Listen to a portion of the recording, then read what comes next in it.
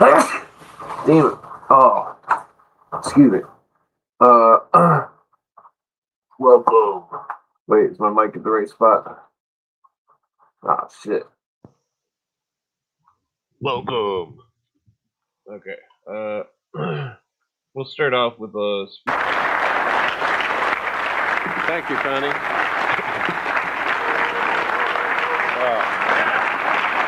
Thank you.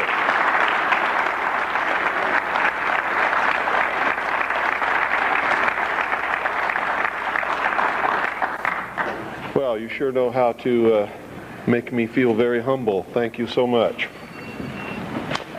I think one of the biggest misconceptions in this country is what this country is all about, who founded it, for what purpose, and most specifically, what it is that we're all looking for. I'm going to try to clarify some of those, and in doing it, as always happens, someone's going to be angry with my definition of some of these things. I've traveled all over the country. I've talked to probably hundreds of thousands of people individually over a lot of years. I broadcast a radio show that brings me thousands of letters every week. I administer the world's largest and most successful civilian intelligence gathering operation in the world, which makes me privy to an awful lot of information that none of you will ever see. And there's so much of it, I can never present it in a form that you would be able to look at it and digest it. So that puts a pretty big burden on me and the people who work with me in the intelligence service and in the CAGI news service in order to digest this information, analyze it, and be able to present to you what we believe, and this is a subjective judgment, what you can digest and what you need to know at that particular time. And in doing this, digesting all this information, reading all of these letters from people of every kind of background that you can imagine, every race, every religion, every kind of agenda, and believe me, there's an awful lot of agendas going on in this country that are dangerous to Americans, being promoted by people who claim to be Americans, who claim to be patriots, and who claim to be doing the best for this country, including those who want to destroy it and bring about a one-world totalitarian socialist government. They sincerely believe in their heart they're doing the right thing for humankind. You see, nobody gets up in the morning and sets out to do evil. Nobody consciously does that. I've never met any person in my entire life who said, I'm evil, I'm going to do evil things, I like to do evil things, I want to do evil things. They don't exist, in my knowledge. They may exist somewhere, people like Jeffrey Dahmer. And I believe that even Jeffrey Dahmer probably rationalized what he was doing in his own mind to make it right. Isn't that the way we all do things? Even if we do something wrong and we know we're doing something wrong, don't we attempt to rationalize it in our own mind and to our friends to justify what we're doing? So I believe it's a great fallacy to set out to brand those whom we disagree with as being evil people. The result of their actions we may perceive to be evil. We may perceive it to be bad. But I guarantee you those people don't see it that way. And when we present ourselves to them in that light, we're good and they're evil, do you think we have a chance of getting them to listen to us? Not on your life. It's not going to happen. So I think we have to change the way we talk. We have to talk to them in a different manner. Now don't take what I'm going to tell you standing up here today and compare it to what I say on the radio and expect the two to concur. Because when I'm here, I'm just Bill Cooper. I'm talking to you from my heart. When I'm on the radio, I am on a mission. And that mission is to slap people upside the head and wake them up and even make them hate me, if that's what it takes to get them to go examine what I'm telling them to find out that it's right. You See, I don't care how it's done as long as they wake up. And if I have to be the bad guy that they're going to hate for the rest of their life, that's okay with me if I wake them up. But when I'm here talking like this, that's not my mission, because you're awake already or you wouldn't be here. You see? There's a difference between the people here and the people that I'm talking to over those airwaves. Big difference. An awful lot of you are steady listeners of the Hour of the Time and have been probably for many years. And when I'm talking on the radio, I know who you are and I'm not talking to you. And I know that when you're listening and I talk about the sheeple, the stupid sheeple, it doesn't make you angry. You know why? Because you know you're not stupid sheeple, don't you? The person that gets angry has verified that I was right. Because he wouldn't get angry if he didn't know in his heart that he's a stupid sheeple. You ever been walking down the street and somebody comes running out and says, bank robber, stop that bank robber. Do you start running? Why don't you start running? Because you're not the bank robber, right? Do you get angry?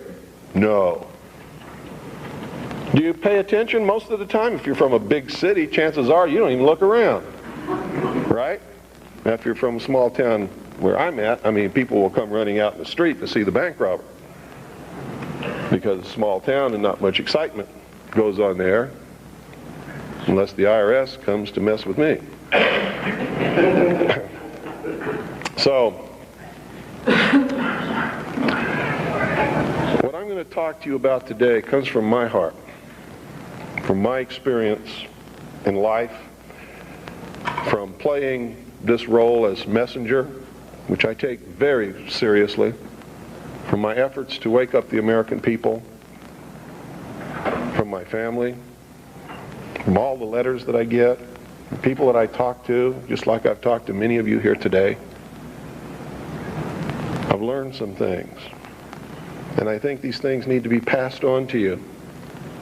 And I think you need to start examining yourself, your agenda, your mission. Who are you? What are you about? What do you believe about America? Is it true? Are you helping to divide us more? Or are you helping to bring us together? Do you really understand what this country is all about? Now, I know this is going to make some of you angry. That's okay. I know that it's going to open some doors for some of you. I hope that it'll bring us all a little bit closer together. And I hope that everybody, once you've examined your own particular agenda, will try to make it fit better into what we should really be doing. And I'm going to start off way back in history, folks, because that's really where it began. The human race is young in the whole scope of the life of the earth. We're just a young species, really.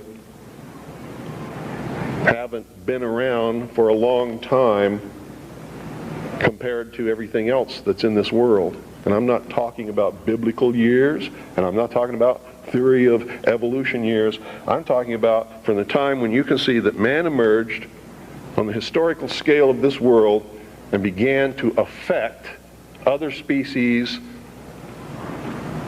and the world that we live in, and himself, by perfecting the ability to think. First original thought.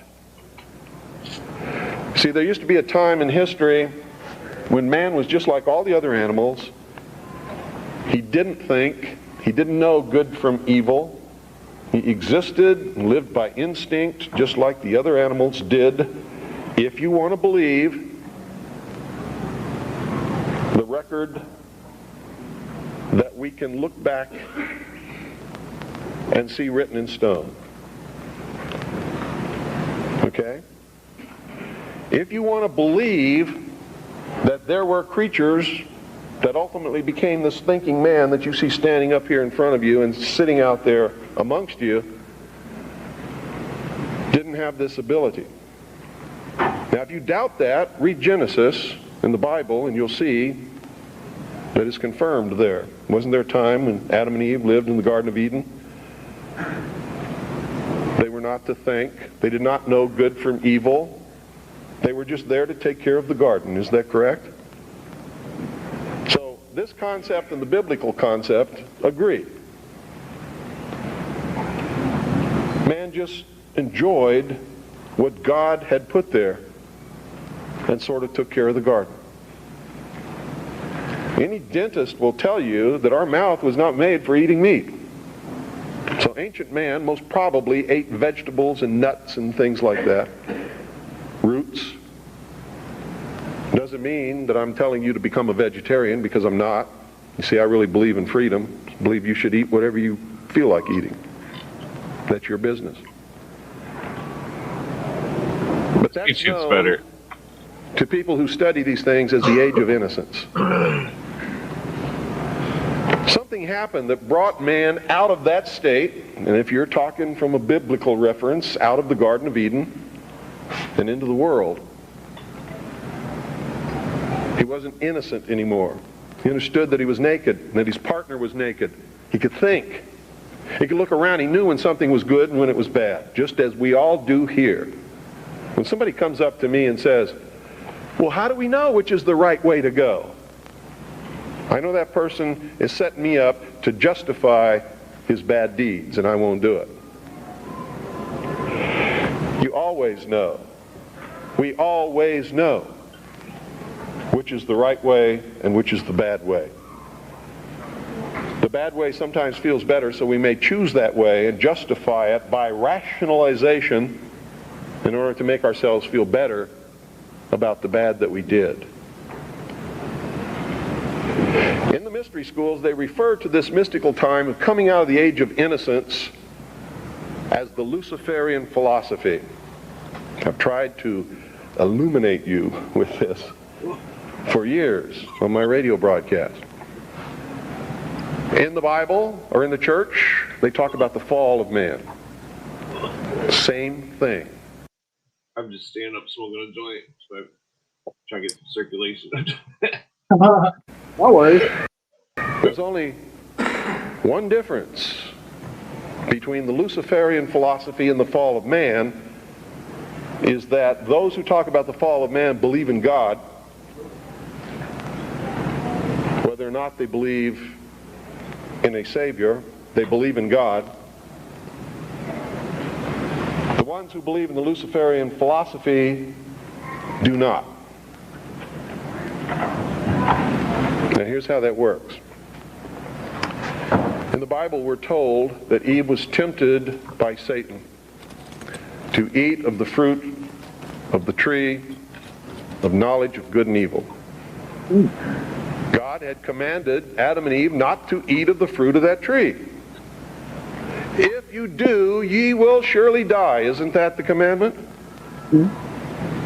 Lucifer, through his agent Satan, on the other hand, told Eve, God lied to you. He's holding back the fact that you too can become God. But first you have to eat of the fruit of this tree. And if you do, you will surely not die, but shall become as gods. Isn't that true? So, on the religious aspect, we see that as the fall of man because man disobeyed God. We see that as the subjugation of the woman beneath man, where she had originally been the partner. Now she is subjugated beneath man because she was the agent of man's downfall. Is that correct? Leave it up to the women. I'm not talking right or wrong. I'm not trying to insult anybody in here. I'm just telling you what we're taught so that we all understand what we're talking about, because that's most important. If you understand something differently than what I'm trying to impart to you up here, and we don't have the same definition, we're not going to understand each other, are we? The mysteries, on the other hand, look at this in a different light. Here's their story. It's a metaphor.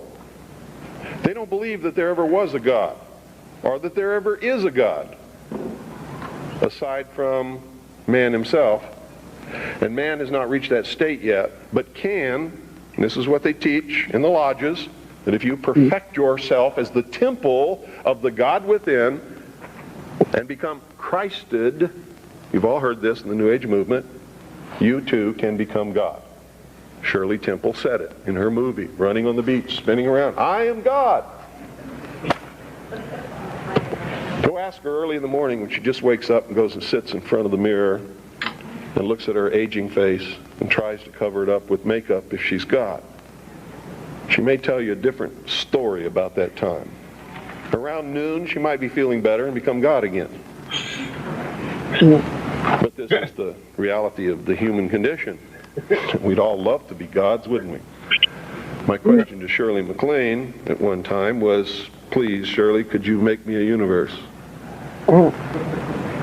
She sort of looked at me with this hurt look on her face as she confronted her mortality and realized that she was not God because she could not make me a universe. She couldn't even make herself a universe. She can't even make herself look young again. She's having a hard time paying some of her debts. God doesn't have that problem, does he?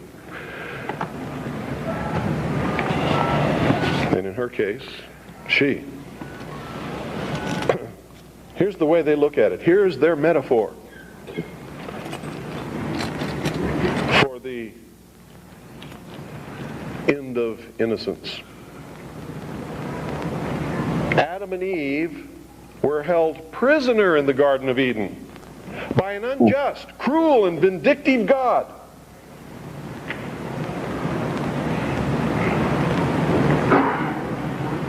Until Lucifer, through his agent Satan, set man free from this garden by giving him the gift of intellect.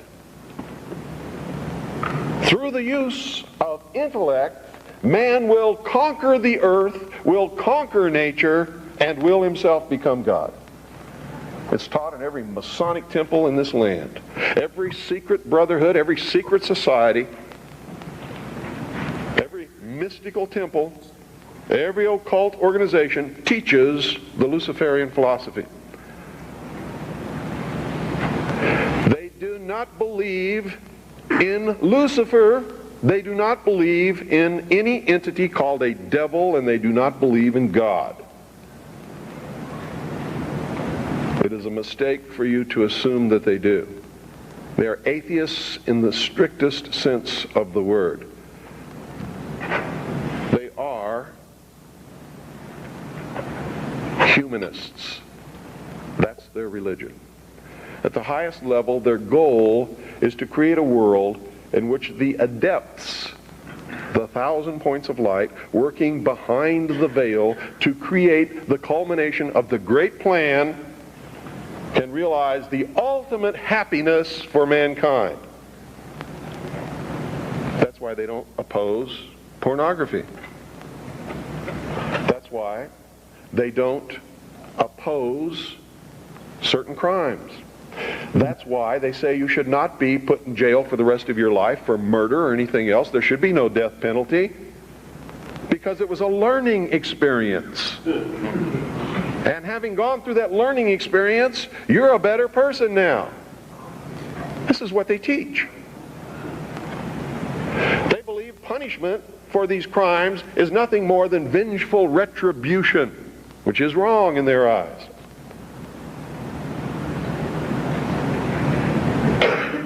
So these are really the two philosophies that we have competing with each other in the world today. And they manifest themselves in four major powers.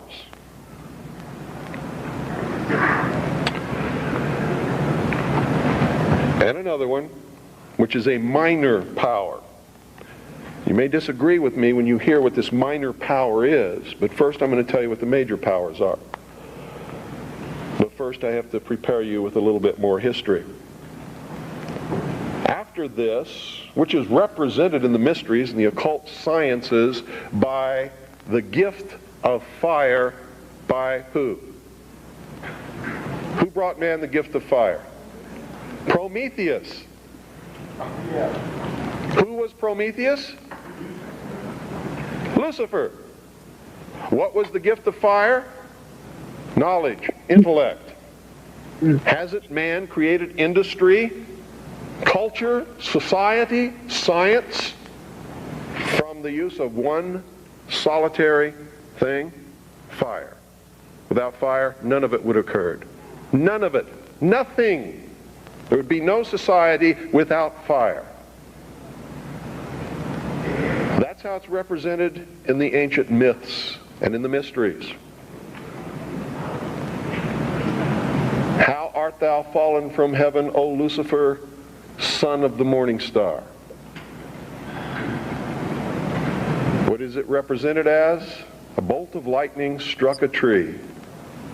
The tree burst into flames. Ancient man, if you watch the movie Quest for Fire, rushed up and grabbed one of the burning branches, and it burned his hand and he let it go. He probably didn't go any farther than that the first time. Second time, he may have found a deer that had been roasted by the heat of the fire in the forest. And being hungry, maybe he partook of some of that meat and found that it tasted pretty good. Also, the fire was warm and didn't get cold at night.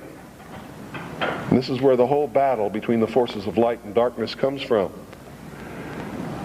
Man sat up on a rock one night watching the sunset and said, "Boy, I'm in deep trouble now. I can't see in the dark. There's wild beasts out there. There's tigers with teeth 7 inches long that want me for dinner. What am I going to do?" He didn't know what to do.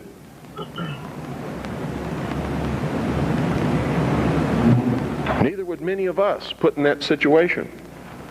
But we would know one thing: we're in deep trouble. And so for a good part of his history, man sat huddled in the darkness in some place that made him feel secure, waiting to be saved. Now remember, folks, I'm not telling you what I believe. I'm telling you what is taught in the mysteries. I'm telling you what our enemies believe. Make no mistake about it, they are our mortal enemies. They want to see us wiped off the face of the earth.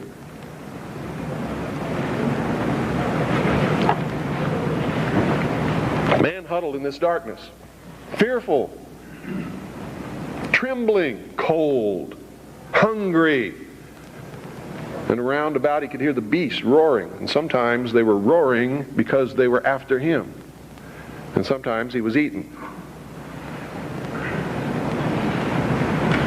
A man eventually saw another tree struck by lightning and grabbed that branch with that flame on it. And by a little experimentation, he learned how to keep that fire going. And if he could keep the fire going, he knew something nobody else knew, and he became the first king, the first priest, the first scientist, all rolled into one. And he would burn this fire and keep it going. And other men in the cold of the night, wanting to escape from the terrors that were out there, would gravitate toward this glow. And they would see this man sitting there. And if he was kind, he would let them come to the fire. And they would be warm. And they would be protected, because if the wild beast came, he'd pick up a branch and shove it in its face, and the beast would go away. And so the forces of light overcame the forces of darkness. And in the sunshine of the morning, the newly risen, resurrected child that had died the night before, their Savior, warmed them and saved them from the terrors of the prince of darkness. You have to study these things to understand your enemy. Any general who ventures upon a battlefield without understanding the enemy is doomed to defeat. Just like a militia that forms itself upon a peninsula has already created its own concentration camp, unless it has a navy.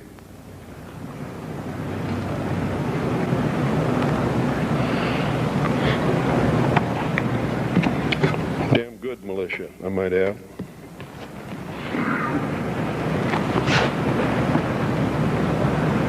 What is the upshot of this? What am I getting at here? These people believe, and they have conducted themselves according to their belief and their philosophy, Since the very dawn of man, these people learned how to control others through the use of a hidden knowledge. This ability to keep that fire going was a technology that nobody else knew. By observing the fire, by keeping it going, by creating ceremonies around this fire, they became a mystery to the others.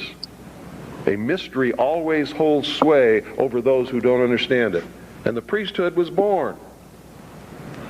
No king ever existed without the permission of the priesthood. And I don't care what religion you're talking about or what period of history you're talking about, it is the truth.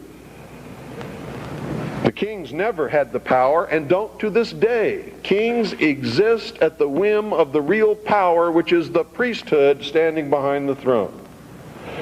And when the king ceased to be of benefit to the priesthood, they would simply poison him or get rid of him in some other way. The king is dead, long live the king, and there would be another king appointed. There was even a time in history when the king was a sacrificial king, just like John F. Kennedy was in the Temple of the Sun known as Dealey Plaza. They would pick a young man at the height of his virility, appoint him king for 1 year. During that time, he could do or say or command whatever he wanted.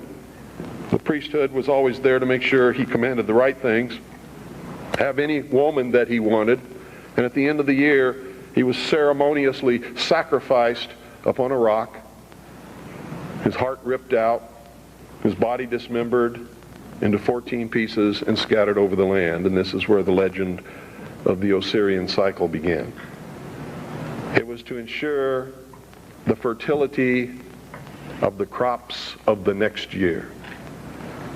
And young men would volunteer for this in their patriotic duty to their kingdom, to their family, so that they could have prosperous years. They did it free fire. Much as our young men may volunteer to rush out over the water to a place called Kuwait or Iraq and die in the God-forsaken sands of a place that nobody can even find on a map, I never heard of until it happened, all so that he can be called a patriot, someone his family can be proud of. It escapes me how they can ever arrive at these conclusions, but they do, and the priesthood always takes the most advantage of this willingness to sacrifice oneself upon the altar of his country. The problem with it is, it's very seldom really for the country. It's for the advancement of the agenda of the priesthood,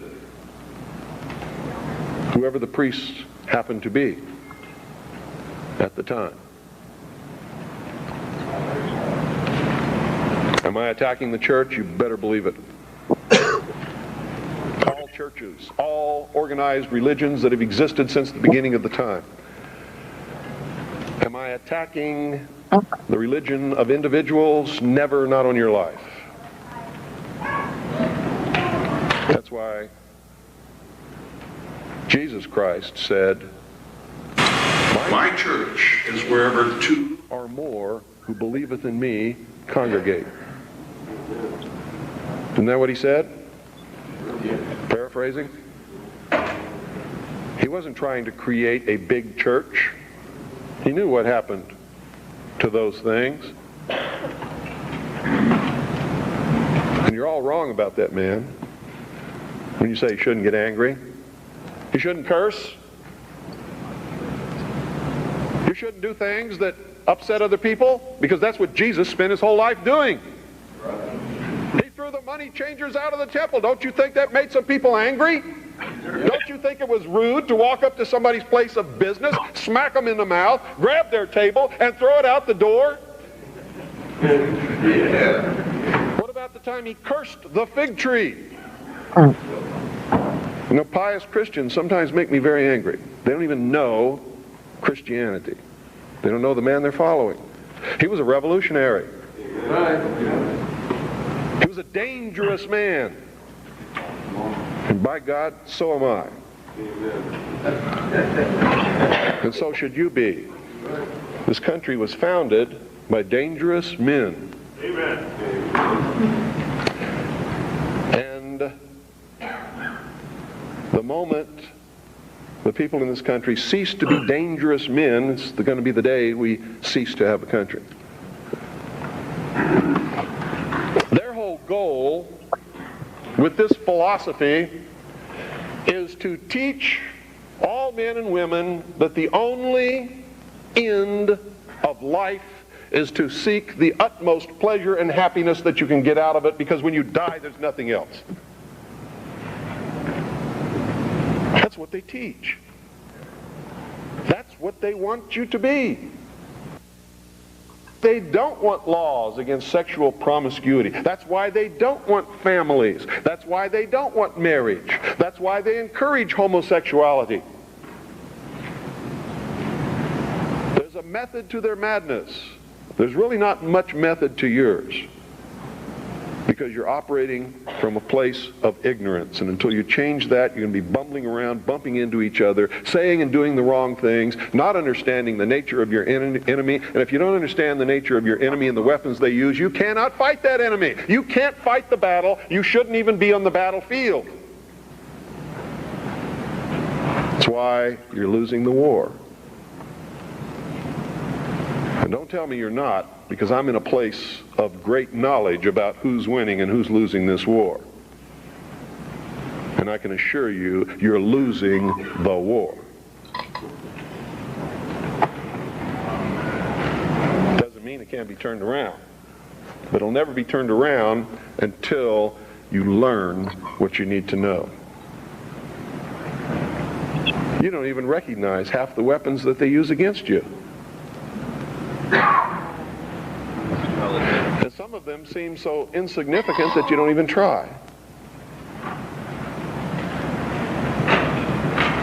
They want to create a world where everybody is happy all the time, doing all of the things that, if you're from a good religious upbringing, is wrong to do. If you're not from a religious upbringing, but you have a good brain and you understand the purpose of morals and ethics, it's still the wrong thing to do.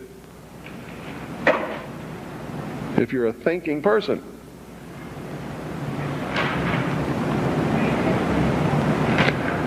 But they've learned over these thousands of years how to control populations through the use of this hidden knowledge. How to make the fire.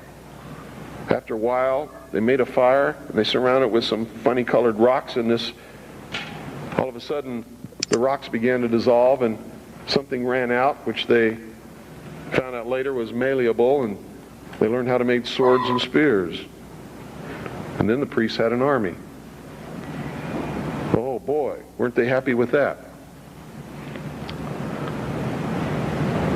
Their whole purpose throughout history has been to teach a small number of people how to become adept at controlling everyone else, and presenting their societies as desirable to the profane, so that you'll go knock on the door and say, hey, can I be a member and be initiated, with the promise of learning some great secret. What is that secret?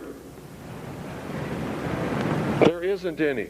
The secret is what I have just told you this morning. The secret is how to control everybody else with that hidden knowledge and the promise of a secret that they never get. And you never understand how to control everybody else until you get to the top of this pyramid of initiation. Most people never make it past the third step. All above that are carefully chosen and nurtured and taught. And Americans, for all these years, have been looking around for the enemy. They've never been able to find an enemy. So those who control them were able to control them even better by giving them an enemy. That's what Stalin and Churchill and Roosevelt determined at Yalta. Who was going to be the enemy post-war? Turned out to be Stalin.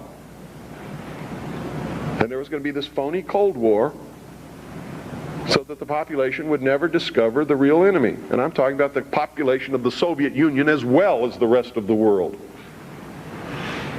You see, the enemy has always been here. It's your uncle, your aunt, your father, your mother, your brother, your sister, your nephew, your nieces who belong to the fraternal orders collectively known as the mysteries.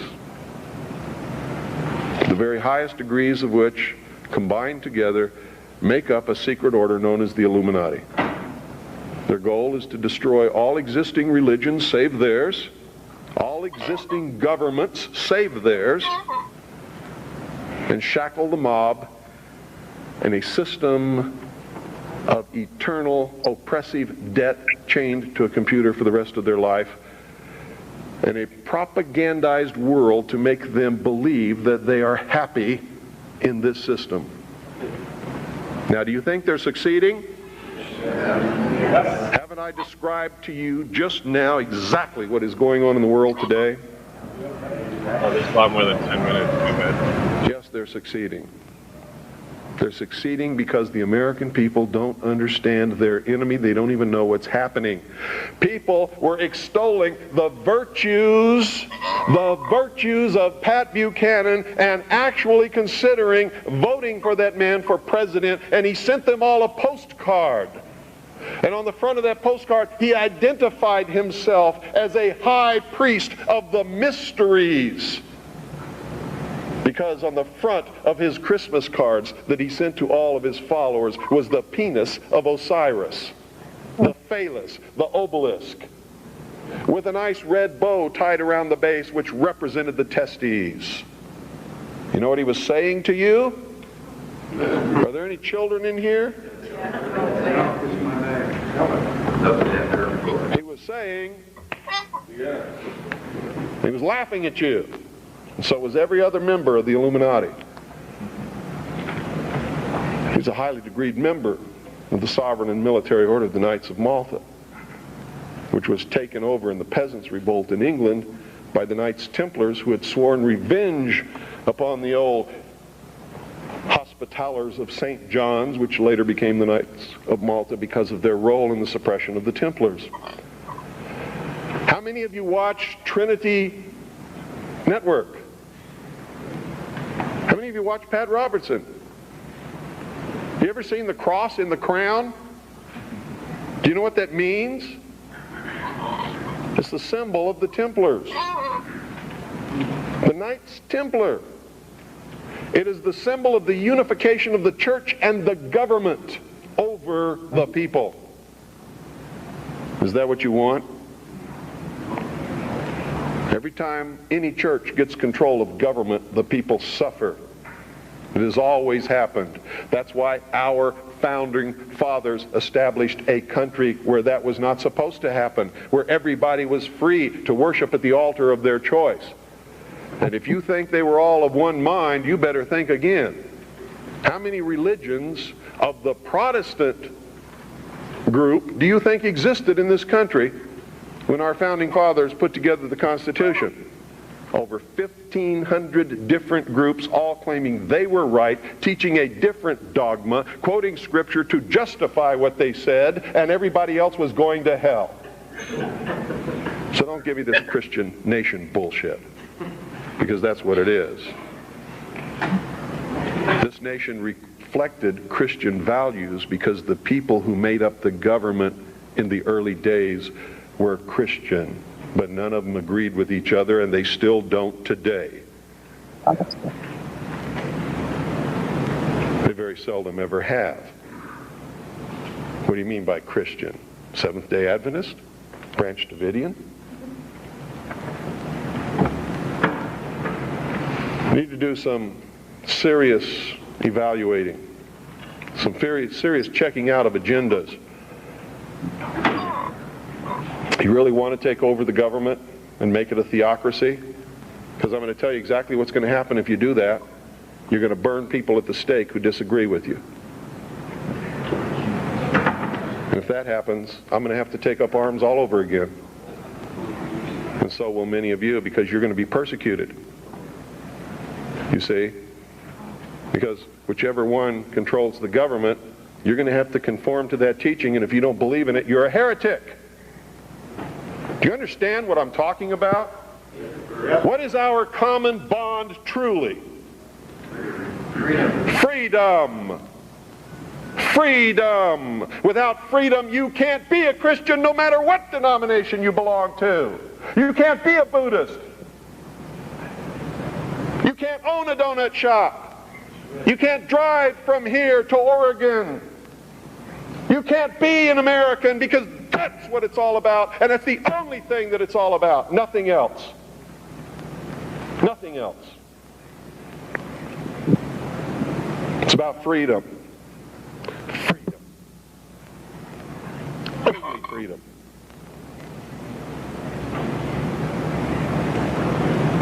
It means you have to let other people be free, even if they disagree with you. I had a tremendous admiration for the courage of those two communists who had the guts to walk up with their little communist sign and their communist flag. Two of them, young people, all alone, in that sea of America, militia, uniformed patriots. And I saw people who wanted to kill them.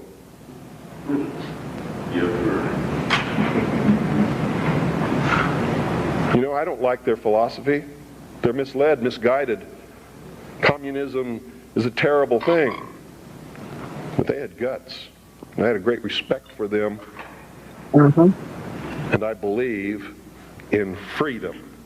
Which means there is no way in the world that we could have had that meeting on your state house grounds this morning unless they had the right to do what they did.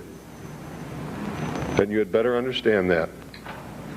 Because if you stop them from having their freedom to make their political statement, you have stopped yourself. You have stopped everyone.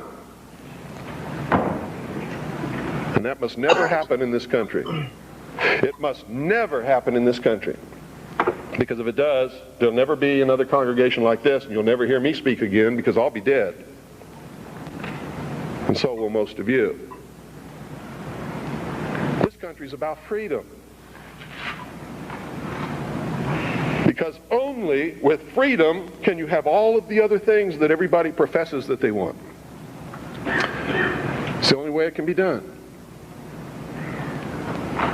I hear all kinds of misconceptions and misstatements. I have the freedom of the press. No, you don't. No, you don't. The man who owns the press has the freedom of the press. And he can say in his press whatever he wants, but you can't. That's why I get angry with Americans when they say, the Jews control the press. Who sold it to them? How'd they get it?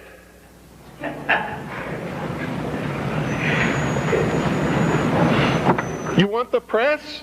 Start a press. You want to be on the radio? Do it. But stop whining. Stop bitching. Stop complaining.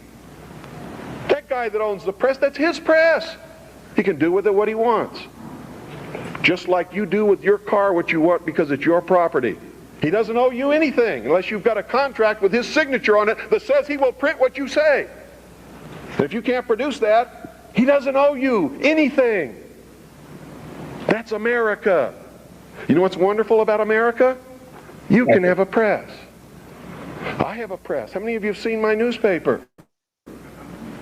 That newspaper's no joke. It makes congressmen cringe when they see it. It scares the hell out of the enemy. You too can have a radio show. I'm going to teach you how just here in just a couple of minutes. You too can publish books like this. I did it. The Harvest Trust is the trust for my children. To her on that day years ago. And I had it years before that. I didn't know how to do it. I would have. Oh, God, I would have. They are following the Judas goat right, but we're making some chinks in those walls. You too can have a free press, and that's what it's going to take to get this country back without bloodshed. And I'm going to tell you right now, unless we can be successful in creating a real free press where the American people get different viewpoints other than those expressed in the establishment-controlled media, there's going to be a civil war in this country, and it's going to come soon. The only thing that can stop it is by waking up vast amounts of sleeping people. Sheeple is what they are. They are following the Judas goat right into the shearing pens, and from there they will go to the slaughter, and they will not know that anything is wrong until they smell the blood of the sheeple in front of them.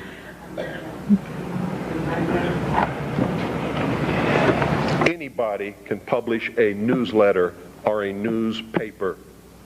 Anybody. It is not expensive. It is not difficult. And everyone in this room should be doing it all across this country. And everybody that you come in contact with, you should encourage them to do it. And we should flood this nation with information. Not rumor, not opinion, not bullshit. Documented fact. Everything you print must be documented. If it's not, eventually people will stop reading your newsletter or your newspaper. Because all they have to do is check out a few things and find out it's not true, and you're finished. You must publish only documented fact. And you must stay away from printing articles from people who will not document as fact what they put in their articles. That's why my broadcast scares the hell out of socialists. That's why in a White House memorandum I was named as the most dangerous radio host in America, not because I'm going to go out and shoot somebody, but because I shoot documented facts which cannot be refuted. That's why. That's what's dangerous. Seek ye the truth, and the truth will make you free, and nothing else will do it. Jesus Christ has never lied to anybody. Why won't you listen to him? Don't spread a rumor. Spread the truth. Document it. Prove it. Make it irrefutable, and you too will become dangerous to those who admire us in lies and enslave us in socialism. Anytime any system makes you dependent upon anybody or anything or any system, you are enslaved. Understand that. Doesn't have to be chains of iron. You don't have to be hanging up on a wall. We're dependent to get driver's license and all that stuff. Yep. College degrees, etc. Yep. You just have to be obligated. That's all it takes. You too can have your own radio station and broadcast anything that you want. You can broadcast your own shows. You can be your own host on that show. You can broadcast tapes of other shows. We put together a network, ladies and gentlemen, which is your money, buying one and our satellite. Two, also, folks, I'm not trying to tell you what the truth is, because sometimes the truth is extremely difficult to find.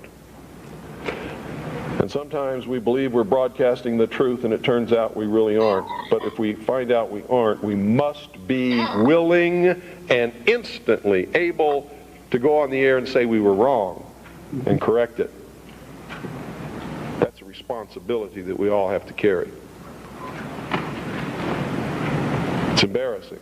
I've had to do it several times because I'm a human being. I make mistakes too. The only difference being when I make a mistake, it's usually not forgivable. It's what happens when you become a public figure. Your wife can make a mistake, but Rush Limbaugh never! Right? Well, personally, I think he made a mistake when he decided to sit on half his brain.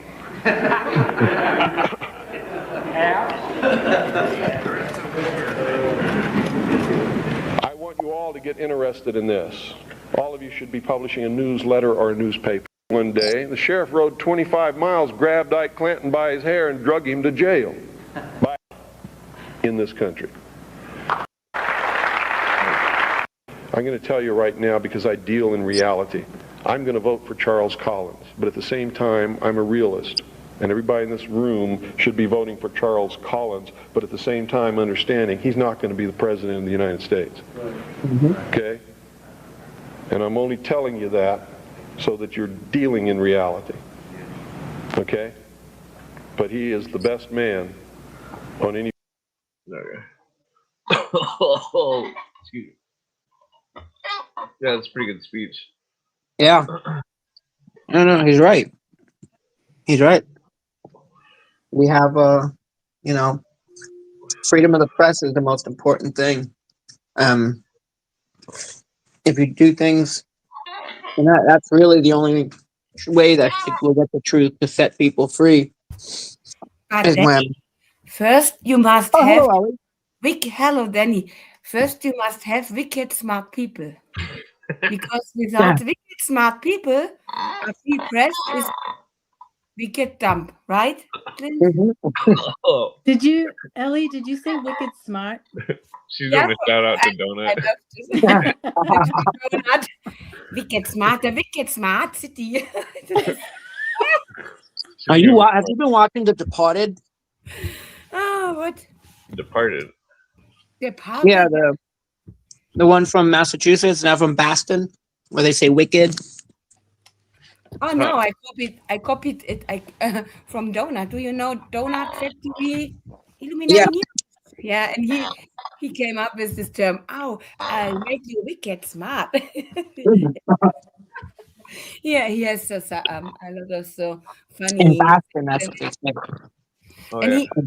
he, to my knowledge, he worked on with Viva or no, not Viva. Was it MTV, something like that?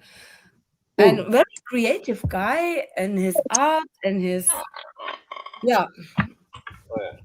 yeah. I got some. Because some sorry. podcasters are so funny, like the show I saw today with this comedian. What the fuck? Sometimes I need this, Oh yeah. but I love as well reading with Clint Space Jesus Secret Places of the Lion. This is my favorite book. So I got some bragging rights. What? This freaking Best New book York. I ever read together, Clint. This New York. Oh, hold on. It's New York. The Secret Places of the Lion. I Oh, yeah. must read. Yeah, that's definitely. After that, you know everything. You will never ask yourself, what is under the pyramid in Gizeh? No. You will know. It's the Mormon Right? mothership under the pyramid. Spaceship.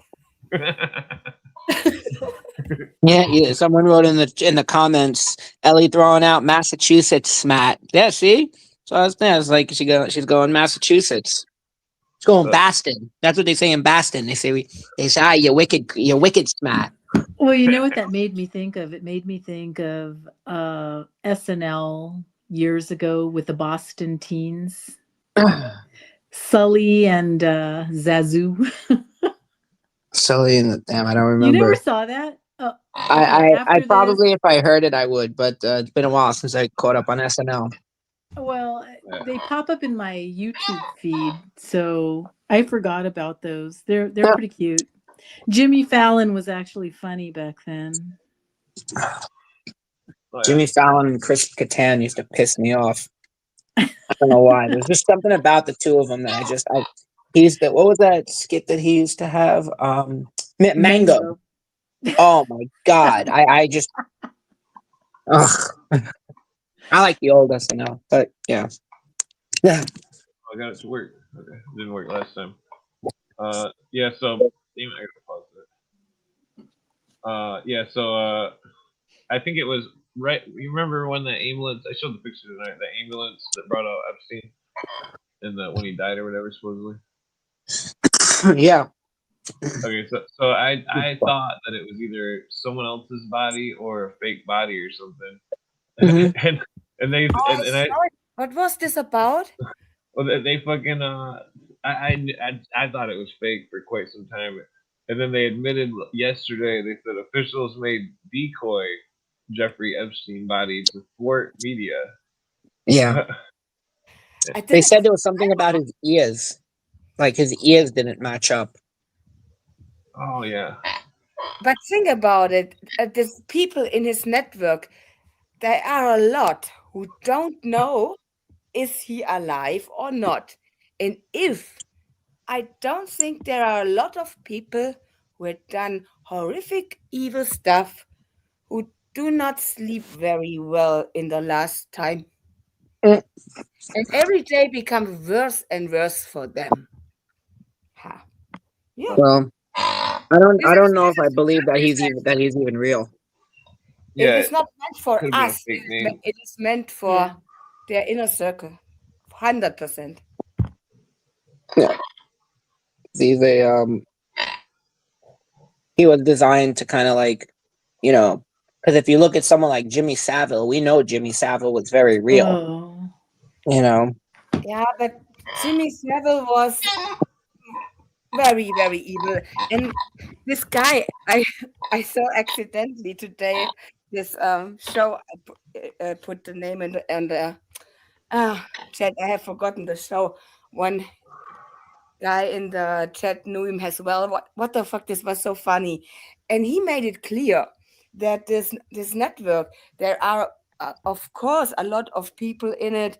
They do this stuff, but there are as well people in it who know about things, but they don't want to make it public because they will lose their wealth and become problems with the other guys. Yeah, like the mafia.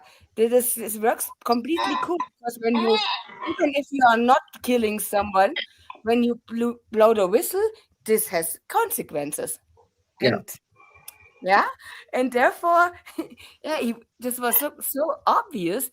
I think that there are people in it who are not involved in everything, who has done some low-level criminal stuff, let's say money laundering, and but not eating babies, not go to this, no?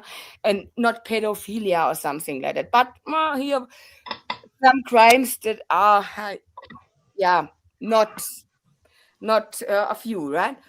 And that they don't know, they don't exactly the same that we are, yeah, maybe less. And they don't know. Well, when Jeffrey Epstein is alive, he can blow the whistle on me because, Mhm. do you know what I mean? I think this is because of that. Does not mean that the other that there are good guys and bad guys. You see, in my opinion, one mafia group is fighting the other mafia group and wipe out their competition. Mm. Yeah, this is. Or what do you think? What's your take on it? Because when they want to pretend that this bad was Epstein, they can do it better.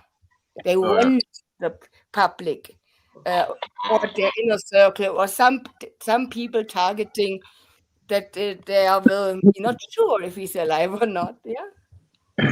Yeah. Uh, What's up? Yeah. I mean, this is kind of off topic, but you remember when Pam Grier went on The View? Maybe we should start a criminal network. And what are we doing? Criminal. What is criminal in America? In the golden age, land Oh of yeah. the free, country of the free, We're protected not the land by of the free. matters We're the of land of the not for a national free. while. security. Come on. Right. Sabrina, do not make bad propaganda. Yeah. You want Oh, yeah. to America for you and no evil German immigrants on your country to tell you how to tell you lecture Okay, you so about hold on. You guys remember because how we Pam get Grier smart. was on The View? Huh? Pam You Grier? No. Well, Pam Oh, Grier let was me on see The who Pam View, Grier is. and there was a huge controversy on Twitter, and that people were saying that there was never a lynching in Ohio Oh yeah. during the years Yeah. she lived there or some shit. I There was never. speculated Yeah. that. Well, I speculated maybe she was driving through Mississippi and didn't realize it. But so I've been not bothering her, but I've Wait, been asking her about it. hey, Clint. Just to clarify before you continue with your story, Which But, Pam Grier? The only Pam Grier I know is the actress. yeah, that Yeah, one.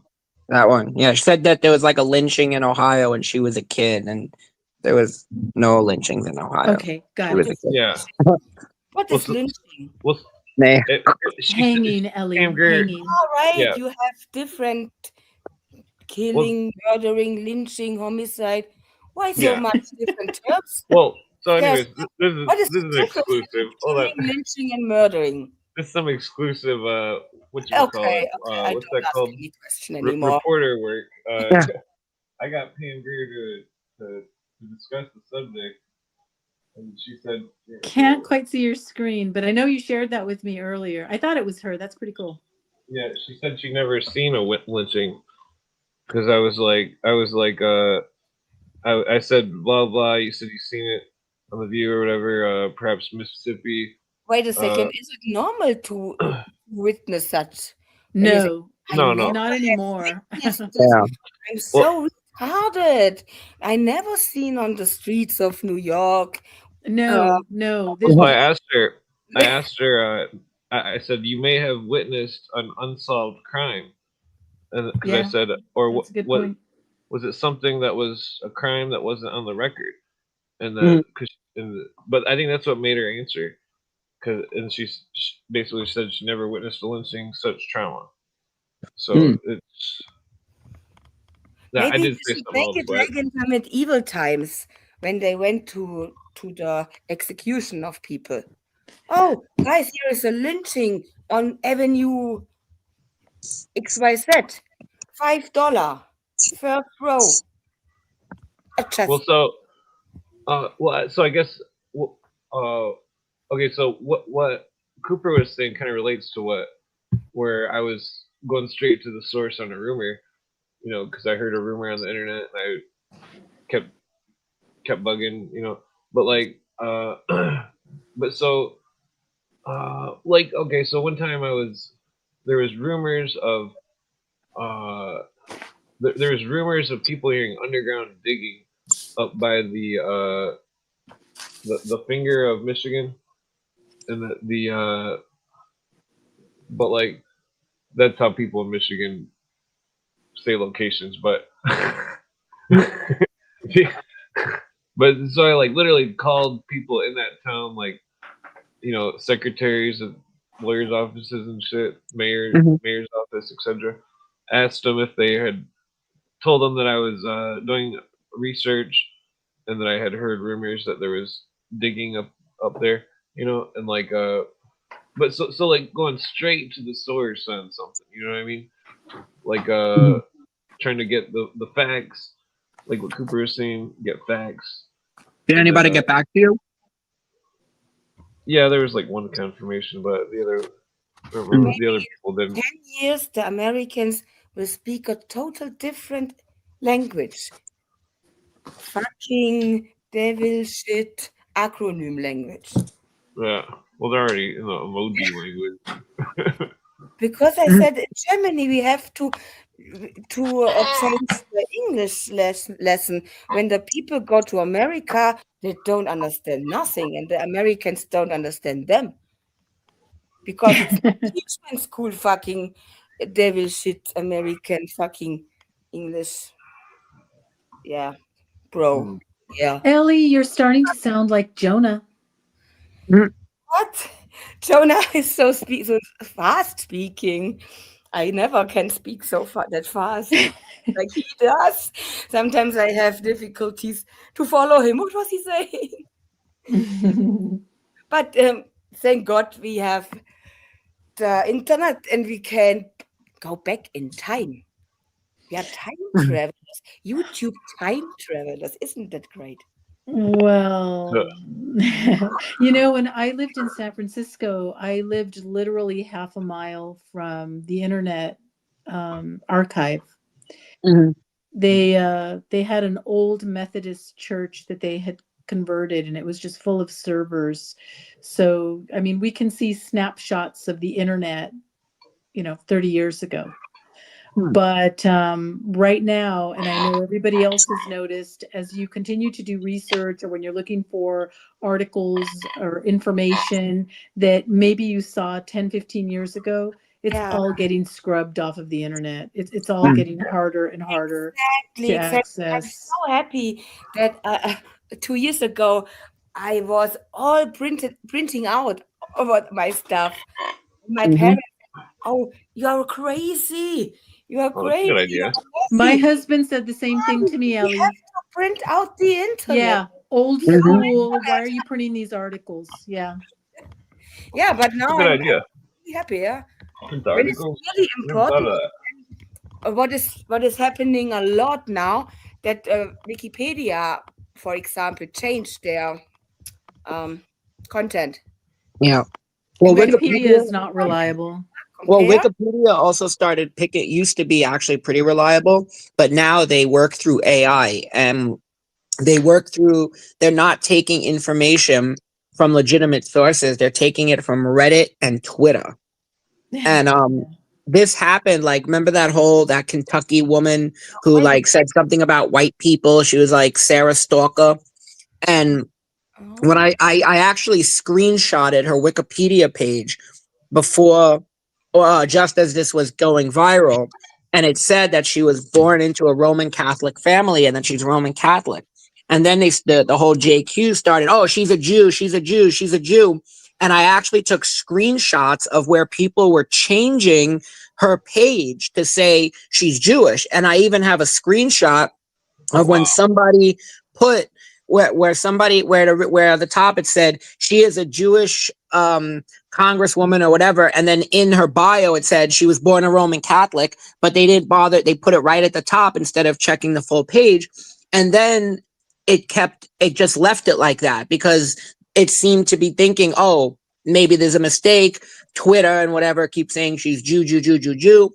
So now Sarah Stalker's a Jew, even though she's not. She's Roman Catholic and she acknowledges that she grew up in a Catholic family, but she once worked for like a Jewish organization, a not for profit. So that's that's it. But this is how they do it. It's very like Sia Weaver, the but woman on in the New other York. hand, Danny, it is on the other hand stupid as well from the normies that they will judge you because of your religion.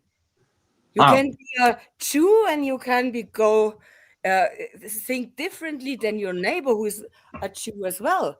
You can go, well, but do you know what that's I mean? why it's so mindless. When But you want to become evil, it does not matter what you do believe. there And I was was a so upset because of Harry today. My nerves are not the best today, and I can't believe it. That people are this stupid. And when I left, you was talking to him. This was so cool. You said, "Oh yeah, this invented the Catholic Church," and where Harry was saying, "Oh, you evil!" It was disgusting. I was so, but okay, Danny can do it alone. So you are quiet. What the fuck? And you challenged it very cool, but I did not watch it to the end. oh, Oh, you know well, nothing. Have you read the Talmud? Danny, you know nothing. And you know I like nothing. he said 1,300 hours it took him. That's And 54 days. no, you know nothing. Did you know that?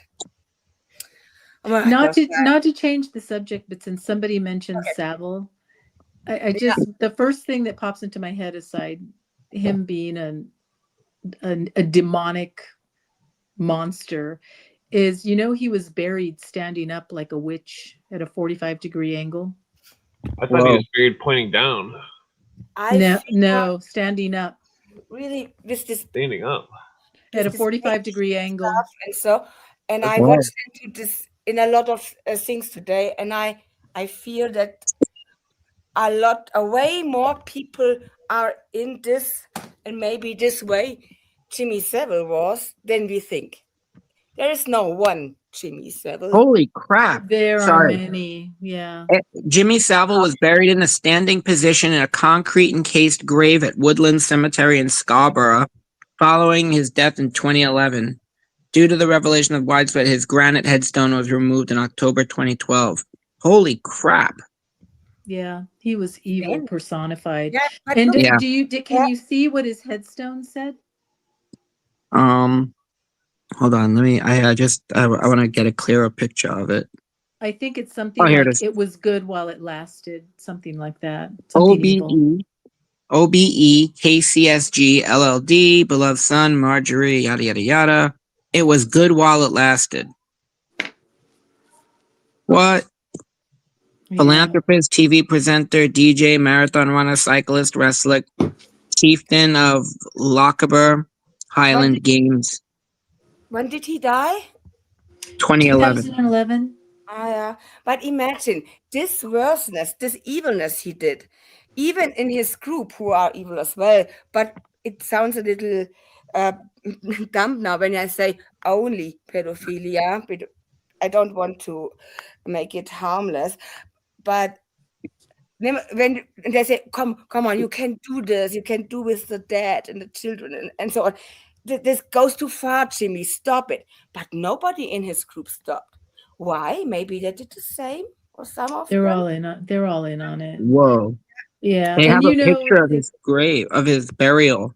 Hold on. oh, now I gotta Send it. see it. Let me see. Hold on. Let me see if I can put it into the chat. Okay. and- Sorry, go on, Ellie. Sorry. Oh, No, put I the thought private about chat this because there is, for example, on the screen. it is said that in prison, when you are sit in prison because of pedophilia, even the people inside who have done crimes will make you like Okay. yeah, they hate this. They say, okay, you can kill people or something like that, but let the no children, no children. When you harm children, even serial killers or something, Yeah, they get shamed. say no. This is, and they yeah finish these guys in the prison, and Well, yeah, and Oh, That's- Danny, there's even a picture of the the royals grave in of and his coffin in the grave in a 45-degree angle. Did you see that? yeah, that's why I was trying to figure out a You way wanna to send the send it link? to you. my conclusion Hold on. Put it in was the Oh, let me private not. chat. That's a good idea. Hold on. Oh no. What's Oh, I in didn't this, just lock Mary? myself up. Hold on. Let me get it Yeah. up. I'll post it. I'll And send then it to you right now. why did they accept this Jimmy Savile, what he was doing? And this is They're all a because bunch of fucking creeps. Yeah. Yeah. So there's a whole scandal that goes way, way back that involves, yes, it involves the British monarchy. They're not even British, they're Germans. Yeah. And so, I mean, it goes back even to, Prince Andrew and I think it was his uncle, Lord Mountbatten, who was a known abuser himself. And I think one of Prince Andrew's, the father of a friend of his took him according to, I think, Andrew Lowney and his sources, when Andrew was like 12 or 13, took him to a brothel to lose his virginity. Whoa. So he's all effed up. Jeez. And then God only knows what We got happened to chlamydia. Charles. I mean, yeah. So there, and of course, the Queen has to know. I can't believe that she did not know. And then the access that Charles gave to Savile, and I remember Princess Diana saying that she was creeped out because Prince Charles at the time wanted Jimmy Savile to act as a marriage counselor. And she said, hell no, that disgusting creep, no way. So there's just so much. And then under Margaret Thatcher, I mean, and it's not Yeah, I was gonna just say the Kincora school. labor. It has nothing to do with political affiliation. Yeah. It's just all nasty, just disgusting at that level. Or as somebody, I'm going to use this term from now on. Instead of elites, I'm going to call them the predator class, because that's what they are. Yeah, no, it's true. They're- But hold on, quick thing. Clint, I posted the link for his funeral thing where you can see his grave being buried, with his coffin buried. I posted in a thing.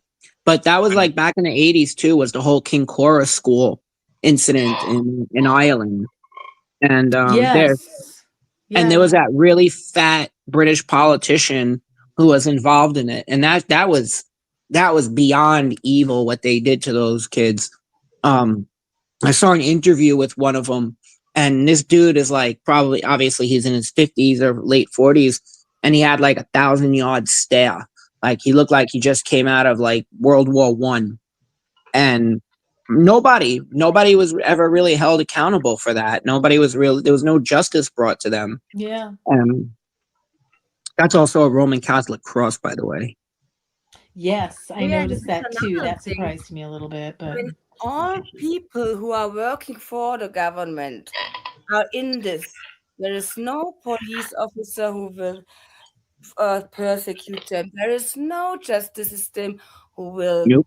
touch no, them. because they are under their control. Yeah, Yep. They do as they're told. Yeah. and there's a lot of people you have to jail in. You have to build prisons a lot. And Yeah. even in Hollywood, the only guy who left is Mel Gibson, who is not a pedophile, but alone in Hollywood. Well, can you do such fancy movies with you alone? He's Mel a Gibson is the only actor in Hollywood. well. Don't forget the Marc Dutroux in Belgium, and Marc Dutroux. They tried like Oh yes. Don't separate them. This is one network. 100%. well, that's exactly. Well, the thing was, is like even in Belgium, they were showing up to the Justice Building in whatever Antwerp or whatever, and they were spraying it with manure. They were spraying it. They were like trying to get their attention, be like, "Yo, we want an investigation. We want a prosecution. We want people held accountable." And it just right off the map. No, but people stopped caring. Oh You know? yeah, I was witnessed by myself because I was a few years deep in this Colonia Dignidad thing, and I had a witness on who was ready to speak because it's very difficult to make them speak, and I did, and I have all the things and so on, and I realized they never get justice. They were freed from Chile and then came here, and 3 times almost murdered and persecuted, and I was calling the judges, the attorneys, politicians, and then I was persecuted as well. What the fuck? What's going on here? And then I realized, so we are here very off of our Western values. There's nothing left. There we go. Sorry. And Paul Schäfer died. Did he die in prison? But he was very old when he was. Who? Paul Schäfer, who was in head of Colonia Dignidad. Oh yeah, the guy in like Chile, right? He was that guy. He was Paul like that religious. Schaefer? Yeah, Yeah, exactly. he went down to Chile or something, and he's like a German dude, and he showed up and he created like this colony, this like supposedly like this religious colony with families, and it turned out he was just doing all sorts of chomo shit. And Oh wow. yeah, and he never did he go to prison, Ellie? I thought he was like he kind of just, he was like very old and he died a few years later. I think he was over 80. And through my witness, I learned in Krefeld a guy who was in the a Christian church, not Catholic, angelic. Yeah, this other one. I'm not English word now. And his name was Ewald Franz. And this guy looked exactly the same like this old guy in Utah, the Skull and Bones, Nelson Russell. Exactly the same, Ewald Frank. And he was the same age. Because when I saw this picture from Nelson Russell, the first thing was, this is the body of Paul Schäfer of Colonia Dignidad. And he died with 100 years. And yeah, a pedophile till his last breath. Let's put it. I think he was connected to German intelligence. because I think he was like former military too. He Oh, was like a former military thing. We had yeah. another incident that's also like even with Timothy McVeigh with the bombing of the building in Oklahoma, of the whatever building in Oklahoma. That whole white supremacy movement that they had. There was a guy, I can't remember his name off the top of my head, but he was also like a German expat who came from like military background, and he came to the United States to like, you know, do some stuff. And I mean, of all the countries, like, you know, it's just weird, like when you see like German military going and doing like getting it's like 2 times at least with what the Colonia in Chile, and then the that village that they created in like the Oklahoma Missouri border. I think it was that white supremacist that FBI agent Timothy McVeigh was affiliated with. Brezhnev? Say it again. Brezhnev? Or What I didn't know as I'm well. gonna what the German roommate was, that German was his roommate, I think. I'm pretty sure.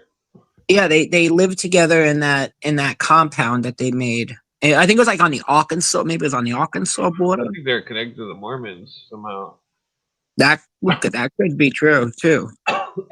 That could be true too. You know, it's interesting. Like, you know, Howard Hay. Yes. Howard, Why do I know Howard Hay? he was like one of the founders of like the mainstreaming of the LGBT movement, and he was also and the Okay. pro Yep. pedo movement too. Yep. So he actually credited his priest. He used to talk about how his priest used to like chase him around and like do stuff with him, and he loved it. He said, "No, it's good for kids." Like Harry Hay, Harry Hay. Thank you, Harry Hay. Yeah. Yeah, Harry Hay. Yeah, he's disgusting. But yeah, so I reminded me of that before, and then that's why I don't like organized religions. When I was a kid, my sometimes I'd go to Easter with my cousins. They weren't my full blood cousins or anything, but they were. Their priest would always fucking like. He had these glasses that were super thick, and he'd always shake my hand really fucking weird. And it was like, what the fuck? Yeah. I don't know. It just pissed me off. It was fucked up. That's what my friend said. My friend said, like, because his parents are devoutly liberal Catholic, and he said that whenever the kids would be hanging out, the priest would go run up and like always want to hang out with them. And he was like, "Yeah, it was a little weird." And I was like, "Yeah, he was looking for like a loose link in the chain to like, you know, corner, so to speak." You know, but he was like, yeah, it was always a little weird. He was always like uber friendly and, you know, trying to always like hang out with the kids and like, okay. Got that. Speaking of the witch house, and I believe Cooper did say that we should all go on a witch hunt. They're all a bunch of fucking witches or something. Fucking weirdos. I'm not suggesting anybody go on a witch hunt. That was just a joke.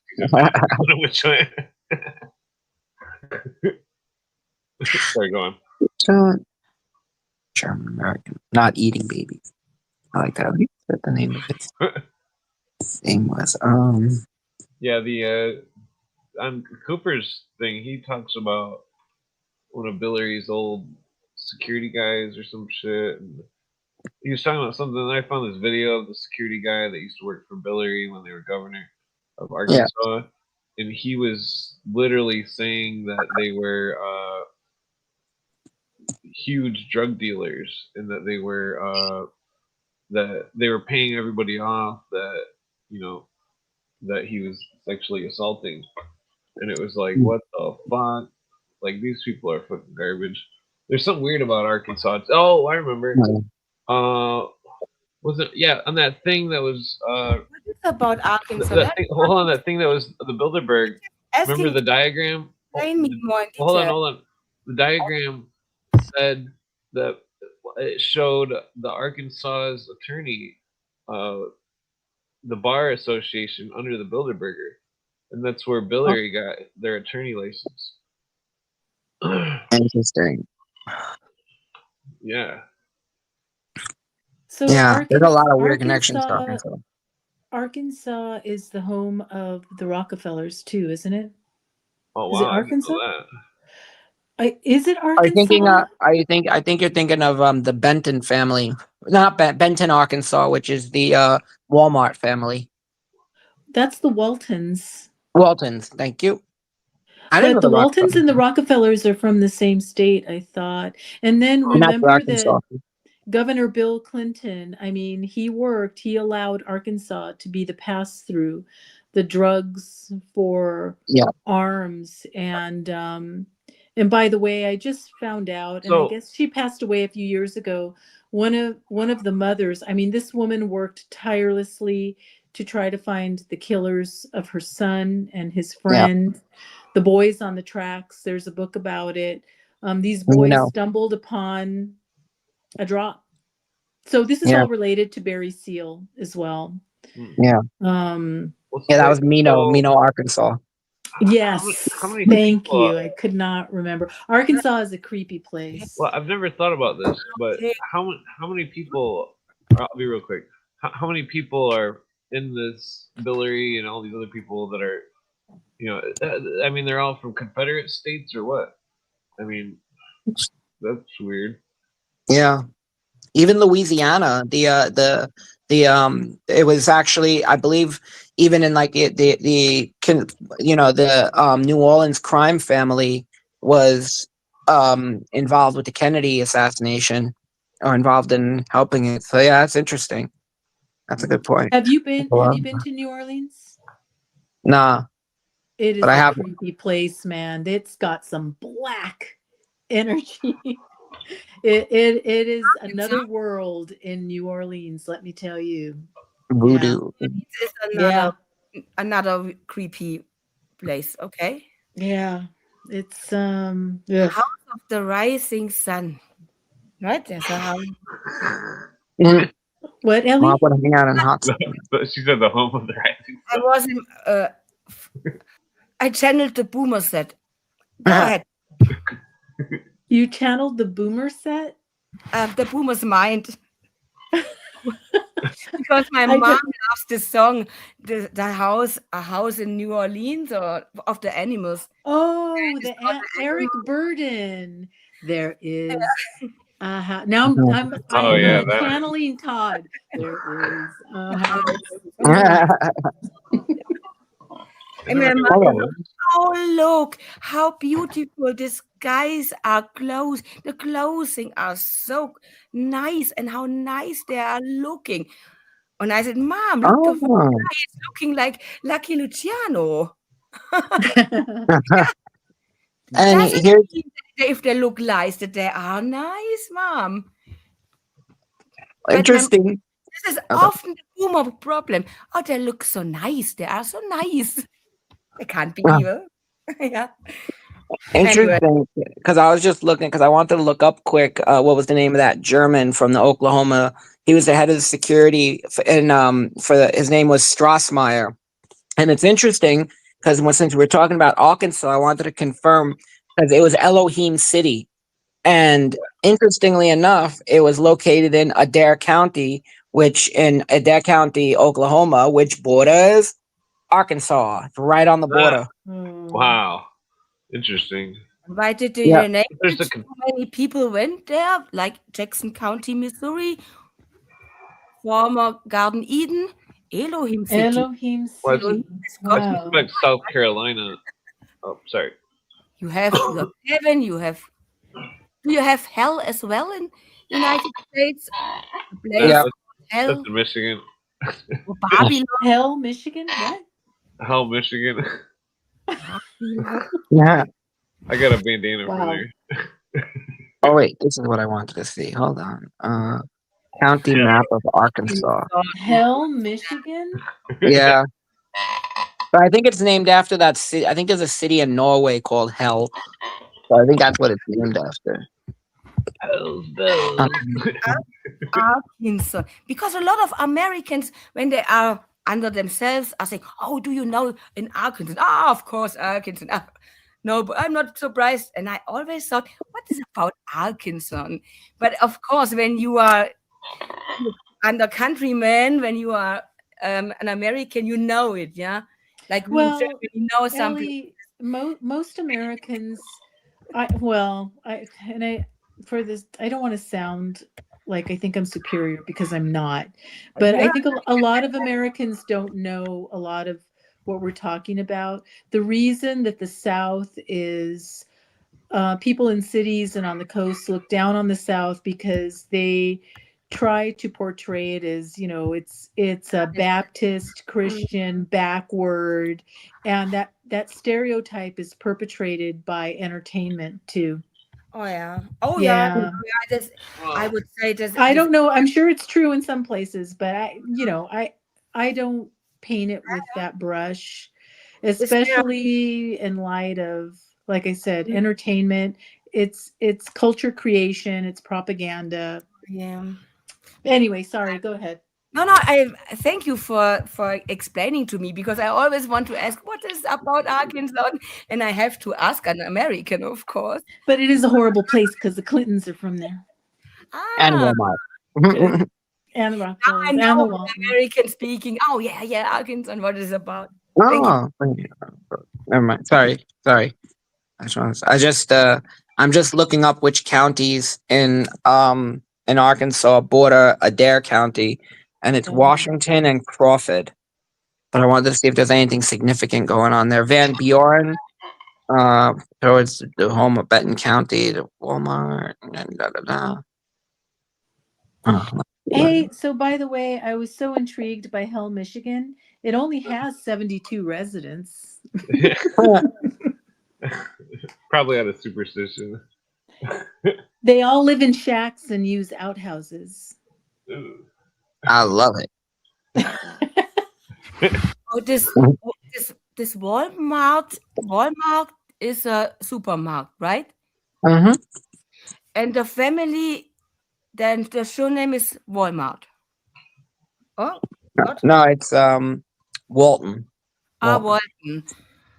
And I think JJ said it that these Walmarts are on top of a mound or a hill, and something with a fish god. No, Oh, I don't know. oh Oh. this was a startup. This Starbucks was this with the fish god. Sorry. Wait, is that where it was? Hold on. Starbucks? There's definitely Starbucks is from no Seattle. problem. Yeah, Starbucks was founded in Seattle. The logo of Starbucks is allegedly a No. fish. The logo of Starbucks. Yeah. It's not a different things. mermaid. I mixed. It's not a mermaid. It Yeah. has two tails. I forgot what it was. It goes back to like Abraxas or some shit. I know it wasn't the Abraxas. Like the I female did version of- research on this and I can't remember what it. Oh yeah, what it I got some is. images I can bring up. I'm just rolling a cigarette. I wanted to see how far Mina is in Polk County, Arkansas.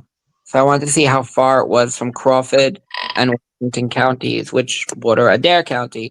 And it's not that far, but I wouldn't. Oh yeah.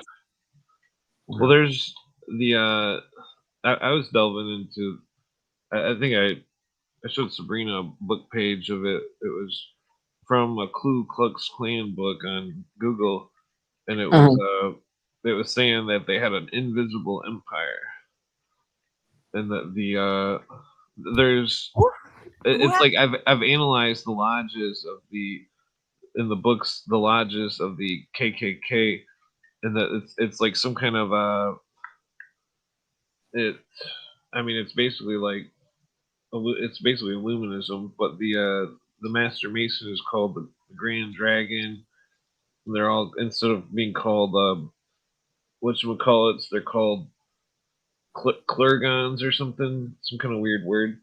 I forget what the word was. It's fucked up though. Cause my friend's dad was smoking a joint on some state land, and fucking he said that they're in the middle of this 2-track, just him and his friend smoking a joint in a car, and then all of a sudden KKK start marching with fucking torches. And fucking they marched around the car, and none of them like looked at him or anything, and they just all marched around the car, and they said that it was super freaky. Whoa. Yeah, I mean, technically, that dude that seen it. He ended up fucking dying under extremely mysterious circumstances, like years later. I mean, it wasn't related or anything, but And his dad was hooked on honest drugs. family, are there today influential? Because a few days ago I thought about them.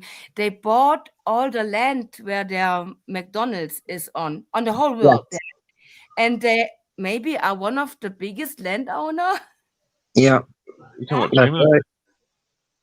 I don't think China's in the KKK. They might. You never know. China is Scottish Rite, KKK? Nah, Original after Albert Pike, are you sure? but I think that whole Pike thing, the Palladian rights, I think that Palladian rights is the secret. That's the answer. That's They what are it's not all so about. Catholic. They are not Catholic enough to Well, the be Palladian KKK. is the satanic rights. I Their don't know, capital is is there South Carolina. a Buddhist version of the KKK? No, it's literally Albert Pike had a lodge in South Carolina, according to the books. That was supposedly he had stolen the head of Jacques Demolay, and that well, it's crazy because like that's the same fucking shit that Skull and Bones do.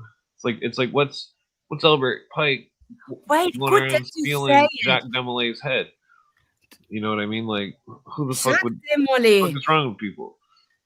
Jacques Demolay was burned at the stake, so Yeah, and I see I what don't you understand do how they now could have his head. could be The skull. of Stole the skull. revenge. Your of Jacques bones burned Demolay. too. It is very possible. Well, according to the books, They that Jacques Demolay's Yeah. skull was in South But look, Carolina. we have Messi out there. Yeah, I don't believe that. Part of the society of Jacques Demolay, There and was more he is to it. putting the files out. It looks like a revenge. Well, And I would go on revenge as well when I was burned with all my. Well, it has to do with this other order, though, that was started Why in not? France. It looks like that. Anyways, Well, there's another order in France where they were. I forget what the name of the lodges were, but I found it in the books.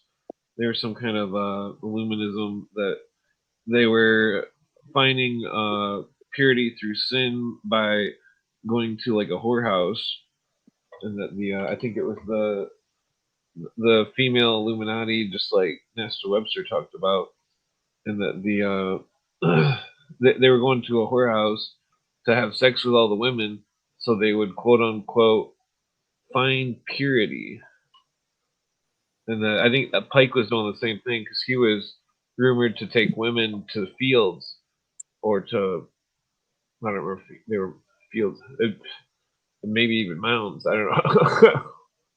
That's let me get a make cigarette here just to. So just one past thread. I guess I was wrong about Starbucks. They officially call her a siren, but she's a double-tailed siren. The Abraxas has a chicken head, Clint. That's why it's not an Abraxas. Like the brother one. Yeah, but there's got to be something esoteric to a double-tailed mermaid, but oh well. Well, Sorry. it's Lilith. I'm pretty sure. It is Lilith? Oh, interesting. In the lore, I mean, the synonymous deity or whatever. I'm sure Blavatsky was on it. a fish god. Dagon, yeah. Could some say this evil feminine energy what is out there is Ishtar, Lilith. It is the not female, the female aspect, because the family gets destroyed and this feminist movement, and so this is feminine evil, the evil side of the feminine thing. Yeah, This Lilith has bird feet. but it's not a fish deity. The Palladian rite, though, what I was talking about, it's like it wasn't part of the Grand Lodge, so it wasn't even part of the Illuminist Lodge. and that I mean, technically, the Palladian Rite could be what's behind all of it.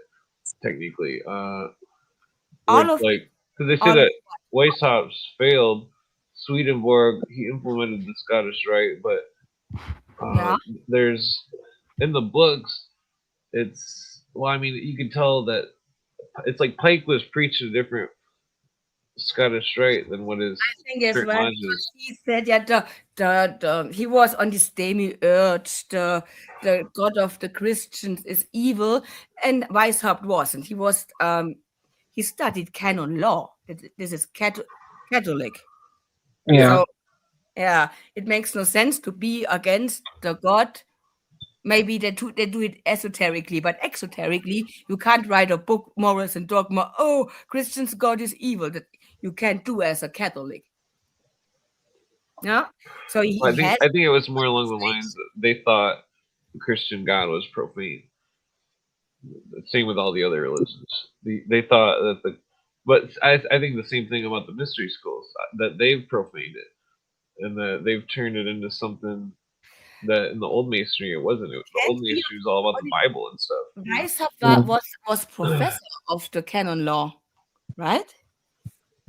Professor of the canon. Law is, I think, either Augustinian or Saint Augustine or Aquinas or both.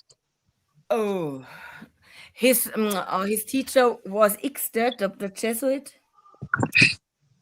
Who? This is Augustinian, yeah. No, well, Augustinian. They were early. They were early. Like Saint Augustine was the guy who kind of invented communism because he invented the whole idea of like convents and monasteries, and Ah, yeah, this is so he actually interesting invented communism.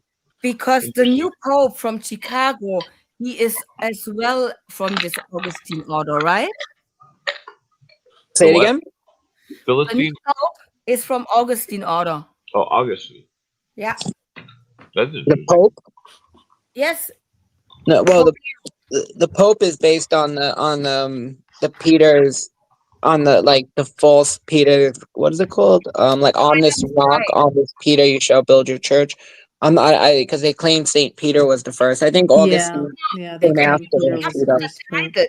The current guy who is in charge of the papacy, Yeah. Pope Leo, he is from the Augustine Oh, he's order, from the Augustinian order. right? And he put in That makes place sense. of the catacombs, the contract of the catacombs, what is basically Marxist take on that. So Yeah. poor, Yeah. don't have any money, Hey, thankful, love God, and this is enough. Danny, can I ask an unrelated question of Danny? Yeah. Well, just Um, one comment first. Since I quit smoking, the cigarette that I'm smoking is really strong. you interrupted me for that. Sorry, go on. Danny, so in Judaism, Oh, sorry. Sorry. Jewish Say that again. Jewish people in Judaism, they don't believe in the devil. They don't believe in Not a in like a Satan. direct. Not well. The Satan is your evil inclination. So how then in Judaism do they interpret the serpent in the Garden of Eden? What happened to the serpent? Who is the serpent? Oh, that's a good question. That is a good question. I gotta take a look into that. But the Satan is technically your evil. It's your free will, your evil inclination to do what's wrong. It is kind of there is like a physical aspect of it, like the way that like the Shekinah is like the divine presence. So I think it can kind of manifest in a certain way to like, push you in a direction. But you reminded me because I was curious about the same question for Job. And I've been meaning to look into that too, actually. So That's a good. I'll look into that What fully is and get back to you. Yeah, the Hebrew word that'd be interesting. The So what? Yeah, I the was Hebrew word for the curious. devil. The Cook County. The new pope's from Cook County, the most shadiest, dangerous county in Chicago. Yeah. You don't go to Cook County. Yeah, Cook County has always been with like the mafia and everything. That's where the mafia, like the Cicero, I think it's like, is it Cicero? It's like where the like Cicero the Street. What Pope Leo said was, "Hey guys, I am God." Mhm. So you have it. Cool. Well, he's probably And the last mafia. one said, "I'm Jesus," Oh yeah. and this one said, "I'm God." Okay. As you said, Jay Dyer said, "Do you Catholics? Do you want mafia mobsters as your God? What's wrong with you?" Yeah. Mhm. And honestly, what's wrong with the Catholics? Come on, Well, they read the two avoid Babylons. the conversation because they have to admit it. Yeah, and better how you see it everywhere. Mhm. What the fuck? Leave this fucking church. When you are Christian, there are a lot of alternatives. Go to Orthodox. Find a church what is not corrupt or anyways. But leave this shit Babylonian necromancy pretending to be God. Arrogant mafia mobsters, please, people. He's born on the south side too. Sure. Mary worshipping heaven, goddess of heaven bullshit. Hey guys, I've got to take off. I have to go to sleep, so I'll probably kind of be sticking around from my bed. But Yeah. it was a lot of fun. Great Oh, chatting. sleep Thank you well. for inviting me. Thank you. So Take I care, just everyone. give you one thing quick, Sabrina, just before you go. So I just wanted to look it up quick because I wanted to see if I Okay. confuse it. So Sahara is your evil inclination. Satan is an angel. He's a part of the angelic pantheon, and his job he does what God tells him to do. So he's an angel basically.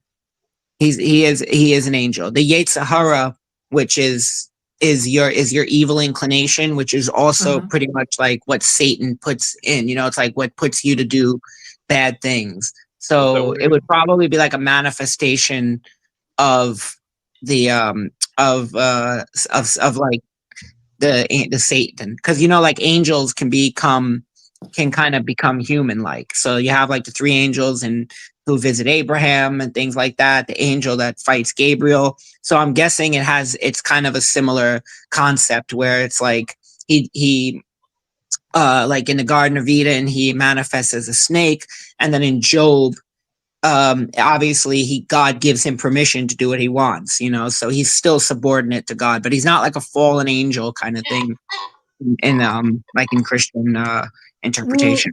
Well, and what's interesting about that, to continue along that, one of the most fascinating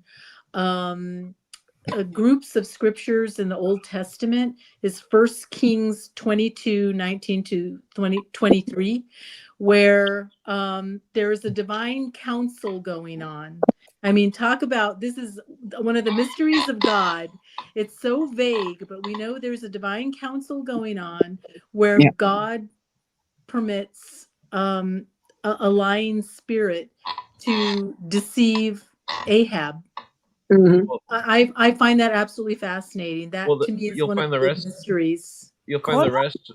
Hold on. You'll find the rest of that in the original Kings one, because Rome took it out, and the second one is actually the first one, or the second one. The first one nowadays is the second one, but the first one is off the record.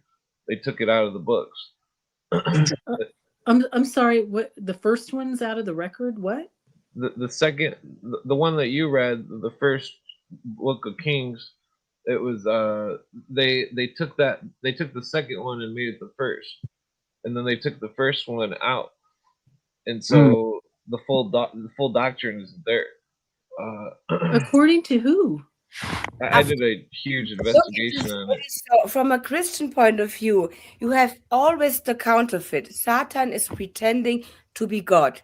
When Antichrist will arise, it's not Antichrist, it is some stupid play of the devil. We don't know. We have no certain eschatology, and it is for a reason. No? Because what you're seeing out there, especially in Israel, is the work of some anti-messianic sects who want to force the Messiah come back Yeah. when they do enough evil. Yeah. Yeah, that's why they feel like if they do it, yeah, they feel like it's kind of that's why it's in a sense like it's based on almost this idea like we can bring the Messiah or we could even artificially create the Messiah, which is what I think a Project Bloombeam thing is going to be about. Yeah, I mean, well, the whole- I only Well, man, and Joe Rogan laughs, no? Joe Rogan has already put it out into the ether that AI, that Jesus could come back through AI. Yeah, there's a lot of culture manipulation, lots of ideas getting dropped into the ether. Okay, guys, I'm going to take Yeah. off. Thanks so much. Always a pleasure. Have a good night. Likewise. Good Good night. Yeah, this is of course a little weakness in the Abrahamic faith with the Messiah, right?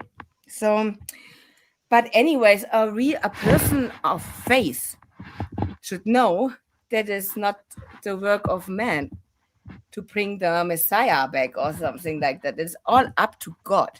But these are people who are, who want to become God themselves, right?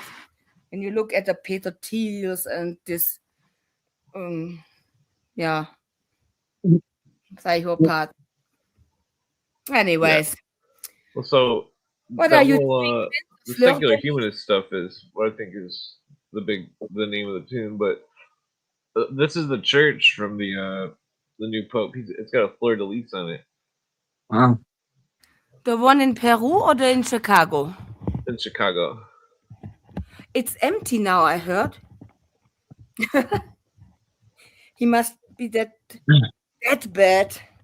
He's one of this Frankist movement. Do so much bad. This is our role. Because people, Satan have to exist. Because without Satan, you don't have God. That's even they think themselves. Well, also without Satan, you don't have free will. That's what it is. It's like, you don't have. That's why it's like Satan translates, Shaitan translates to adversary, because that's what it's trying to do. It's trying to push you to do. Oh yeah, dualism. Yes, dualism. But guess what, people? Okay, the dark needs light, but the light needs no dark. And now where's the dualism? What? Where is the dualism here? When light does not need the dark, but dark needs the light. Right? Yeah. Because I don't agree with this dualism. It is partly right, but when you think about it, do you need hate to love? No. Yep, you do. Well, You can't have good without evil. This is what I explain. Like when people say, like, why does if there's a God, why does he allow children to have cancer? And I had this conversation with my dad, who claims to be an atheist, and the very simple answer is because think about this. Yes, you do have people. You do have like children that get cancer, but then from that, what do people usually say? I hope something like this never happens again, and then they turn around and devote their lives to like doing good, to like helping kids with cancer, to trying to cure kids with cancer. So if you don't have the evil, then you can't have the good, and that's what separates us from animals. I have a question. Do you need genocide to know what freedom is? Peace. Well, real quick, think of it. What pieces? Think of the idea of analyzing the duality of good and bad just simply as an observer. Sorry, exhausting. Anyways. Yeah, think of it like as an observer. You see good and evil. It's not that you're doing it. I respect your opinion, but you can't convince me of dualism. No, never, ever. Well, it's not that you have to live it and believe it. It's like you have wars every time. You can't be on Earth without war, is the conclusion. No. And I'm a very anti-war. Well, that's the thing. humans are capable of some of the most despicable acts, but then humans are capable of also some of the most generous acts, some of the most incredible things. Like even in a war zone, you have like, yeah, war zones can, but remember even like in World War I, when they made the Christmas peace, you know, like imagine if someone would have said, why are we going to go back to war after this? Why don't we just stop it right here? You know, but that's free will. That's the ability of humans to like, you know, find the good in the evil, you know. Fair point. And Friedrich Schiller said, for example, okay, let's, yeah, it's needs the explanation of war. When I say, look, what we have done in the past is evil, and now, thank God, we are living in peace. And that someone is telling you something sometimes is enough, and you don't have to experience it again. Do you agree with that? Say it one more time. That you necessarily don't have to experience the bad by yourself. It is enough when someone is telling you about it, like wars or so. Yeah. Yeah, of course. Because I mean, if you have empathy, then you can imagine, like, you know, and you can say, well, I don't want that to happen to me. I don't want that. I want to stop that from happening again. Not necessarily I just said to me, but that comes off as a little selfish. But it could also be like, I don't want that to happen to anybody. You know, that's why in Jewish tradition, I want to say it exactly. Go ahead. In Jewish tradition, negative prophecies can be overturned. So I use kind of a crude example because I can't think of a better one. But the example I use is like, let's say the angel Gabriel comes down to you and says, your best friend is going to become a heroin addict. And you say, okay. And one day your friend comes to you and says, man, my back's been hurting me so bad. Can I borrow one of those Percocets from you? He tries one, he likes it, he takes more and more and more and more and more, and then he becomes a heroin addict, full blown. And you're like, well, the prophecy was fulfilled. This is what God, what the angel Gabriel said was going to happen. But then because you have free will, you can overturn the prophecy. So let's say he comes to you and he says, oh, my back hurts. And you say, wait a second, I just was told that he's going to become a heroin addict. And you say, no, sorry, I don't have a Percocet. You're going to have to take a paracetamol. So you give him one of those instead. His back stops hurting. He moves on with his life. He gets married, has kids and grandkids. So you prevented a negative thing from happening through your own act of free will. Oh, yeah, this is a good point as well, right? And I remember, do you know Rabbi Anna Avalon or something like that? He's I think in New York as well, a rabbi, and he said one time when someone in his class asked, Rabbi, why is the world so evil? Why is God allowing that? And he said, look in the Old Testament. When you don't behave A, you become B. And this is, maybe the reason why the Sodom and Gomorrah, they all lost what? The morals, morality. And when you have not God in your heart, in your society, when you don't have morality, it will end like Sodom and Gomorrah, for example, or the flood, or many examples in the Bible. Yeah. So you can and think about it. You can overturn negative. You know, you can overturn the negative. Therefore, I thought about it. It is enough to know that such evil things happened. God showed us with His word, and then we don't have to repeat it. Yeah, you could prevent it from happening again, or happening at all. But we don't. Thankfully, to the Catholic Church and some stupid devil shit. I learned last time. Devil shit. What did I miss? Fit in. Nothing. Other just nothing. I guess we're talking about negative prophecy and why things happen. Oh, okay. We'll say no, but the group mind will kill to fit in. Yeah. The group mind. This was the mind. The donkey stuff. Oh yeah. Lind loves the donkey stuff. Yeah, I got all sorts of people that hate me, leftists, rightists. The leftists call me a far right, the rightists call me a leftist. Like, what the fuck? Well, I'm that's just what all sitting they here see trying is to smoke a duality. joint. That's why I like weed, because weed usually makes you meet everybody, you know? Like when you get alcohol and you get into it, nobody beats each other up after smoking a joint, but people get drunk and then they find out they disagree on politics or something and they start beating each other up. Weed, you hang out with everybody.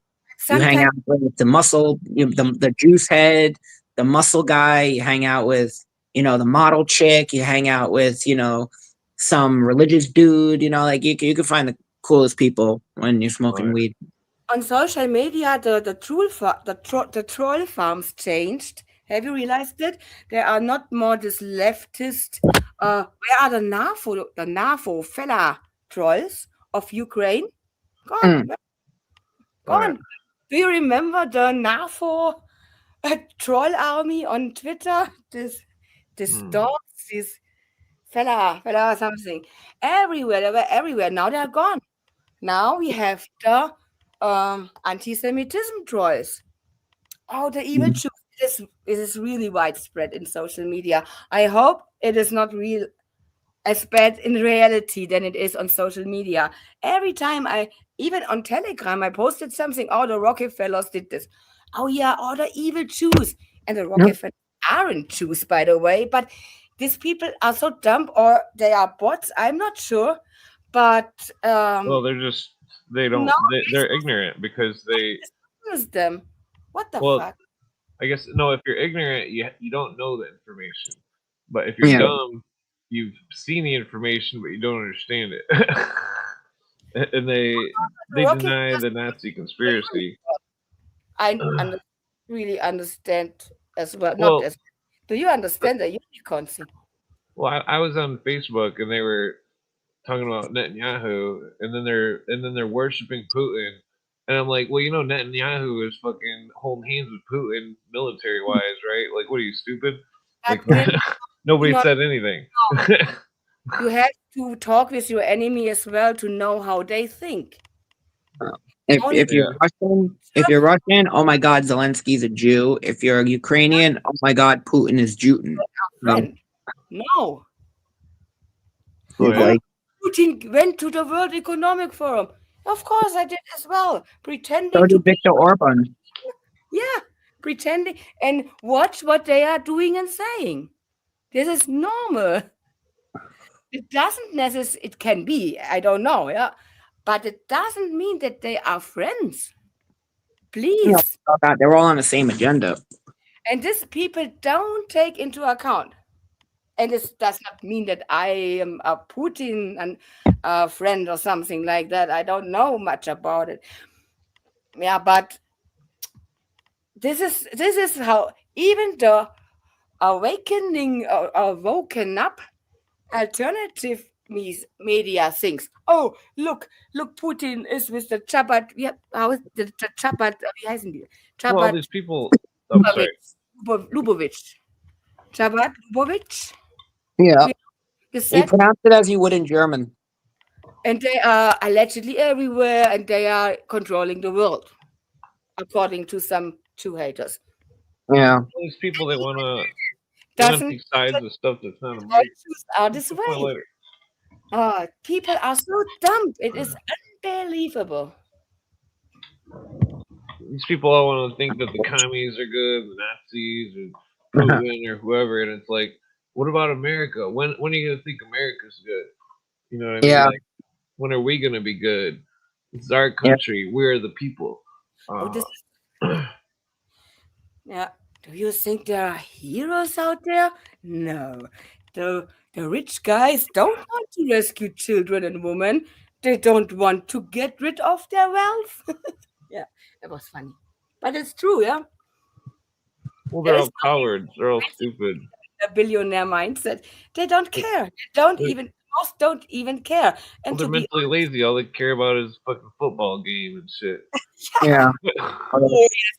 This works till this day really perfectly. This back Rome, give them bread and and play and theater, so to say, and so they will get distracted. The easiest form of distraction. And by the way, in the meanwhile, everybody knows that, for example, football, that the halftime, whatever is called, the playoffs, are rigged. Are rigged. The mafia is controlling it. They know how it ends. And the people say, oh, I don't care. I don't care. Anyways, I go, holy shit. Come on. Yeah. Well, like I said, people look for simple answers to complicated questions because that's what they're used to. The average person can read, but the average person is not a critical thinker. And that's why that's why sports are so popular, because all you got to do is memorize a name and a number, name and a number, name and a number, as opposed to like, why is he better than him? Why is this guy different about the way he throws the ball and the way he does, like there's no complexity to it. And unfortunately, I hate to sound like a shithead, but the average person is not the brightest and they're not critical thinkers. So Yes. they're going to do the level of research that they need to get to answers that they think that they're looking for. So they look for what's easy, Yeah, it's cool to enjoy a game, to get your mind free sometimes, to enjoy this game, to have fun. It's okay. Nothing against it. But when I told today, my family they eat babies. Oh, look, soccer is going It's on. just fucked up. Oh, hello, they eat babies. Oh, shut up. So, what? Well, then that whole thing about them hiding the body and shit. Like, well, how do we even know that was his real body that they snuck out the back and in Epstein's body? It's like, how do we know that wasn't some fucking John Doe or something that Epstein bought at the morgue? They have the real body of Epstein. What will they do?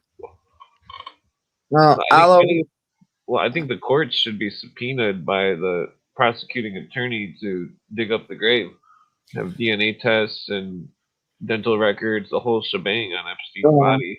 But we won't know, because it's like I keep trying to tell people also, is the fact that even with the emails, if these people are talking about doing the things that they're doing and they're not doing it through an encrypted email system, they're doing it through Gmail, which is like as easily hackable as come on. Like these guys have the access to the Fort Knox of encryption and they're using Gmail. That's not hubris.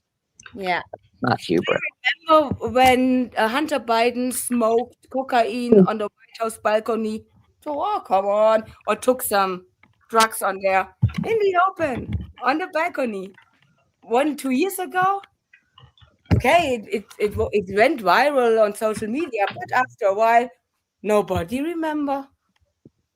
I think they know that the people give a shit or are too few. And the rest will go on with their lives. I think they know that, or think. Maybe they are now over the target with this Epstein stuff. I don't know. Well, Epstein gives people something easy. It's like an easy, here's a name, here's some emails, and they can look through the email, so it makes them feel like they're doing research.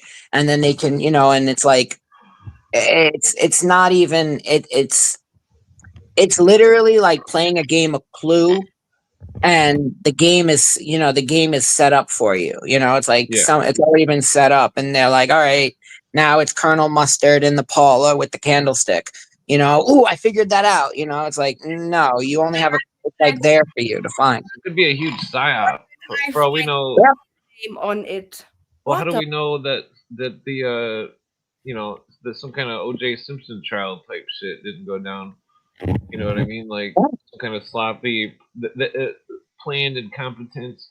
They plan to be sloppy. That or even and then they put in evidence possibly into the Epstein emails or something. I don't think that it is a burger. It is very important to look into They're it. eating babies. Like, you really think that these people are going to talk about eating babies on Gmail? I mean, come on. Not even on Signal. Not on Proton Mail. They're going to use Gmail. I mean, I can figure out how to hack Gmail in about a week or two if you. I have Gmail as well. I have to change it now. What the fuck? It could have been some kind of weird code word for something. I believed it because they are stupid as well, I thought. Do you think it's fake, Danny? With the baby eating? I mean, I believe it's real. I just think that The email is emails are all just like them. trick. And I I think felt the whole Epstein thing is theatrical. so you will tell me digging in the emails is senseless because it is fake. Yeah, it makes it look like it makes it look more legit. Oh, look, they redacted stuff. Ooh, they redacted stuff. So it must be hiding something important. What does it say behind the redaction? Well, It says this, if lorem ipsum. That's what it says. I don't know if you guys are being paranoid enough here.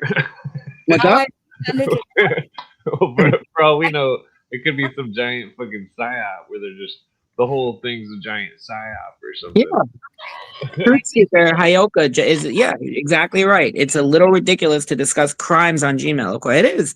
It's very ridiculous because these people have access to B2B encryption. These people have government levels of corruption, and they use Gmail. You know. I use Gmail as well, but I'm not criminal. I'm not eating babies. Well, that's what I'm saying. They have programs for encryption so businesses can send private messages back and forth to each other and not get hacked. They have government levels of encryption. Probably the Fort Knox of encryption, and they use the most basic. It's not hubris. That's what I'm trying to say. Like a lot of people say, "Oh, it's just hubris." It's not hubris. People who are in sensitive positions take everything into consideration. It's the same thing like even with Epstien Island, call it a blackmail operation.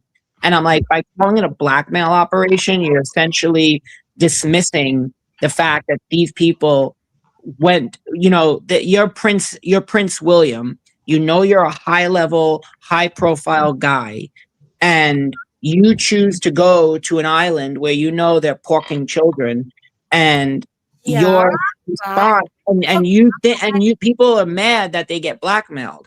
We talked about this one time with like J. Edgar Hoover. J. Edgar Hoover went to a mafia club as the head of the FBI and got pictures of him taken in a dress, and the mafia held it over his head for 10 years. Like, you're J. Edgar Hoover. I would imagine that since him, people have been a lot more careful not to put themselves into positions where they can be blackmailed. And to call it a blackmail operation is to be more angry at the photographer than it is to be at the people going to the islands. Like, oh, so it would have been okay if Prince Albert or whatever, Prince William, went to the island, but didn't get blackmailed. Come on. It's Chomo. Two strong arguments. First, Q said so. Yeah, all right, Sabrina. I couldn't think of a funny word to say in the mid, so I just said porking.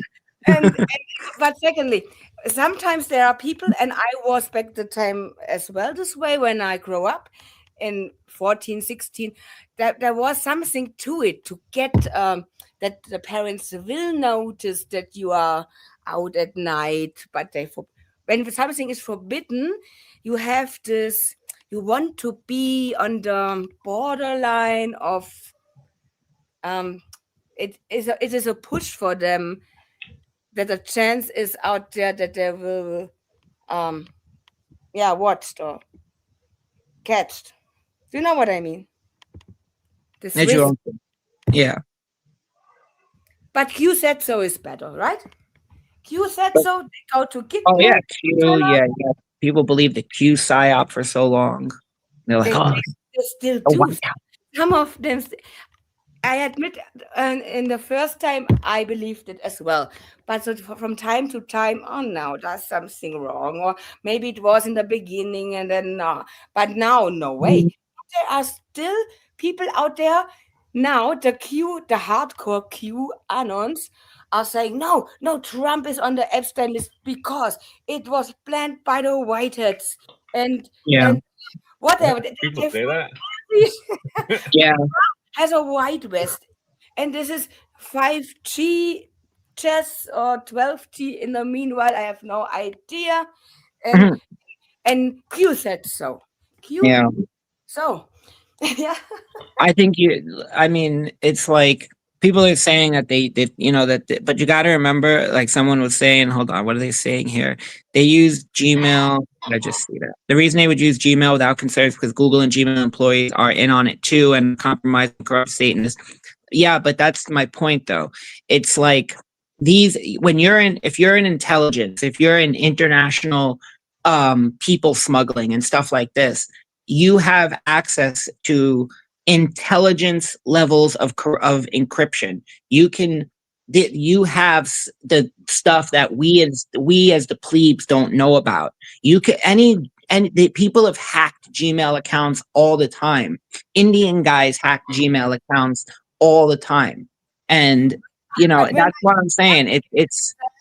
It doesn't make sense that when you're in intelligence, everything that you do, if you're in this kind of, everything you do is going to be like, you're going to dot your I's, you're going to cross your T's, and you're going to be making sure that everything that you do is secure, because because if you're in on it, then this is your safety. That's why we arrest spies. This is why they constantly, all the servers in the US government and Gmail and all this stuff they're trying to hack them all the time. That's what they spend most of their day doing, is bouncing back hackings and stuff like that. And Gmail, if someone got an Epstien Gmail, or if someone got a Gmail for one of these 3 million emails, all you need is one of those accounts to get hacked, and you got access to it. You can go through it all and go through everything. And and now you have hundreds of emails that you can now go through. And I'm sure their passwords are not, password 123, but like they can get into that kind of stuff. And Anyways, but yeah. they don't I mean, know that they will not be technically, prosecuted. There is no accountability. So what? technically, what they could have done is they And could maybe have. they enjoy it that we see well, it. This they- is like a game. They may have. Wait a hold on. second. It I'm is a game of Clue. Well, And when I am an intelligence of this level, Danny, I will call the White House and say, redacted. Or don't. here, you forget what I was just saying. Redacted. I think the White House phone number is 202-123-123. Don't Yeah. call it. Under Anyways, the White House, I have we- planned our nuke. Don't What are you be saying? saying weird shit. A nuke or a bomb. Whoa! Don't be saying stuff like And that. when you don't reject my name, You're gonna I get will us all. the whole world. Well, Biden, okay, well, you made me forget what I was going to say. Hold on here. Epstein, and Epstein was a woman, and whatever. Yeah. And the partner of Michelle, Mike Obama, and and whatever. What the stupid cheapos out there Looks like JJ is here. saying? Howdy. They don't read. Howdy. People don't read. They can't read. They want to have some scandals like Michelle Obama is a man, and Well, I'm pretty sure he is a man. I believe. Michelle Obama is definitely a man, but you're right. Folks can't read. People are real dumb. Unfortunately, my brilliant uncle used to say, "The masses are asses." Well, here's the deal. Trust the plan. That's all I came on here to tell y'all. Trust the plan. Q said so. The White House. Yeah, Q sent me. You're a white hat.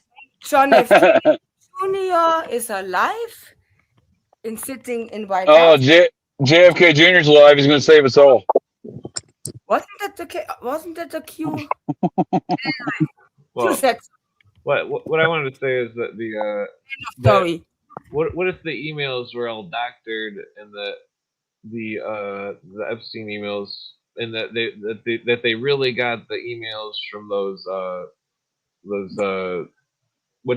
apps that people use to hide their phone number or whatever. And because they don't, I think that they don't want to disclose to the public that they've got access to everybody's phones 100%. I'm pretty sure they do. I'm pretty sure we already know, like, they can get into, like, I mean, they can get into like Signal. It's not fully encrypted. WhatsApp, I think, because I think they've done. Because all they need is to arrest one person, go through, get a warrant for their phone, find out that there's one group chat or one group talking about something, and then they can, I think, get a warrant for everybody in the space. Like, and you know, I'm sure so, you're putting a Tor browser. yes, yeah. You And can the win tool is not 100% secure either. That Well, was who a do you Tor think guy. invented the Tor browser, though? Yeah, that's I'm what I'm sorry? saying. Wasn't that the Department of Navy? Right? Yeah. yeah, Yeah. that's what I'm saying. There's no encryption. Oh, yeah. Nobody can hide. That's what they released, but the Tor browser is still not 100% secure. Neither I is read VPN. that before. Yeah. Yeah. What's wrong using a Gmail address? What's wrong? Because the Silicon Valley Google guys, this Indian guy, I don't know the name, they are brothers, and sisters, and so on and so forth. Is his name Punjab? If he's Indian, his name's probably Punjab. Dude, have you stayed at a hotel? Have any of y'all stayed? Oh, not you, Elliot. Have any of y'all stayed at a hotel recently? I swear the Indians own the entire fucking hotel communities across America, dude. Whoa. And you end up staying like, I say, to be fair, I say at Red Roof Inns because they don't charge pet fees. They're Yeah. not Nazis. and they're generally crack free, generally speaking. I don't stay at the crackhead ones, but I was saying a nice one in Ogden, Utah, dude. And it may as well have been Little Punjabville, and it ain't an outlier. Because you got the family that owns it, and they got their family, and then their family, and like, well, I don't know what's going on. I mean, I like Indian food. That's not my problem. I'm just like, whatever happened to Americans owning hotels and shit, you know?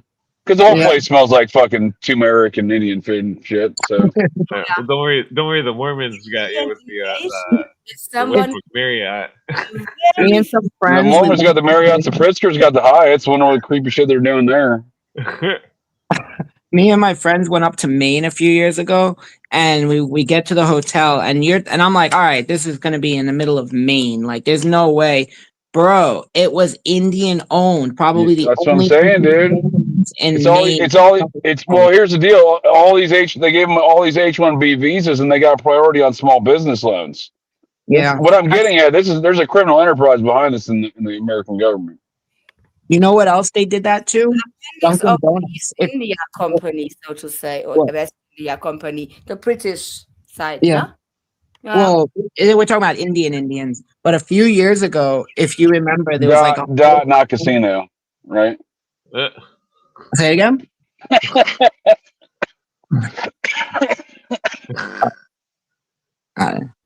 I said dot, not casino. Okay. Well, there's a conspiracy there too.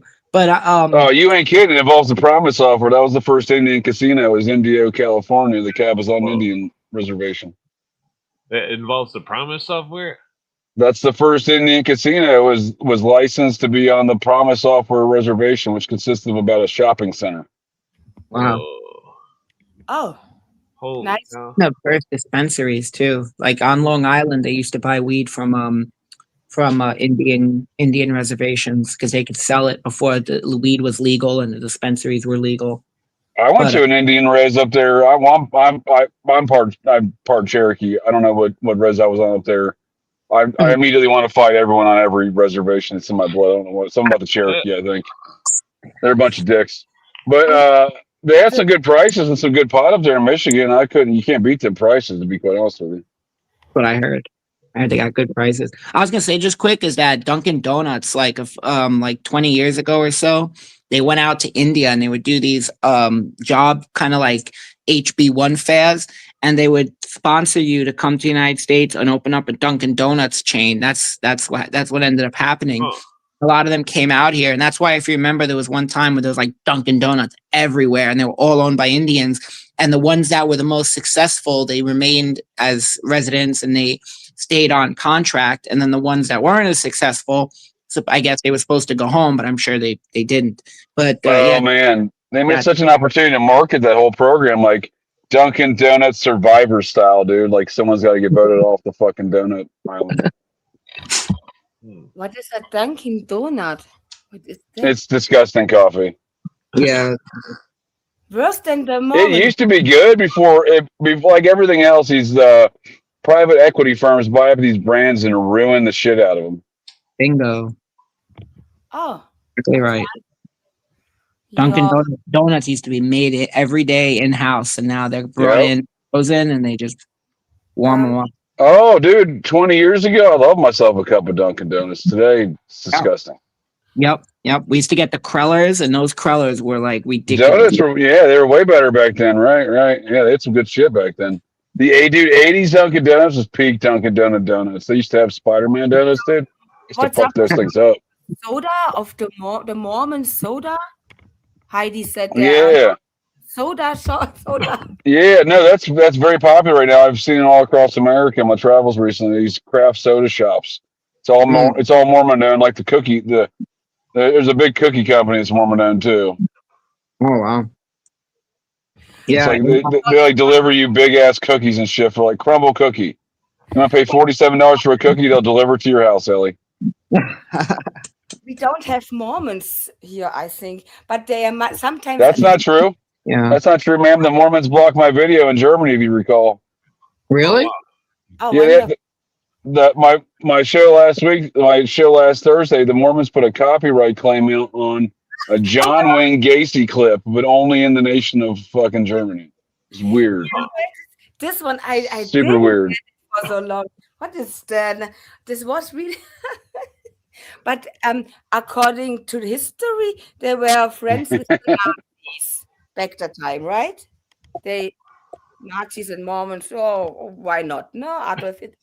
Dueling magicians, ma'am. Dueling magicians. Yeah, the They Mormons are practicing theosophy. after he's dead. Yeah. Magicians recognize their own. Do you recommend to write it down to not want to be baptized after you died by the Mormons, or do they do it anyways? They do it Well, anyway. yeah, so they'll do. Frank. They'll do it anyway. I can assure you of that. Yeah. I've been baptized for a lot of dead people, and they don't give a fuck. Well, that's weird. Oh, dude, you didn't know I was a necromancer? Yeah, I'm a part-time necromancer and part-time vampire hunter. Exactly, They're because wearing like ceremony wasn't an mechanic age. aprons, kind of. Oh, damn. Oh, dude, I still got a couple sets of my more magical underwear. It protects you against knife attacks, dynamite, some nuclear blasts, and small caliber pistol fire. Probably safer than hiding under your desk. It's better than that DuPont armor. DuPont. Yeah, they make most of the body armor. DuPont does all that ceramic and the fucking soft shell stuff. Wow. Have you ever been in the mothership Mormon Salt Lake City temple? Oh no, man! But I've been in like the alternate location, which is the Washington D.C. temple. Oh, that's okay. Oh, that's weird. There's one What's here there? in New York, too. There's a huge Oh, one in New York, and it has the folk museum in it. It has the Museum of Folk Art is in the Mormon temple. Yeah, in the wintertime when you're driving around the Beltway and you're coming up going northwest into Maryland there, it looks like you're driving into the Wizard of Oz. Everything's all lit up. It looks like the fucking castle from the Wizard of Oz and shit. Yeah, Whoa. that's the first degree grip, I'm pretty sure. And what have the Mormons done to this mountain? To The one on the right. Yeah. What is? Do they have mine as well as a German Christian? My data? Do they have it? Oh, they baptized Adolf Hitler for the dead. Yeah, but Jews as well. Oh, They wow. are everything, yeah. But So, they are in NSA because I heard that they have a secret language only they understand, and they are working in Utah, a part of the NSA. Yeah, it's called asshole. They're all assholes, man. Yeah.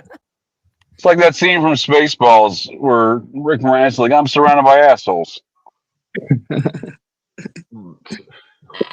Yeah, but this is so wild. we're being jammed. Yeah, we're being jammed, dude. That would be so good, dude. With this Dude, John Candy killed it as Barf, dude. That was one of Candy's best roles. How is Kolob? What is Kolob? Kolob is a real planet, or isn't it?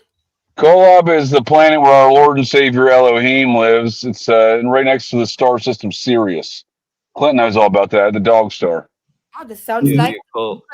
maybe it is as well a secret place of the lion. Sounds like that. Yeah, it's always Sirius though. All these ancient alien cargo cults they all venerate Sirius. That's true. Don't the Scientologists also They actually? all everyone the All of them. Rosicrucians, dude, all of them, dude. Wow. Everyone. This They is all. not that bad. There's hope because Elon Musk want to fly with his rocket wherever, and they believe it. They go into the rocket and will never come back. Well, that's because who's his daddy? What he do? His daddy was Werner von Braun. He wrote a fictional story about a guy named Elon taking a rocket to Mars. Yeah. Yeah, I think exactly. that The hero is Elon who conquering Mars. Oh, come Yeah. on, guys. Oh. And it's the Disney. Nazis are obsessed with Mars. I have And yeah, well, get this. I can put Elon Musk's mother in and around Werner von Braun at the time of his procreation. So I'm just saying they look alike, and his mom knew Werner von Braun at the time he was procreated. he has Were they no. banging? I wasn't there, but I'm just saying, look at it. He is a robot. He glitched on Trump's inauguration. Elon glitched so his eyes. So he can't control his Oh, eyes. he's on so many fucking drugs, I'm sure, right? Oh yeah. Don't worry, He's the Mormons got the Urim and Thummim stones Dude, you start talking all this Mormon stuff. I'm about to go put on my Mormon magical underwear just for protection, dude, just to be safe. He looks a little like an alien, Elon Musk. Don't look human. Something. Well, he's had so much plastic surgery, ma'am. So much plastic surgery. That hairline he's got, that's fake. This is a laser tech. Everything you're looking at's not real. You said so. In Q drop 212. Look it up. Q, you bastard. You read Q books. Get him. Trust the plan. You believe in coincidences. Coincidence. I think that is quite the coincidence. That book. I never will forget Q Von books Braun. 212. Musk, you bastard. You magnificent. I can't pronounce this word. Bastard. Q read your book or otherwise. It's okay if you want to swear in German. That's fine. Scheiße. Q said so. Elon Musk is Q. And in James Bond, there is also a guy called Q. And in some space fiction movie. Well, for sure. There's also a character named Q in Star Trek: The Next Generation. Right. In fact, he left little breadcrumbs just like Q does.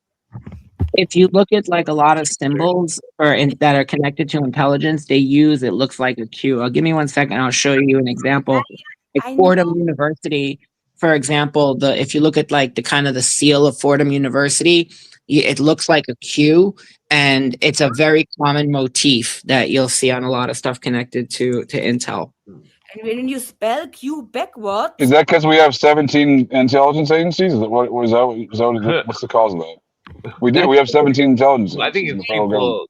I think somebody made it up. As well. 18. I think it's probably some kind of occult logic behind the name, because the Q in the Navy, according to Cooper, was nuclear stuff, not looking for intelligence. As well. Remote. Well, that's our highest level of intelligence. You realize that, right? The DOE. Oh, okay. They're the same. Also, well, they have our highest level of clearances because they control all the power, the literal power, all the fucking quote unquote nukes, and all the energy production. Yeah. But that book of espionage was saying that much intelligence services, it does go really good in the United States. It's all very good controlled and so on. Everyone know what he's doing and so on and so forth. Looks good. Yeah, maybe 200 years ago, but these agencies are so inbred, they hire dumber, more depraved people than the people running them.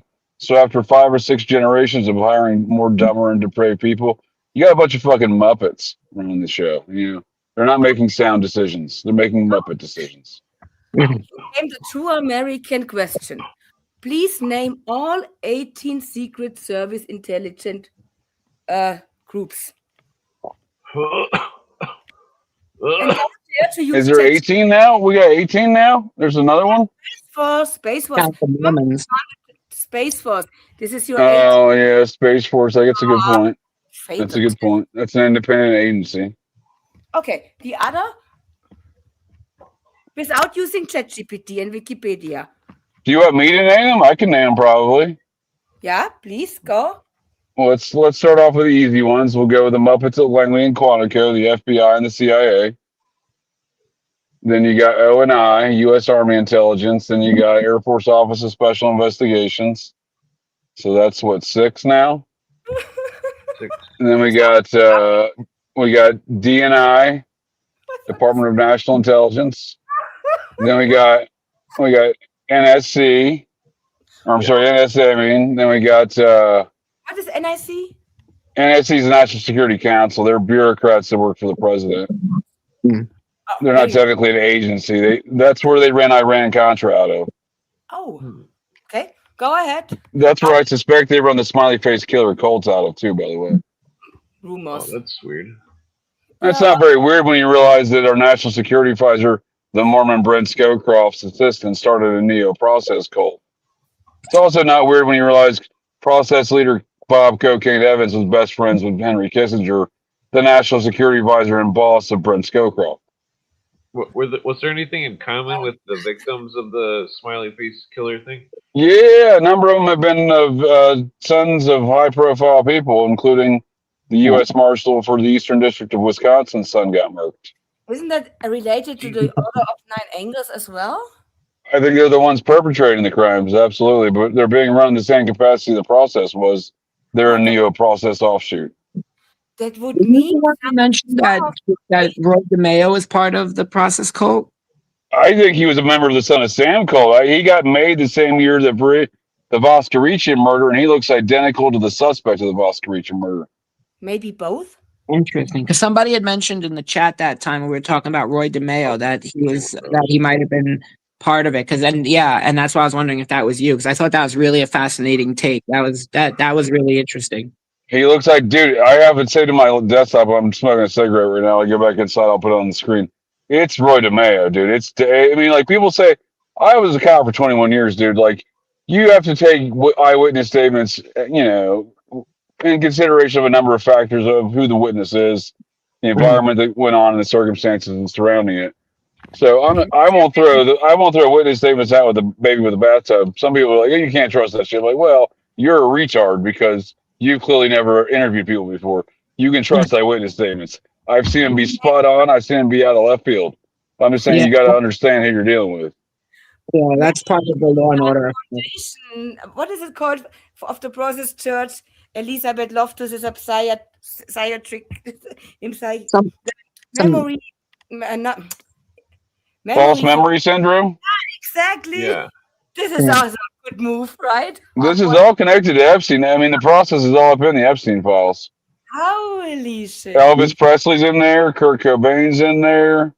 What else we got in there? We got three. Epstein was paying for Paul Krasner's medical bills. The fucking receipts are in there.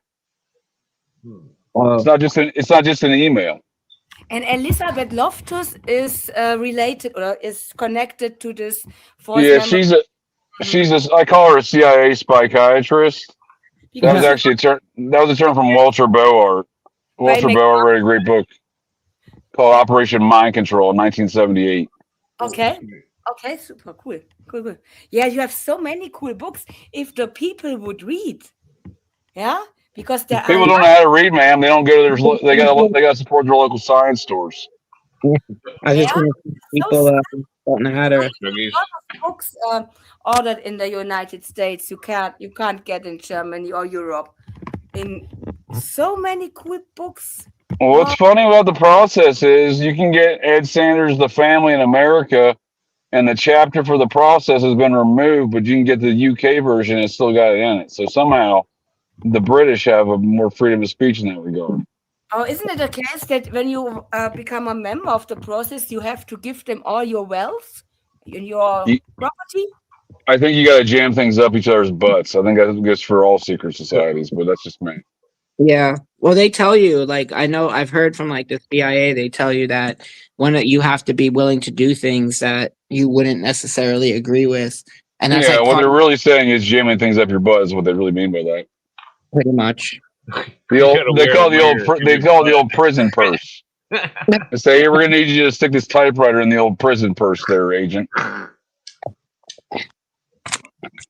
We need This is gonna be a little uncomfortable. Yeah, I'm gonna get grease up a bit there for you, bud. This is your first time, huh? That's what they do. That's what they do to him at the farm there in Virginia. Dude, I went to a secret CIA site in West Virginia one time. I didn't like it. I didn't like it one bit. I wanted out of there immediately. It had to do with some sites had to do some defense contractors were building these indoor ranges. The first one they ever built was for the CIA on one of their training sites in West Virginia. And I was trying to buy some indoor ranges, these modular ranges for the Air Force, because I had more, I managed these programs for the Air Force out of DC. So I drive 2 hours to just outside Martinsburg, where old Danny Casolaro got murked, strangely enough. Whoa. And it's a site behind a fucking racetrack. I'm working with these retired generals who are fucking lobbyists, and they're the ones who coordinated this entire thing. And then I get out there. They got an army colonel out there as well. They're trying to sell him the same shit. I was a civilian at the time. I was lieutenant colonel equivalent in civilians, but this army colonel thought he thought I was a bitch, dude. He challenged me to fucking shooting competition out there in the range that day, and indoor range. They took these storage containers. They're making 50 caliber rated ranges inside. It was kind of impressive, but I bought some of them actually. But nonetheless, I didn't like my experience out there. I'm like, because they're like, oh, dude, you got to give us your cell phone. I'm like, I don't have to do anything. They're like, then they freaked out because I had a gun. I'm like, of course I have a gun. I always have a gun. It's America, assholes. Because I had a suit and tie on and shit. I came from the office, dude. I was, it's a fucking field trip for the afternoon. I'm like, I always have my gun on me, dude. Fuck them. This is the reason I never was in the United States, because I was every time so afraid that the population has guns, and I was sure I wouldn't survive Well, it's a good idea the population has guns. There's less crime in areas where more people have guns. West Virginia, now you get shot for some dumb shit down there. Have you ever seen somebody was shot? Ginseng, people. Sure. They have ginseng, and people in the South, they set up booby traps. And my sister. I'm currently armed to the teeth, ma'am. I'm armed. I could not only fight one grizzly. I'm armed for an entire team of grizzlies. They want to come get some, I will fuck them up. I'm in grizzly country, so I got my pistols. I got my rifle. I'm good to go. This is how I roll. It's how I roll around. That's ranch mode. I don't go outside, especially at night, because I'm not trying to be some fucking grizzly's fucking lunch. But when the women are carrying a gun as well, oh my God. Well, I don't recommend that. I also don't recommend women in combat or as police officers, but that's a horse of a different color. But do they can, yeah? You can go to a shop and buy a gun. Okay. Technically, you can. Sure, I don't recommend it though. I mean, so I've seen some women that are professional with guns. Don't get me wrong. There are exceptions to the rule, but I've served with women that I didn't trust carrying a fucking gun. United States too dangerous to visit. Well, I don't know about. Well, there's certainly any urban area is too dangerous to visit. Real stabby. I wouldn't worry about guns. I'd worry about knives. Oh. Okay, good point. You get a phone book jacket. Damn it, I can't find no phone book. Dude, so I told a couple. I got a pretty firm crackhead policy. If you're out and I have a cigarette and you're going to be a crackhead, some up to me asking me, I don't give a shit what you're asking me. I let them know right up front, I will fucking stab you, buddy. I'm just putting it on the table. Look, this American mindset, how dangerous. To be quite honest with you, I'll probably utilize my mobile hole punchers instead. But bottom line is, I want to let them know I have a knife, and I'm not lying to them. I would stab him. I'll shoot him first, but I don't need to tell him that. Jesus. And how long does it take till an American will shoot at you? Does it stand on? Is this a? My policy against all these things is because I almost got stabbed by a crackhead one time. I stabbed him with his own knife. Jesus. Yeah. So that's what I'm getting at. When you're in America, this is a reason why people have weapons. Because I was in D.C. where they don't like you to have guns. Plus, I was drunk, so I didn't have my gun on me because I never did when I was drunk. And yeah, I ran into a crackhead. I had to have his own knife. Guns? How did people survive that? Impossible. They pretend. I think everybody should have a gun. I used to hold staff meetings with a gun out in the Air Force, so I just think everyone should have a gun. Yeah, the great equalizer. That's the thing. Yeah. Everyone just get your guns out. Have them out and not point them at each other, but have your guns out. Let's have a meeting. Where everyone is so offended and insulted. Oh, they're super butthurt. That's why criminals, when they have guns, they get murdered. It's like people who own guns legally typically don't. Because or if you live in a place like New Hampshire where everybody owns guns, nobody has to lock their doors. There's no such thing as a home invasion robbery. There's no such thing as burglary. Yeah, you get an occasional dumb crackhead like that in Vermont. Overwhelmingly, the same way in Vermont. Yeah. Damn, I keep smelling weed. And what is Are you smoking the weed, Clint? If you're smoking it, that's probably why you're smelling it, bud. No, I spilled. Never shot with a gun. If you spilt it, that's never good. Sometime I'm allowed to wear a gun without exercising. Huh? If I would be an American. Well, you have to have a license these for days. some reasons. I would can buy a gun without. I wear guns when exercising. I got a couple guns wearing my gym shorts. No big deal. It's America. Mm-hmm. Therefore, my saying there, I don't. Speaking of you guys, but I have seen very stupid Americans who have the same right as you, and they are. Oh no! Come on! When you misgender them, for example, or the woman. When their hair is not okay, they are pissed and whatever and whatnot. Yeah, that's all the media propaganda, though, man. Because you look at the numbers, they actually have fewer violent crimes. Violent crimes have been on a downward trend since about 1992. Yeah. Well, today. Crazy people and criminals are going to get guns regardless of their legality. And that's like, it's the same thing with like the war on drugs. You can make death penalties for drugs and people will still be buying them, selling them, and using them. So it's like, it's better to make sure that there are responsible people who own a gun and who can take action and, protect others. And it kind of creates an equalizing effect than letting only the criminals have them here in New York. That's 100%. You know what the Japanese, I forget, you can call them Shitoki mushrooms. They're the general in charge of the Japanese army there in World War II. He made a comment that he was never going to invade America because there'd be a American with a gun behind every blade of grass. And he was right. That's absolutely right. That's what keeps us. Nevertheless, I have one question because I saw today in the news, the German news, that the German government is hanging out now with the Californian Gavin Newsom guy. God help me. That's because he's the son of an SS officer, Otto von Bullshit. Is this the last hope, or what is that about? No, he's the Nazi enterprise in America, so he's going back to meet with the headquarters probably. Therefore, I have to love. I thought about it. His father was like number 2 in the Galen enterprise, ma'am. His father. Jesus. Maybe they are related. They are cousins or something like that. No. Otto von Bullschwing was an SS officer who's high up in the Galen enterprise. Then he managed the Getty families, the Society of Cincinnati family out of Pennsylvania. He managed their business. Right. And the photos in the museum, I know, and the Gettys are the news. Yeah, but that's Gavin Newsom's father on paper was the Getty attorney, and the man who managed the business was Otto von Bullschwing. It just so happens that Newsom looks identical to Otto von Bullschwing, nothing like Gavin Newsom's alleged father. German news today, as always, that Trump is stupid, Trump is so evil, Trump is mean, whatever. But we have our good friend Gavin Newsom, and this guy showed out. Yeah, he's got to get back to the motherland. He's the son of an SS officer. Of course, but I can't tell the normies. I say, hey, by the way. The SS are strong in California. My cousin was son of an SS officer.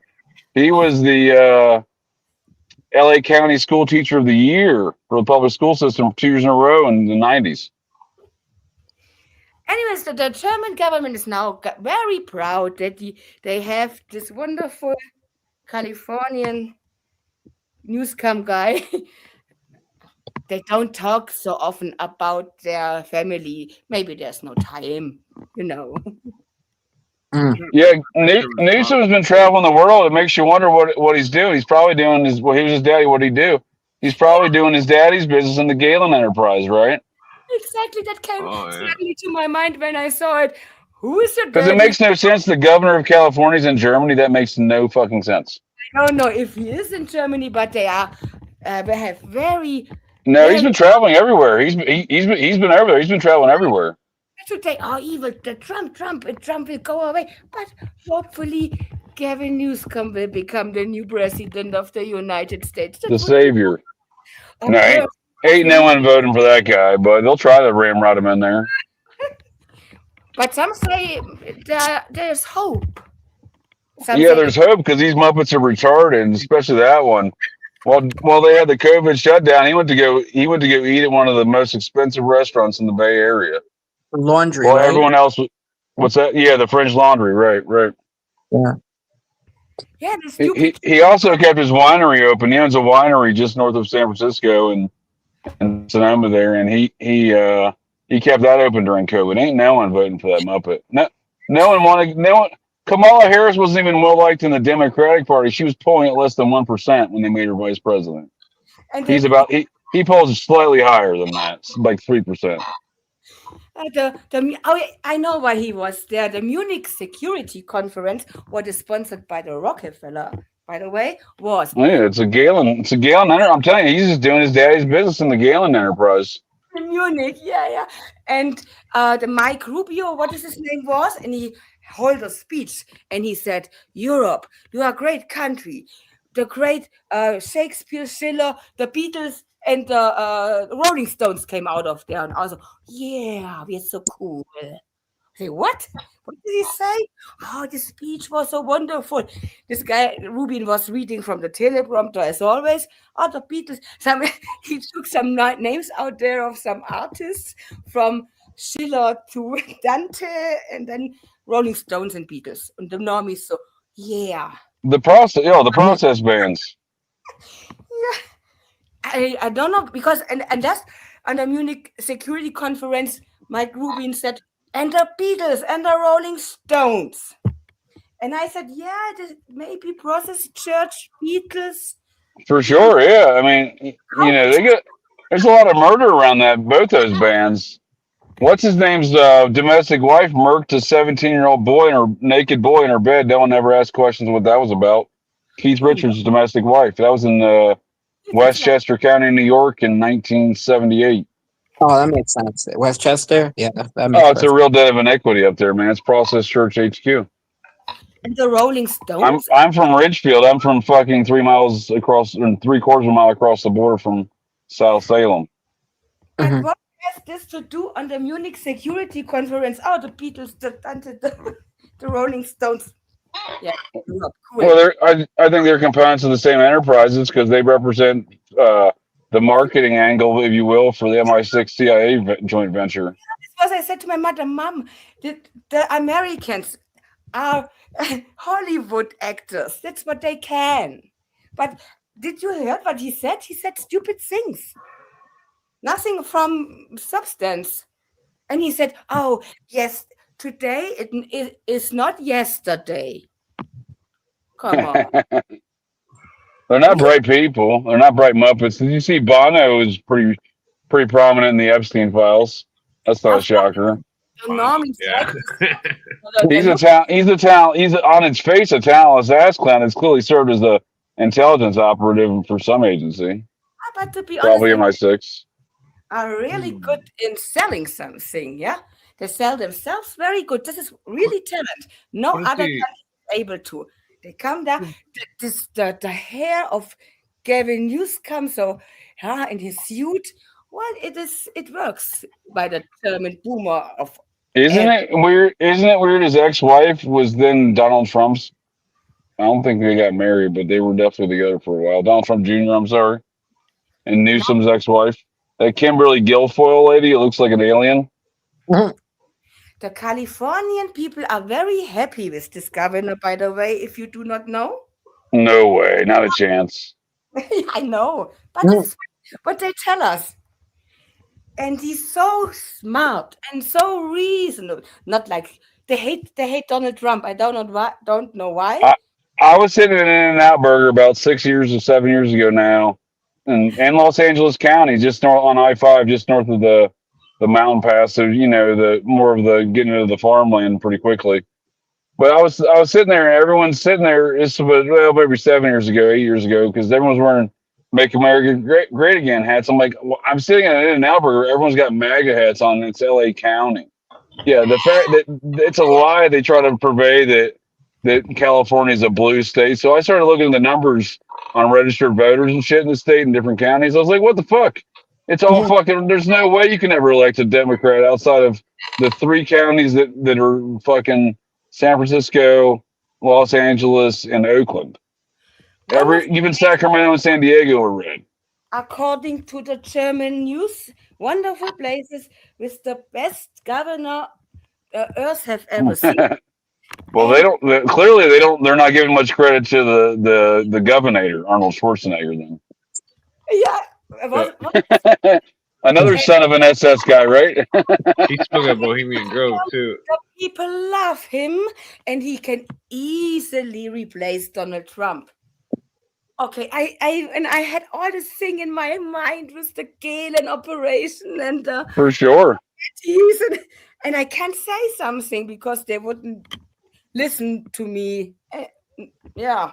Yeah, folks are pretty programmed that the Nazis were defeated. I think George Lucas did a good job of that with Indiana Jones films. He's so negative. Look on. He looks good. It's when I was analyzing Jordan Maxwell, he insinuated that Spielberg is working for Nazis, literally.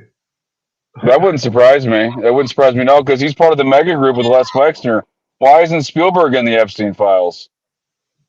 But all wrong. The mega group was Wexner, Robert Maxwell, Steven Spielberg, and some other Jew fellow. I don't remember right now. The German chancellor said, "We are not mega."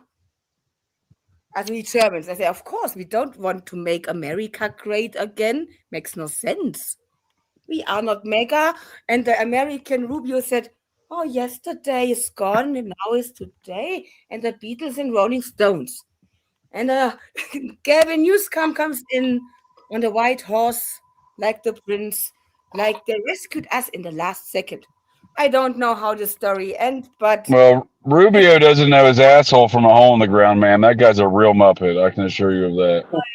Does the policy of California have a big impact on the whole United States? In large part, yeah. Because if California was its own independent nation, I think it would be the 5th largest economy in the world. Wonderful. 3rd largest economy in the world. To the German neo-Nazi group, that their brother in faith and law and whatever, occultism and shit whatnot, will really have a chance to become the next president of the United States, who can read from the teleprompter what the CSI is putting on?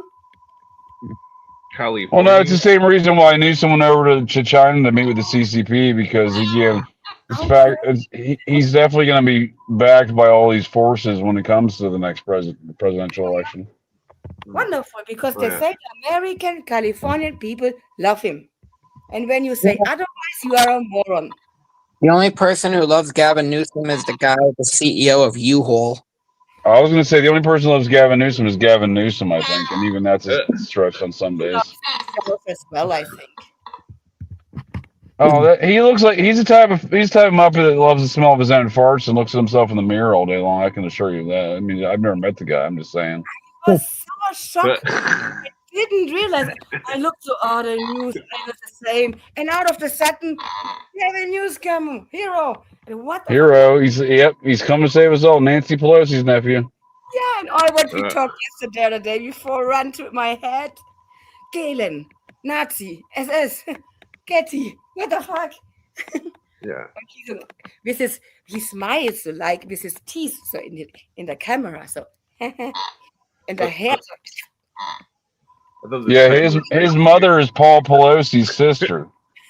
And the American people are so happy. And I, Paul Pelosi. Yeah, You are Paul happy. Pelosi's sister's Gavin Newsom's mother, I believe, is how it goes. Whoa. Oh Who's yeah. Pelosi's parents? Uh, Nancy Pelosi's. when you Her father and her brother were both mayors of Baltimore, the D'Alessandros, and they're in tight. They're in tight with the Mangione family. Yeah. Yeah, Oh. Pelosi's family's all mafia. look, we love each As other. in Luigi Mangione's grandfather almost got his country club shut down for hood rat shit, but Nancy Pelosi's brother was the mayor and stepped in to save him.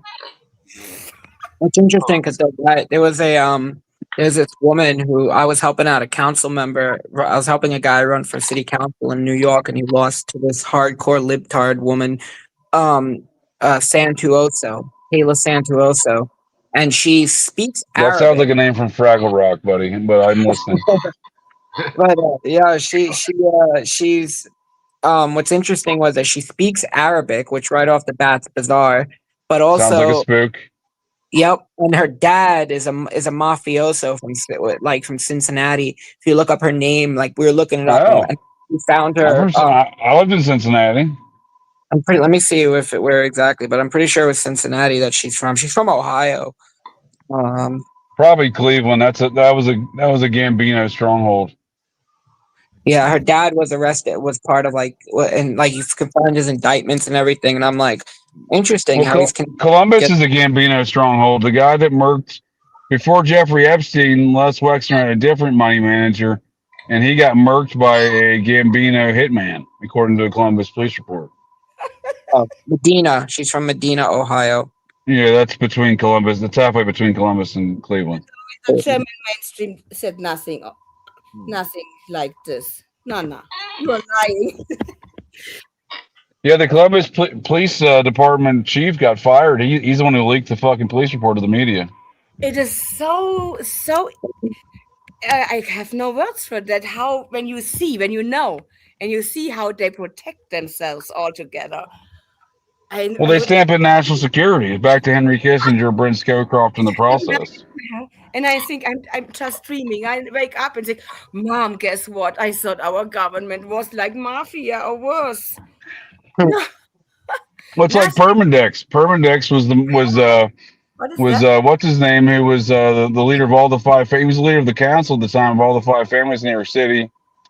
Joseph Bonanno was sitting on the board of Permandex with Clay Shaw, and there was another John J. McCloy was on there. Who was later in the Warren Commission. So you can see Permandex is a great representation of this deep state force. It includes the mafia, the Vatican, the fucking national security state in America. There is nothing bad saying about America. Only Trump. Trump is evil, Nazi, Hitler, whatever, all together. The worst the world has ever seen. They hate Trump. But except of Trump, now not one bad word about the United States. I thought it was funny when Trump ran for office the first time. They're like, look at this guy, he's a racist. You mean the guy who's received numerous awards from the NAACP? You're going to call him a racist, huh? That's a hot take. Yeah, I challenged a lawyer who was on Twitter to prove that Trump was actually a racist, and I picked everything apart that he said. And that was the whole narrative, dude, from like 2016 to like 2019. It was like, and then when they gave up on the racists after the Charlottesville incident, which that failed, they're like, oh well, he motivates the racists to feel empowered. Like, what the fuck does that mean? Yeah, that Dr. Rob dude on End of Days Radio. At the end, he admitted he's like the commie. That whole radio show is commies. Yeah, one dude's an occultist. He has processings on there. The host does. Yeah. He also had a Keno on there like 5 times. Yeah, they all were in the talk show. One guy invited Hunter Biden. Hunter Biden was in our talk show and said, I'm a very lucky lawyer. I studied law in Yale University and so on. And then the crack. And so, Wait till everyone finds out he's had a Secret Service detail the entire time, which he's not authorized as a child of a president after the age of 18. So they do so much hood rat shit. They bend every rule possible. I assure you of that. Especially the Bidens. I've seen it. oh, we have Hunter Biden from Washington. Mr. Biden, how are you? Oh, I'm good. But to the point of that end of days radio interviewing Aquino, I appreciate it. And I'm fine with people interviewing people like that. That's awesome. I'm not trying to censor people, but when you have Aquino on there 4 or 5 times and you do nothing but wash the man's balls, you're an occultist.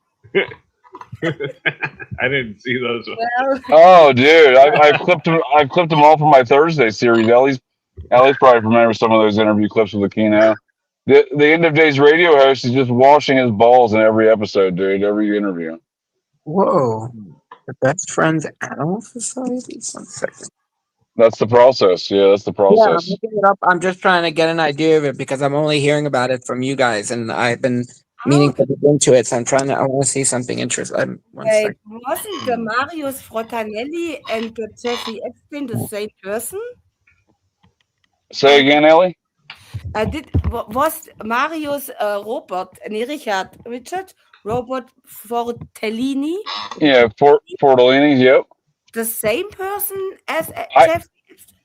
No? I think I think this is the common spook tactic called identity doubling when they're running a guy around the world to do hood rat shit and spook stuff. They have an identity doubling, so if someone looks up that guy's identity, it's just very confusing. They can't figure it out. Okay. And what did you post on Twitter? Kurt Cobain on the Epstein? Yeah, Kurt Cobain's in the Epstein files. I got to go back and look and see what that is. That was just the list the DOJ released, and it's a bullshit list. Paul Krazer's name's not on that list. The Rothschilds are in the files over 2,000 times. They're not on that list. Then he said they are fake because of the Gmail address, and I now feel retarded since Danny said that it's fake. And Well, I said, mean, I just have my opinion on it, but I think there's certain degrees of being filtering and fake at each level of these releases of information. They know they're withholding a lot of shit. I mean, like when they first released shit, I didn't see Wexner's name. I'm like, well, that's bullshit. And I told you, Ellie, that I still haven't seen much on Deutsche Bank, and that's bullshit because that's a major factor in all the financial operations of Epstein. yeah, but when you go on the link, you come to the court case in 29, short after the Lehman Brothers crash. Yep. And there was the head of the Deutsche Bank was murdered. Oh, his name was, oh man. And that the court case come up when you click on, anyways.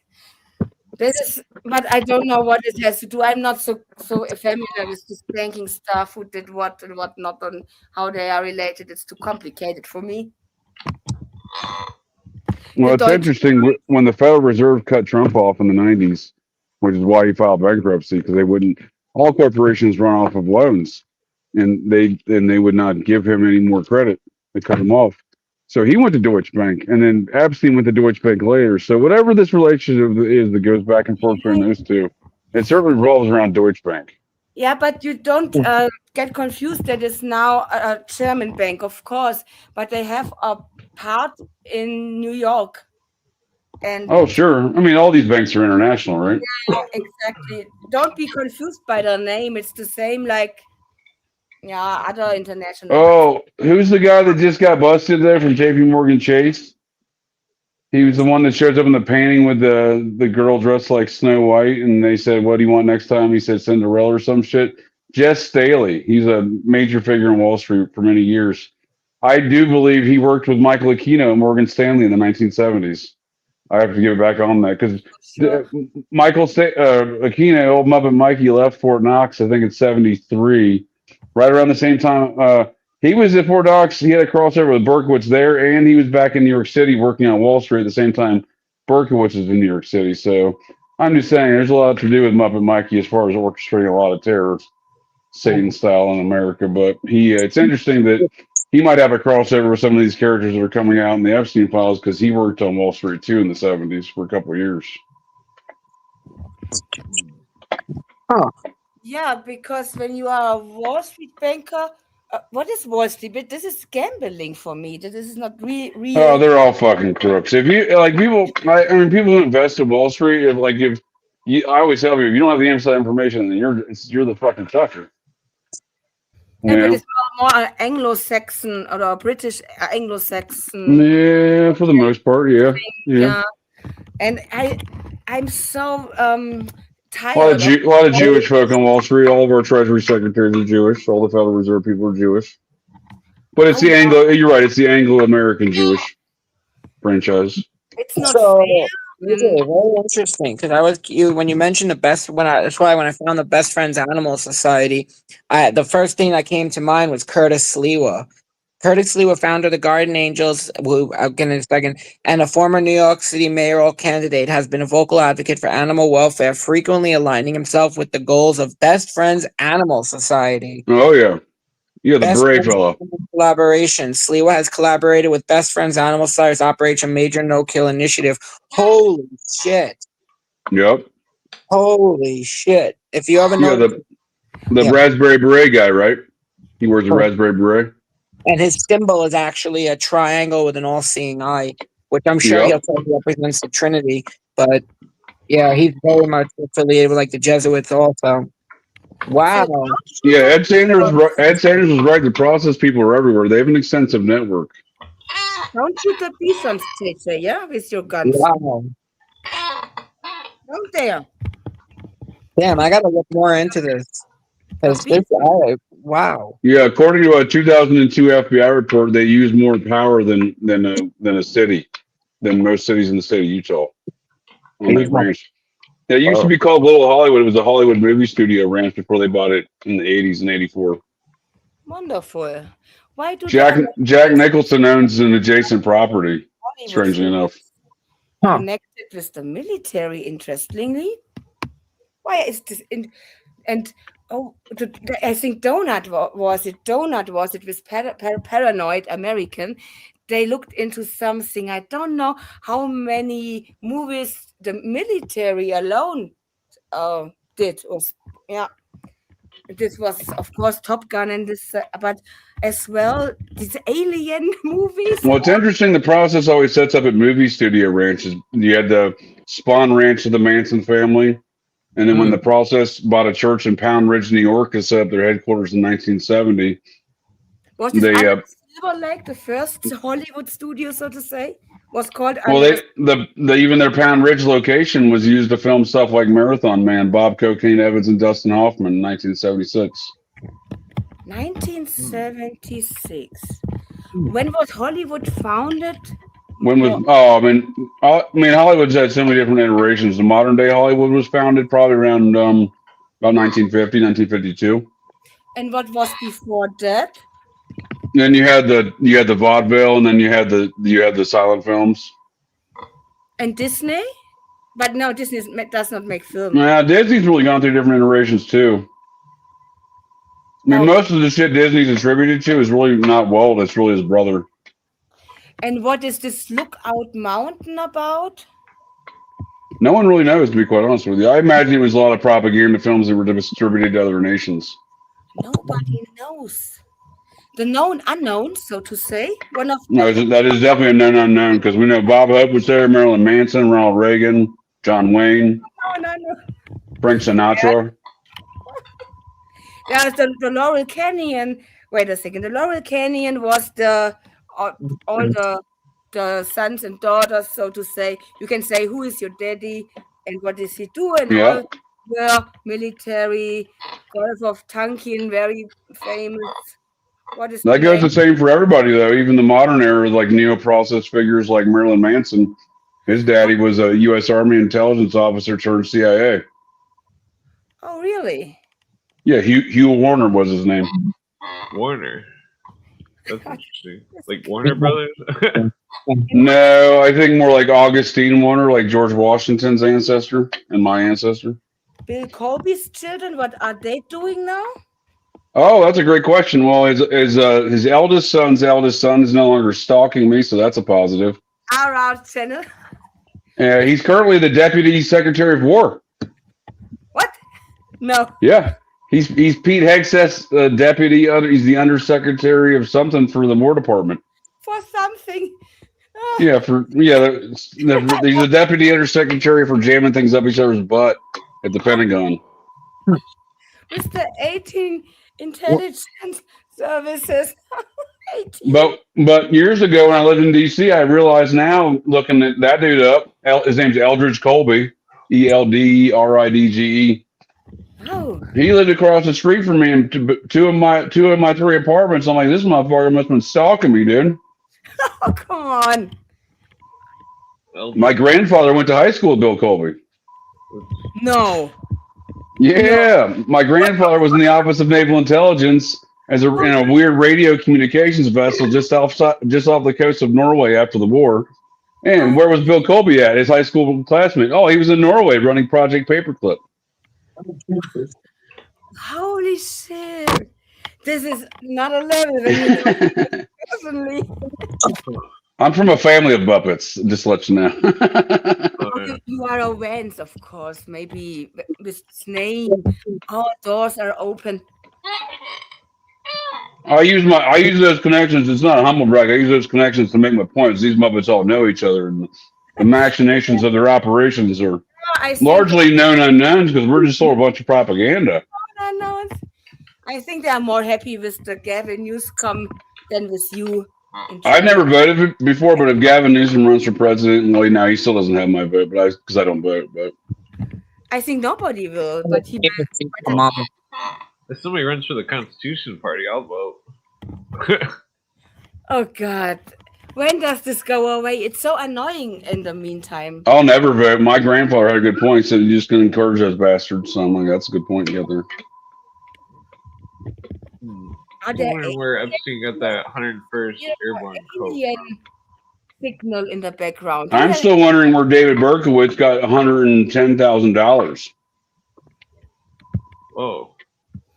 And that's $110,000 in 1977 money. That would equate to roughly $560,000 today. He probably got it from Elgar Hiss. Huh? David Berkowitz was a $500,000 sitting on his bank account when he got arrested. Dude, where did he get that money? He worked for the post office. Yeah. That's crazy. Where was he running? I think he was running operations for the Army. He was the Army's guy that infiltrated that cult. He got busted and found out, and then the cult put him up and hemmed him up for it. And I say that I'm not saying that he didn't do actual crimes. Most people that go undercover do actual crimes. I knew a fellow that infiltrated the outlaw ATF guy. He infiltrated the outlaw motorcycle gang for 4 years, and took him down across. He was part of a huge operation. Took down outlaw motorcycle gangs across the East Coast from New York to South Carolina back in 2011. But dude, it infiltrated for 4 years. He was their sergeant in arms. You don't become the head of security for a fucking outlaw biker gang unless you murk some people. Yeah, the ATA is Sauron. And he was an ATF agent. Lord of the Rings Sauron-looking building in Nashville, right? Oh, what is it? The ATA, or was this the something else? You said the ATF? No, the ATF are out of DC. Okay. Because your wonderful acronyms are so clear to understand, of course. Oh, they have field offices. They have a field office in there, but their main office is in DC. Okay, because Germans are not good in acronyms. And the Americans I'm only good with acronyms because they force me to be good with acronyms. I'm using the acronym finder, and then you have 50, maybe more. You can choose what it will mean. No, okay. Anyways, when you have the context, you are Americans, you know it. But you damn Americans. Yeah, you with the poor animals and the Great Hope they gave a Newscam and so on. He's the last white hope. He's the son of an SS officer. He's the last white hope. I like you because you took the Nazis with you last time. Maybe you can do it again this time. Maybe therefore Gavin came and said, "Come, German government, come with me to California." I'm telling you, California's a hotbed of Nazis. It sounds crazy. But in 1938, a Nazi fella built an entire city in the canyon adjacent to Laurel Canyon, the next canyon over. Point. Gavinuska makes Operation Paperclip 2.1 real again. Yeah, folks just don't understand how many Nazis there are out there. There was a city, a self-enclosed city in the canyon next to Laurel Canyon in 1938 that was built to house 40,000 Nazis. It didn't succeed, but I mean, what I'm saying is, you have to imagine the level of Nazis already present in which to even bring that project about. That's where the Aryan Brotherhood started, in what was it, in San Quentin prison in California. Yep. Yeah, that makes a lot. There's a lot of A lot of Nazis out there. Yeah. There was a lot of registered members of the Nazi Party though back in the 30s that lived out there. Yeah, I looked it up. This was an Irish fella. His name was Murphy, but he was a registered member of the American Nazi Party. I didn't know that as well. Matthew Ehret told it that in Madison Square Garden there was this Nazi rally. Oh yeah, they had over 100,000 Nazis there, right? And in charge was this guy, this Kuhn, who was in the head of the American German Bund. Yeah, and I didn't know it. And then came Smedley Butler in and said, no, go away here. And so Hitler was the Chancellor of Germany. Well, do you know who George Lincoln Rockwell is? Yeah. Yeah. Not only was he likely a member of the Society of Cincinnati, he was Office of Naval Intelligence, and this guy was the head of the. He was the first guy of the leader of the American Nazi Party, the reestablishment of it after the war. Let's see. Is he related to that painter? Rockwell? That I don't. He's related to the Rockwell Defense Corporation. Oh, interesting. Rockwell Collins. And the Collins is related to the Corona family. What year did Roy? What is Putin defending the Hitler-Stalin pact? But I mean, when you have somebody like that reinstituting the Nazi Party here in America, I mean, the guy was Office of Naval Intelligence. I mean, he was a commander in the Office of Naval Intelligence. He wasn't low ranking, you know. Yeah.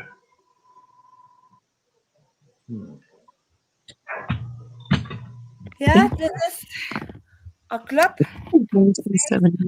Yeah, the Society of Cincinnati is a good starting point to follow or to trace their roots till today. You know? I mean, I look at Thomas Massey, everyone's favorite congressman. I think he's the descendant of a Major Thomas Massey out of the Virginia chapter.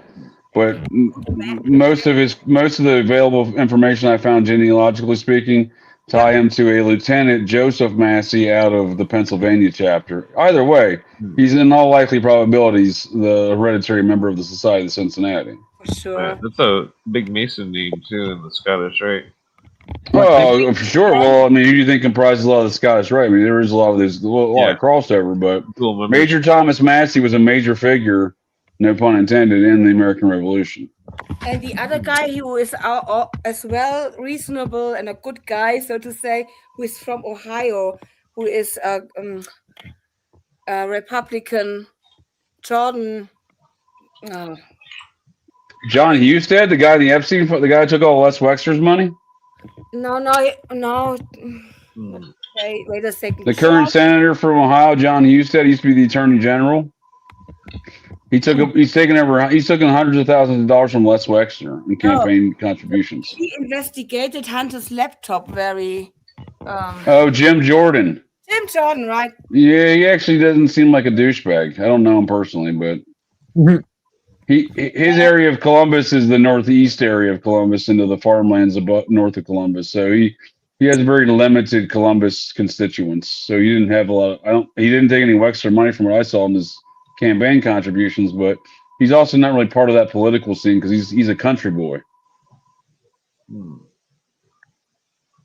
Yeah, but in the beginning he was so in persecuting Fauci, and then on the Hunter Biden laptop. Yeah, maybe they have to pretend to do something. Maybe some of. Well, I think you're also basing off what the news is reporting. For example, I believe it was he that opened up the investigation into Leon Black, who is the guy that owns all the school pictures, right? Epstein's buddy. And why does Messi force this? And he's as well on the Epstein files. And Bondi is on the Epstein files. Well, Bondi's wholly owned subsidiary of Scientology. She's taken millions of dollars from Scientology. This makes no sense. They're on the files. But I think it does because they've been orchestrating a drama in which to keep all that under wraps. And I keep saying all these Muppets know each other. You want to know? There's no left and right. There's no gay and straight in DC. It's just they're all fucking each other, and literally, physically, and monetarily. That's the game. Is it? Can we fuck somebody? That's all they live each day to fuck each other over. Yeah. It's interesting. I'm trying to figure out what year Roy DeMeo was made. I'll bring that up right now. Let's get back to my computer. Let me get it back online here. 1978. He maintained a cover job as a salesman for a Brooklyn company called SNC Sportswear Corporation. Oh, that dude was in all sorts of hood rat shit. He was selling stolen cars to Saddam Hussein in 1975. He was also heavily involved in like illegal like child porn and all that other stuff. And from Europe. Yeah, that's I've spoken a lot about him about stuff because the mafia is heavily connected to like Intel. Oh, for sure. They have been since Meyer Lansky, right? What's up? They have been since the days of Meyer Lansky. Luciano, because Luciano set up the deal with the OSS to protect the dock. Right, but Luciano, everyone reported to Lansky. Lansky owned everybody. This is interesting. Look at what this says. Talking about a Russian Nazi. What is it, like a hitman or something? I don't know. I'm trying to find this picture right now. Hold on one second. It's just one of the Epstien. I know. I got this here somewhere. I figured there was Russian Nazis. Cooper alleged that the Russians were singing the horse. What do you mean? You allege there was? They had their own Project Paperclip, bud. Oh, they did? I wasn't aware of that. Yeah, and all of their Nazis were talking to our Nazis because no one was tracking them down in El Paso, dude. Whoa. Yeah. What was the proper response to that? Oh yeah, there was something in Kazakhstan with Project Buran, the space shuttle Buran. Yeah. Well, that's where all of NASA and Russia have been launching shit since the 70s is out of Kazakhstan. We do joint missions.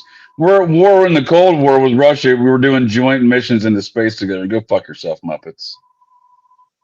Yeah. What was the Rosenbergs? Do you remember Ethel Rosenberg, the spies who were killed or the death penalty? Oh, the Rosenberg Spy Network out of Fort Monmouth, New Jersey that Edward Wynne Edwards was an FBI informant on. You know, the serial killer you probably never heard of. No, I totally forget the connection. What was this about with the Rosenbergs? Yeah, they were the big spy network there, the commie spy network in the 50s out of Fort Monmouth, New Jersey. Because the Sons say that they were not... That's the Voskerichian shooter from October. It would have been October of, not 75, but October of 77. No, October 76. I got my dates wrong here. Give me 1 second. Son of Sam shootings. But I don't know. That to me that looks identical to Roy DeMeo. Let me see. Hold on. It's pretty similar. They could definitely be. Well, it's supposedly Berkowitz. That's Berkowitz on the left, and then that's the suspect sketching for the murder in the center, and then that's DeMeo on the right. It looks way more like DeMeo than Berkowitz to me. Yeah, the eyebrows. You can see this. Oh, the face shape too, dude. He's got that meatball face shape. Wow. Double check. Wow, crazy. It makes sense why they. No one wants to recognize this mafia occultism, even though they do weird gay blood rituals with each other. So that was March of 77 at 7:30 p.m. So this girl was banging a teacher at Columbia University. They're in the fucking Epstein too, aren't they? They gave a fake dental degree to Epstein's girlfriend. So this is the student that gets murdered. She was allegedly sleeping with one of her professors, Virginia Voskerichian, was walking home from school when she was confronted by an armed man. She lived about a block from her. This is the only one that happened with eyewitnesses, like right there. There was a dude who was like fucking 4 feet away from this. It has all the hallmarks of what I'm saying is the MO of this crime has all the hallmarks of a mafia hit too. Some dude with a gun walking up to someone on the street and just blasting them, regardless of witnesses, regardless of time of day, regardless of the environment. That's a mafia hit all day. Yeah. So you think that Berkowitz was on the payroll just to take the fall? I think Berkowitz was on the payroll of the U.S. Army. His discharge makes no sense. First of all, if he burnt down the NCO club in Korea and got discharged dishonorably, there's no way he's taking a police exam, which he was doing at the time of his arrest. He was registered for a police exam. He was trying to be a cop.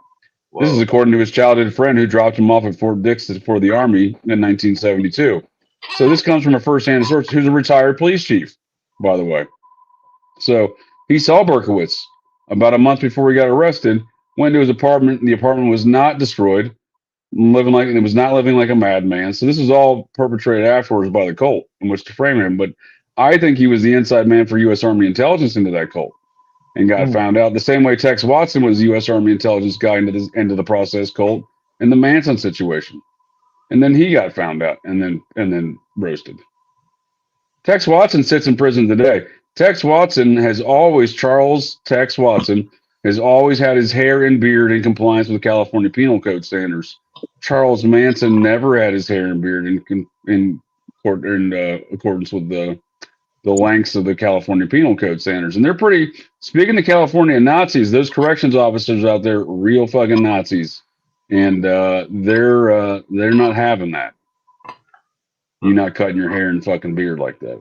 Are you speaking of the new hero, Gavin Newsom? Gavin Newsom, he's a white savior.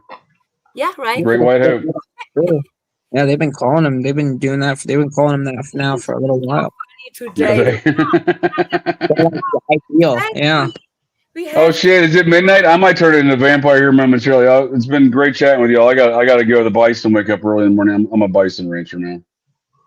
Oh, nice. Take it easy. Don't shut the piece. Thanks for the info, man. That's a lot of good info. Appreciate the invite. Always good to chat with y'all. Yeah, look up Tex Watson's mugshots next, and Bobby Beausoleil. You know, Kenneth Anger's boyfriend. You know, the curly-eyed Kenneth Anger's boyfriend, Bobby Beausoleil, who's also a Manson lieutenant. Both Beausoleil and Watson are in prison still today, and both have always had their hair and beard and haircut trimmed in accordance with California Penal Code. And every mugshot, Charles Manson never did. Yeah. It is so amazing how you do that out of your brain, JJ. Are you in my brain, old man? What's going on right now? I have a script when I watch your show. I write down all the name and and use this. You have all in your head and can remember these names. It's so wow. I'm really. Well, I appreciate that, man. It's a blessing and a curse. And on that note, it's 12:01. I'm gonna turn into a vampire. I'll talk to y'all later. Yeah, okay. Yeah. I'm gobsmacked over Curtis Leewood because I've been trying to figure out Curtis Leewood's connections to stuff for a while, and it's like he has some Jesuit connections, but I'm like, nah, there's something else going on.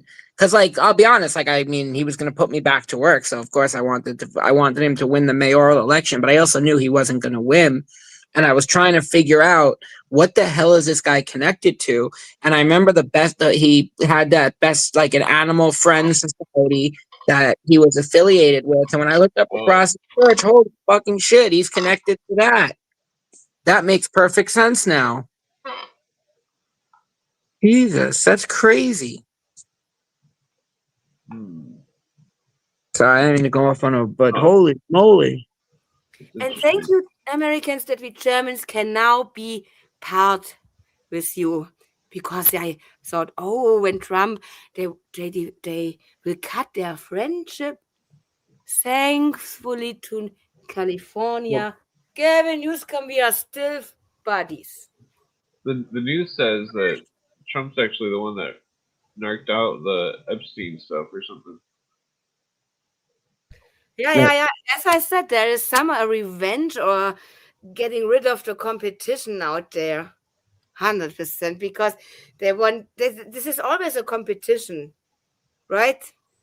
Well, I mean, when you change sometimes they have the upper hand. Even in this Italian or Jewish mafia mobsters as well. This every time came up a fight. Till Al Capone came up with this idea, come, we have to be friends, even if we have our fights in the family. It is normal. What is this? It's my It says family as well, but not on this level. Do you know what I mean? And everyone wants to lead, and they have not always the same opinion. It is normal that they are fighting. And then it comes to a point when they get rid of some guys of them. No? oh yeah. Great. That is what I see in Trump. Q said so. Well, he seems like he's possibly some kind of on the good Templar side. He's trying to save Israel or some shit. Doesn't mean it is good. This is about interests. It's always about interests. And sometimes you, as normal people, benefit from the interests the guy in charge has. But that has nothing to do with us people, I think. Yeah, anyways. But Yeah, I will go to bed in the next 10 minutes. You reading the Gmail made up? it says Nazi quite a few times in the Epstien files. Damn it, now I thought there was 321 results. And then he can hack Gmail. What the fuck? Hack my... You will find nothing great there, but... He can't. He said in a week he could learn how to hack. He didn't say he Yeah, could. I'm being hyperbolic because I can't even fucking get my computer to be to like I forget. I can't even remember passwords. So I always use the same password. Do you recommend that? password 123. 1, 2, 3, 4. Like in Space World, it gives up. The passport is 1, 2, 3, 4. Damn it! I have to change the password on my computer. Oh. Clint is reading the secret top. What is the difference between secret and top secret? Sometimes I read in the German, in the American CIA archive, secret, and sometimes top secret. What's the difference? I'm not sure. Probably the same thing. This is interesting. It's talking about the Swedish Democrats party with neo-Nazi roots. There's so many mentions of. They're talking about this bank what? here. They're talking about this Nazi bank or something. And they keep then they got this the Nazi What is brain it? breakfast. Top German merchant bank founded in 1854. Talking some Omega Omega selling. Yeah. I'm wondering how many times KGB comes up in this. How many times what? KGB. Oh. Or even KGB and Nazi in the same sentence.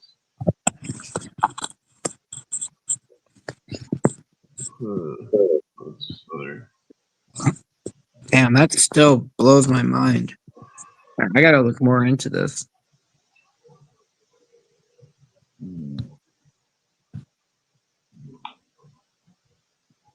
Let's see. Well, that's heavily redacted.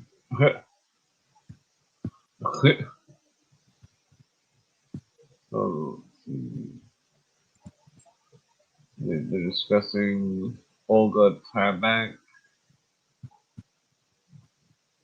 claim that Palestine was a land without people. Olga, what are they talking about here? Vienna.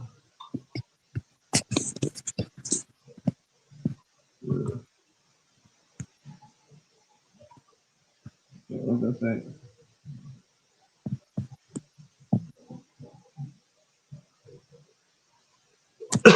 Oh, excuse me. All right, sorry, I'm a little bit brain dead here. Yeah, it's totally cool. Into these, let's say showing cartoon. Yeah, there's this whole thing. I wonder if, well, there's quite a few. I think they're just using the word quite a bit, just as What word? KGB. They're saying Nazi a lot in their emails or whatever. Just kgb.88.bk.ru.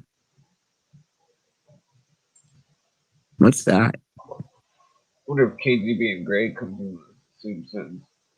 Christine Claudich, what does it say? I think it's the email KGB. Claudia Stanova, Aneta. Hmm. Hubskills.com. Hub4skills.com/lawn. Oh, that might go to a actual website.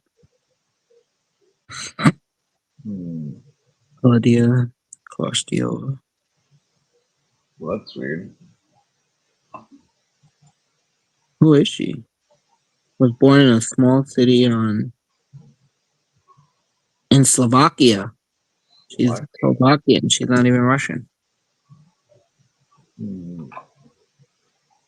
Yeah, the OVA is a lot of Slavic. OV for boys and OVA for women, for girls. It's probably one of the hookers or something that Epstien was involved with, or even just. Let's see. Yeah, wait, what are those things? Collaborator. Well, the uppercase KGB is probably something. Maybe you'll find it interesting. Oh, here it is. Maybe you'll find this interesting. Former. Oh, you can click on it. Well, I don't know if I want to click on it. I apologize. Well, I mean, if there was something bad, they would redact it. No. I'll just say bye. Good night. Former collaborator of KGB. Have a good night, Ellie. Good to hear from you. How's your dog doing, by the way? Oh, better. All is good. Thank you Thank God. for asking. Thank you. Good night. Good night. But All right, get ready to get hacked. No, I'm kidding. well, no, I'm gonna Google the link. That's a good idea. Yeah, freaking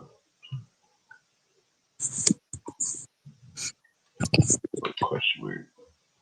It says it shows no link. That link That's doesn't why I put it there.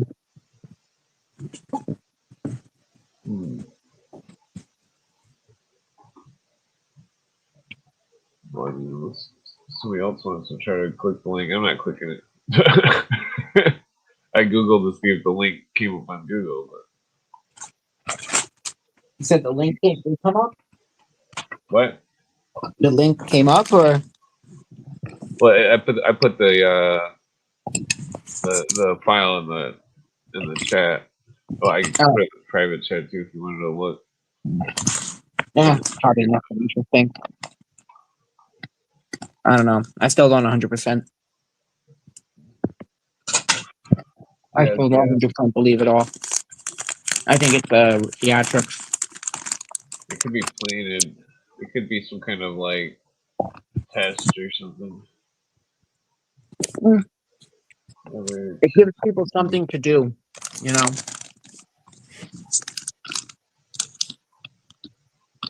I mean, I think that 101st Air Force airborne jacket was. Did you look up in the things 101? Yeah, in the emails. I didn't see anything. Well, I mean, there was a couple of things that came up, but not anything about a jacket or family or anything or something. KGB at work. What is it? Well, that's interesting. Who's killed? Some kind of Russian name. Krina Shuliak. KGB at work. Bella. Great. Glad you figured it out. Why?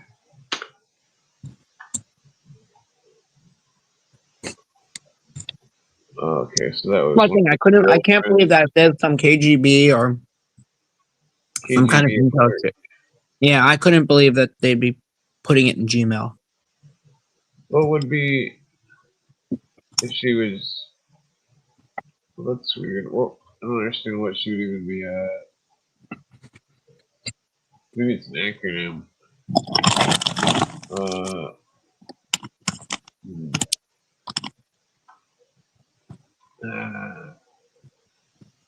mean, that is kind of a weird name. She could be like a Russian or something. Because yeah, usually the chick looked like when I Googled her name, it looked like she was in her 20s or something. And Mm. typically, chicks in their 20s, I don't think would know what KGB means. You know? Yeah.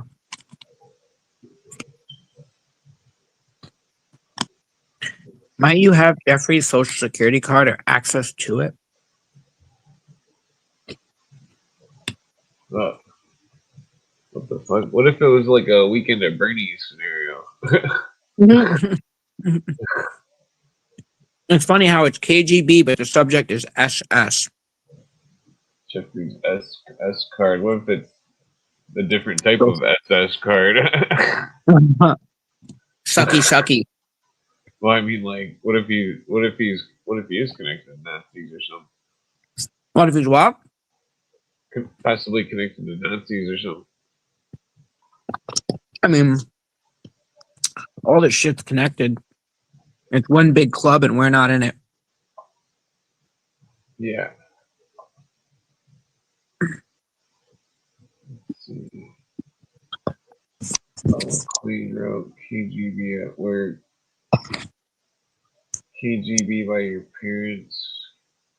Well, this is talking about KGB literally, but I don't know if this is Chancellor review of a book, and it's probably just quoting from a book or something. Seems to be a lot of I think that I know what's going on here. I've seen people Googling it, or I've seen people talking about this on Twitter. I know what this is. This is funny. Everywhere's where there's an equal sign Mm-hmm. is a letter. This is a coded letter. This is see the equal sign. Mm-hmm. They're probably too stupid to figure this out. Each equal sign is a letter that is part of some kind of part of some kind of code, Mm-hmm. and then it could be an algorithmic code, or what you would call it. What is that? Oh, damn, I can't think of the technical term. Let's see. John looks blue.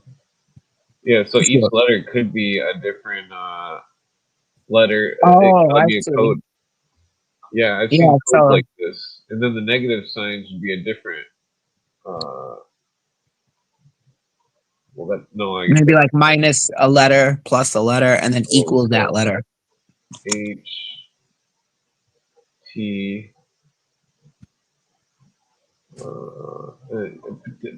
Most likely that there would be a 5-digit key in the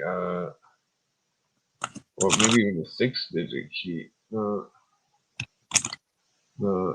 they would have to have a 5-digit, 4-digit key to break the code, and I'm not very good at that. I was gonna say maybe equals is the No, letter of the thing. The plus would be a plus the letter, and then minus would be minus the letter. So if it's like B, it would be minus would be A, plus would be C, and equals would be B. Yeah, well, they seem to be using the minus sign as spaces. There's a lot of equal sign though. I would say this is definitely a code or some sort. Mm. All these fucking let's see how many times does it do Put them it? together. A. Well, I'm assuming that it's S it's encrypted, but A S S T C ASTC T. Yeah, it doesn't seem to be J. Yeah. Yeah, I think it's definitely a code though. Because why else would they be sending all this shit, you know? Yeah. And then having taken the time to take out a letter and put a space, you know, an equal sign in when this is clearly copied and pasted. Mhm. There's no way that it would. This is definitely coded. Huh. Damn it. I know a fucking coder dude, but he's super commies. Well, He that's why never he's a is. coder, dude. He's like, oh, you don't. What was he? He talks about stupid shit. But if I bring up anything conspiratorially, he'll just fucking totally ignore it. Yeah. Like, it's like, what the fuck is wrong with you? Why are you brainwashed by communist bullshit? Gotta be brainwashed by something. Yeah. Let's see. Yeah, that's got to be coded. I wonder how many other. Because I've never opened up a book or seen any PDFs or any files. I've never seen any articles with that many equal signs like that anywhere. Have you? No, I've never seen that before.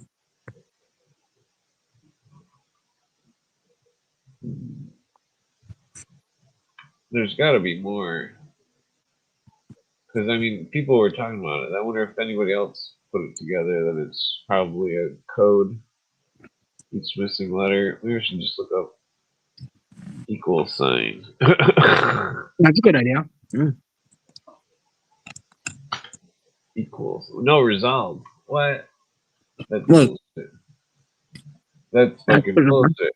You can see the equal sign right here. Yeah, maybe it's not the U. Maybe it's a different symbol. No, it's So picking why it up don't on here. It's mentioned 71 times. It says. you try copying and pasting it as it is? Don't just put it in. Try copying it. Yeah, it's not letting me. Try Control C. Oh wait, here we go. Oh, yeah.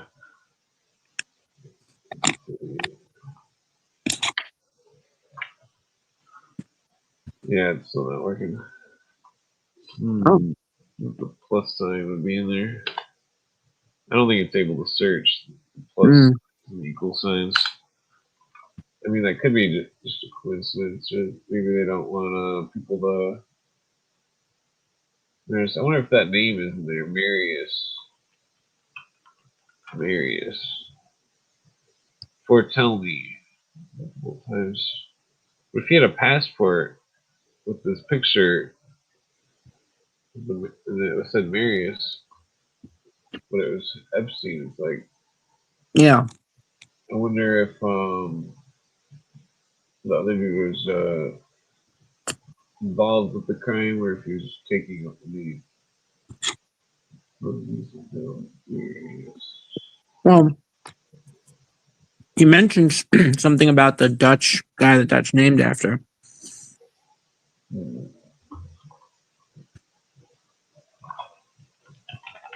Marcus Fortelni. Wonder if the word Marius is the same. No.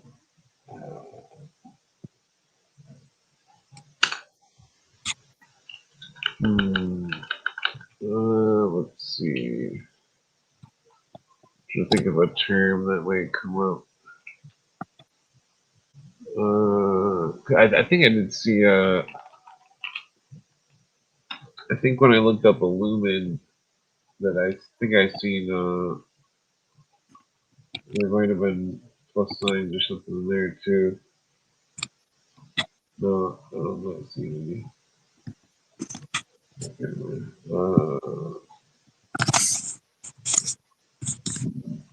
Yeah, that's got to be a code. I mean, I'm sure somebody's already figured that out. I would assume. Yeah. I bet there's a subreddit for the Jeffrey Epstein files already.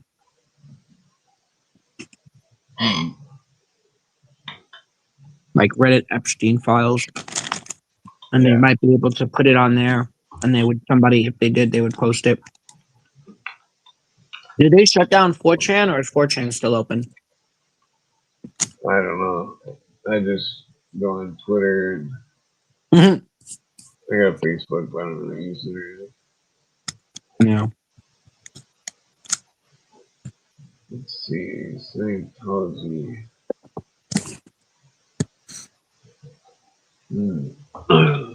Krasner. Online. Hmm. I wonder if there's got to be something in here that somebody's. Will you see going down a Like, second? FBI, Epstien, Scientology. Wait, radar online versus radar online v FBI Epstein.pdf. oh, this one. Yeah. FOIA. I can't. Oh wait, hold on. The phone is zoomed in. Oh yeah.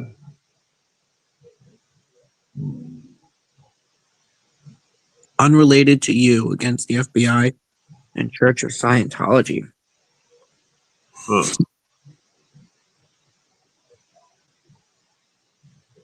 Church of what? RE. Doesn't that mean replying? Let me see. RE. Does that mean replying or forward? Yeah, Or it's is. reply. FWD is forward. RE is reply. Okay. That's attorney-client privilege. I don't think that can be published.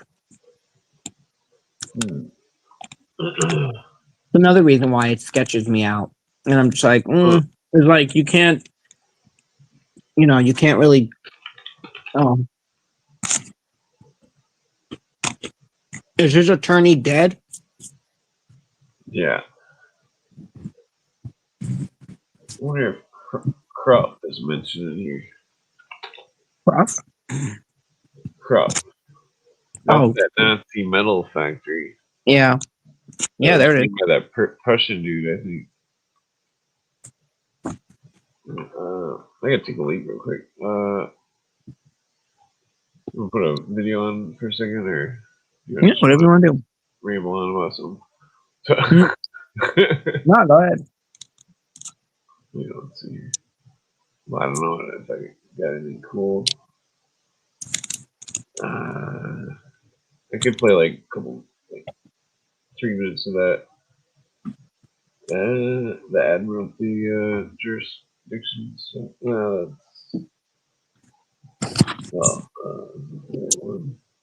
yeah, I'll play it for a second.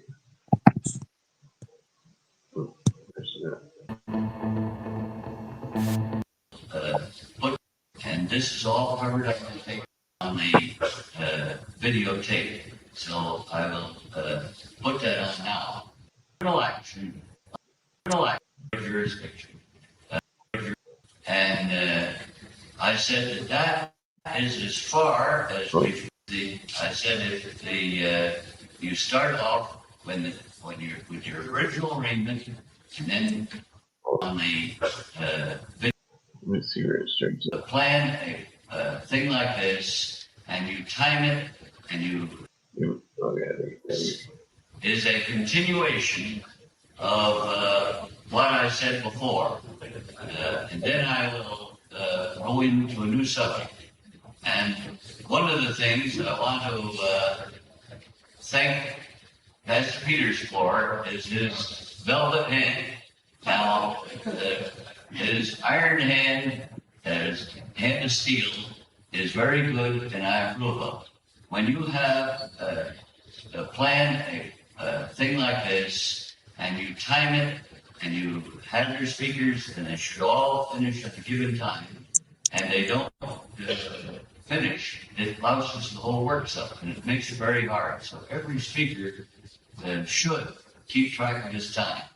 And I apologize for not keeping track of my time before, and I ran with about 10 minutes more on that talk that should have been on the videotape. So I will put that on now. What I was had covered is that the procedures that you would follow if you were in a court, and if you start off when you're with your original arraignment, and then what you say to the judge, what he will say to you, and this is all covered up in the paper, up to the point that the judge has declared it's a statutory jurisdiction. And I said that that is as far as we've ever got any court to go. They have come to the point that they say this is a statutory jurisdiction, Mr. Freeman. And then at that point, what you say is, thank you, Your Honor. Let the record of this court show that this particular criminal action against our Freeman is a criminal action under a statutory jurisdiction. Now, if there's no interference from the court, you set that right into the record. Then you turn to the judge and say, Your Honor, I do have another problem here. I have never heard of criminal actions under statutory jurisdictions. I'll be glad to accept that jurisdiction if you can show me the published rules, or tell me where I can obtain the published rules of criminal procedure for statutory jurisdictions. Now, there is no published rules of criminal procedure for statutory jurisdictions. And so he can't tell you where to find them, and he can't show them to you. And at that point, we've run in cases where at that point, the case is just dismissed. The one case that reached that point, when the prosecuting attorney was in the courtroom, and he said, I don't think there's enough merit in this case to waste my time, the court's time trying it. I move the case be dismissed. That was in a case, a member of Peter's church who had let his driver's license expire, and he had not reinsured, so he didn't have. This guy's not the greatest talker, but he's really intelligent. I mean, he's a good. It's a long story. So like, how does it all go? He talks about this thing that happened in 1938, where like there was an agreement made. He talks about the laws of how agreements are made and how that. How does that go? It's like an agreement was made, and that we were basically declared as parties to the agreement in like 1938 or something, to this debt and all this stuff, and that it's like the people that created the what was that called? The Federal Reserve. Speaking of well, 1938. It was what was that called? So, smoke more joint. It's the only way to cure being super stoned. Yeah, they well, so there were creditors and there were debtors, right. and the creditors were in control of the how they would get their credit back, and fucking I'm sure hopefully that was too long. But like so all these systems, that's why if you argue the Fourth Amendment and you're driving, and they'll be like, oh, and when you get in court, they'll just be like, oh, well, you signed the license, you agreed to waive your rights, yeah. And fucking I mean, like, that's where the whole it's like they couldn't answer my question in court. This judge had like a 10-year degree. Yeah. I'm like, if this is a civil court, how can there be criminal liabilities if I don't pay the child support? He couldn't answer it. And fucking and I'm like, well, what the fuck is this shit show? Like, is this law? Are you guys practicing law or equity? What is it? You know what I mean? Like, it's like fucking because they were like, I mean, that's a complicated subject. I mean, and I probably definitely quoted a lot of wrong shit along with real shit, but I definitely quoted the real shit first, because otherwise they wouldn't have, got rid of the evidence of them violating my rights, right to be my own attorney, etc. Like they went in I went in there and fucking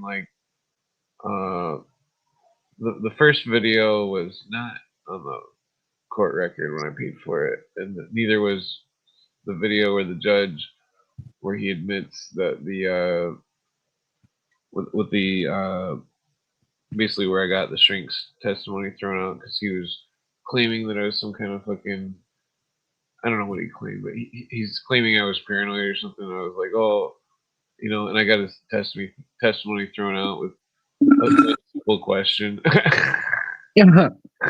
Asking him if he could do a proper assessment, or excuse me, a proper forced assessment without without knowing that the patient was in pain, like constant pain. Yeah. And fucking, I had put my doctor in the stand. It was like, do I have horrible ulcers and stuff? Yeah. And but so yeah, then I put it on the stand, and that part wasn't in there where he admitted that fucking and the part where I asked the judge if it was how there could be criminal liability on child support, or say you were in traffic ticket court. Yeah. If it's civil jurisdiction, it's civil infraction. How can there be a criminal liability? They'll try to. The internet says like, oh, because you were what's that word? What was that thing that they kept saying to me every time I went to court? What is that word when you piss the judge off? Contempt. Yeah. They say that if you don't pay the fine, you're in contempt of court because the court asked you to pay the fine. It's like, what? That's fucking that's some bullshit language. They're fucking they're fucking it's just like what I was telling you with the traffic tickets, licenses, all sorts of. They're excising taxes in ways, and then they're calling them licenses, child support, all these different things. Those are all excise taxes. A traffic ticket, it's an excise tax, a direct excise tax, without representation, and fucking That's why they were telling people here, like, don't pay the congestion charge because it's not actually doesn't fit the legal definition of a tax, and it wasn't voted on. Like if it's not a voted on tax, then they really shouldn't be. Yeah, Cooper said he beat a speeding ticket because not that I'm suggesting anybody. I'm not giving legal advice or anything, but but he got a speeding ticket thrown out because he's like, you're gonna excise the tax on me without representation or some shit, and fucking.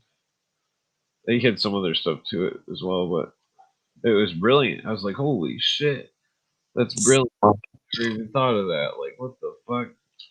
Because I mean, it is by definition in law. And I'm sure there's a million court cases to back it up too. And fucking, Oh yeah.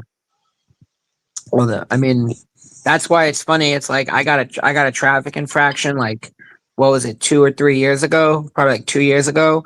And I've gone to court. I have to go to court. They can do 5 times. They can force me to come to court to answer for it. And the judge and the cop doesn't have to show up.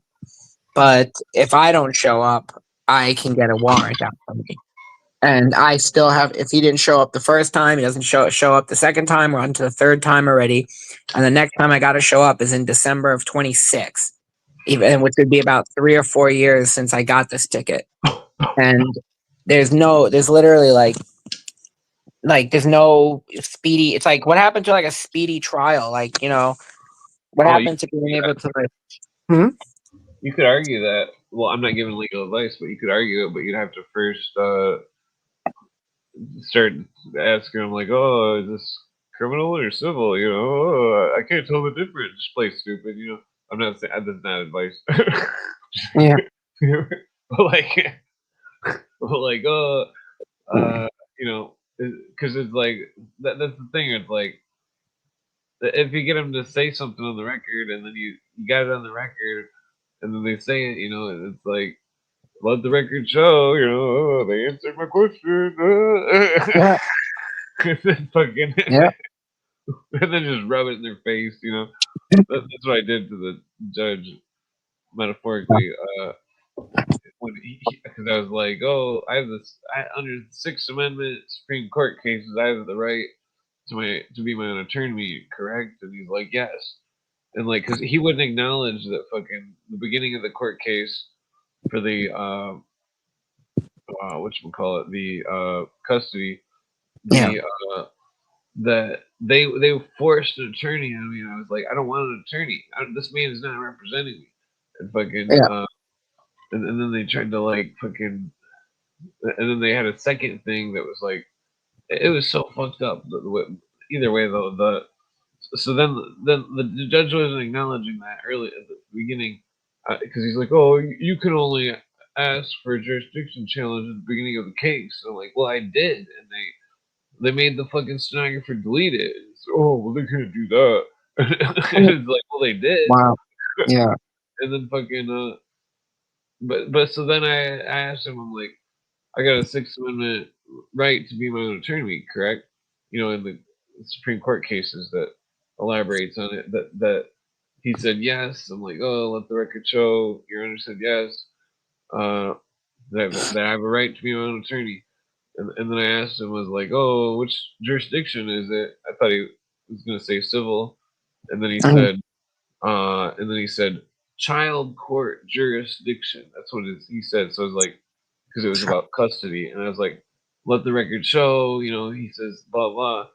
And then I'm like, so Your Honor, I'm like, can you answer this question on the record? And and I'm like, where can I find the rules and procedure of the jurisdiction you just said in the public area? You know? Yeah. He said there was none. He said there was none. And I was like, let the record show there are none. And then I'm like, so Your Honor, how am I supposed to what is that called? Litigate my case if I can't see the rules and procedures. How am I supposed to do that, huh? Well, that's why they want you to have a lawyer. Because then if you have a lawyer, then it's like, oh, well, that's why they try to say that a person who represents himself has a dummy for a lawyer. He didn't want to answer because he knew that they were violating my rights. Because I couldn't possibly litigate my case if I can't see the book, the rules and procedure, if there's no public access to it. And so they're operating under secret jurisdictions with secret rules and procedures, which are not available to the public, but only to licensed attorneys, which is a right that they're charging money for. Technically, they got it. So there's violation of the Equal Protection Clause for someone to have special rights and privileges, such as a bar member. Yeah. Yeah. No, I mean, look, it's the same in our case. I mean, there's somebody there. The city is literally paying a law firm to somehow yada yada yada bribe the judge or get the case not to get resolved, and they're just dragging it out for 4 years now, even though they know what's on the line. And it's like, where is the right to a speedy trial, especially when your livelihood is on the line? Where is your right to due process? You know, what you've been denied it already once. It's like, but that's the problem, is nobody fights for the equal protections. That's how you lose them. And unfortunately, people have been much too willing.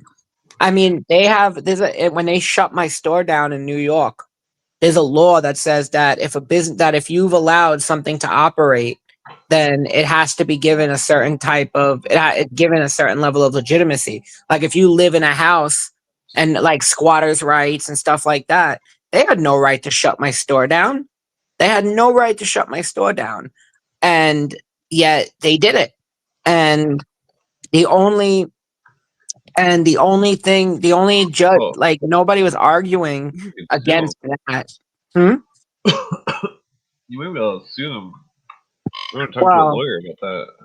All right. Well, we could have if the owner would have gone with my lawyer, we would have won either the hearing or the Article 78, and then we would have been able to sue the city for damages. And I told my idiot boss that, but he chose to go with a celebrity lawyer who screwed us the last time.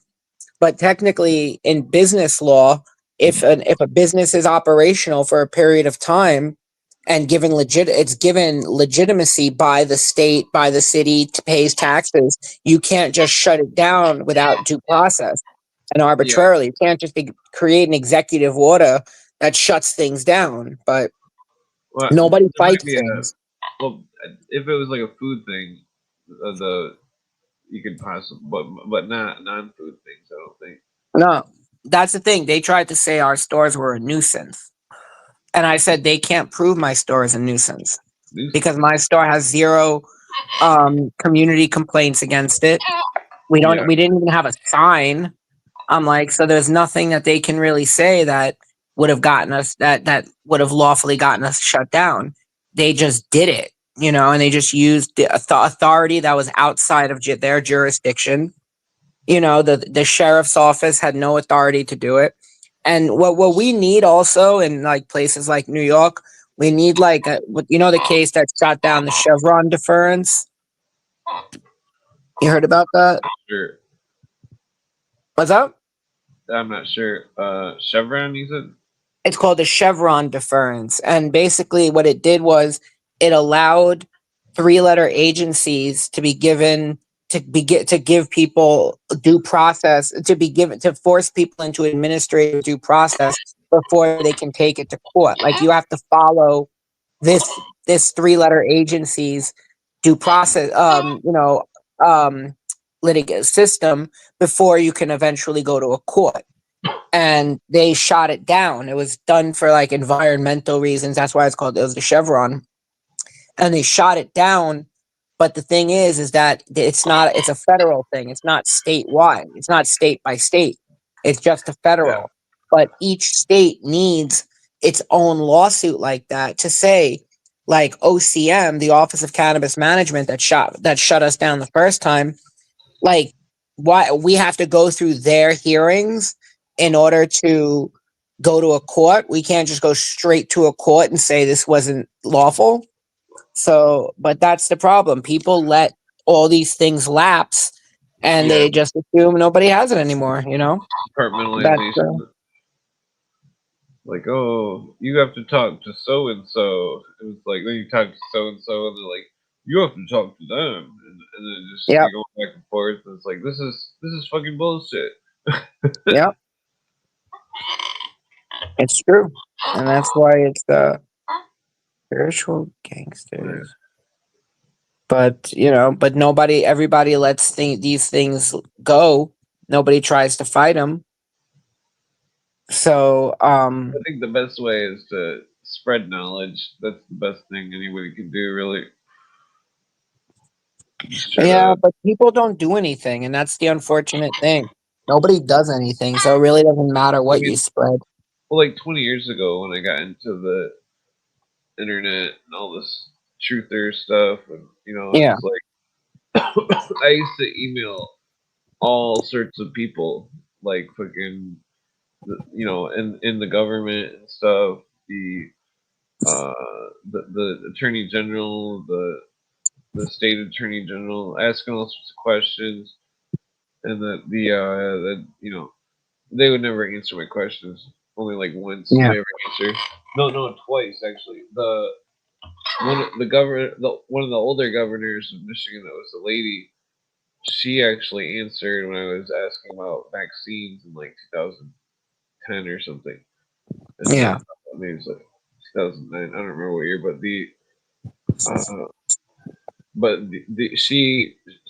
she replied. The governor replied back in 15 years ago or whatever that she didn't want the marisol in the vaccines. And I was like, wow, that's amazing. Like, she actually replied and had the same opinion as me against, the preservatives. But that's the only other time was I was asking about the bar membership, I was asking if they could prove that the membership was licensed, and they gave me a law that said, the secretary gave me a law that said, members of the bar consist of licensed attorneys. And so Yeah. then I asked her, I was like, so if I have a bowling team and there's members of a bowling team and it consists of licensed drivers, how does the membership how does the membership equal a license? Yeah. They didn't answer back. No, they don't. Yeah, Yeah, yeah. because like typically on the state constitutions, the judges have to be licensed under the bar, well, licensed to practice law. And I've called multiple bar associations and asked them the simple question. I asked to talk to their attorney representative, and then I asked, "Can you please quote the law that says that the bar membership is a license?" and Yeah. Then I asked them to read it off their bar membership card. I was like, "Can you please read the word license on your bar membership card?" You know, 'cause Yeah. that's to do with the bad side of the rights to work thing, you know. Because there's a good side and a bad side. The bad side is that basically the attorneys have to be forced into a union to be attorneys. The union is the bar. Well, that's the problem is that, there aren't, these laws don't exist, and nobody, nobody demands anything. Everybody just follows whatever the rules are. And they means they don't have they don't have to follow any sort of due process. They don't have to be held to any kind of standard. We just accept authority as authority. That's what we accept it as. And that's wrong. So that's what's so ridiculous. People are just very easily just, you know, like they're just very complacent, and there's no way to fix that unless people are willing to actually say, no, I want answers to these questions. The law is not designed to be as complicated as it is either. Like people say, like, oh, what do you like when you get pulled over by a cop and you assert rights? Oh, what are you, a lawyer? Where'd you go to law school? Where'd you get your law degree? And it's like, Yeah. bitch, the reason why all you need to know is the number of the amendment, and you can exercise it. I'm exercising my Fourth Amendment right. You don't have to explain nothing to nobody. Would you like to answer questions? I wish to exercise my Fifth Amendment right to remain silent. Oh, that's for criminals. What do you have, something to hide? No, it's got nothing to do about anything to hide. It's about the fact that I don't want to talk to you and I don't have to. Yeah. And they don't get that. That's why I have a dash cam in my car. That's why I got a dash cam, because, I'm not dealing with this shit. What's up? Harassment. Yeah. Harass me, but it's only because I would do burnouts at stop signs. Yeah.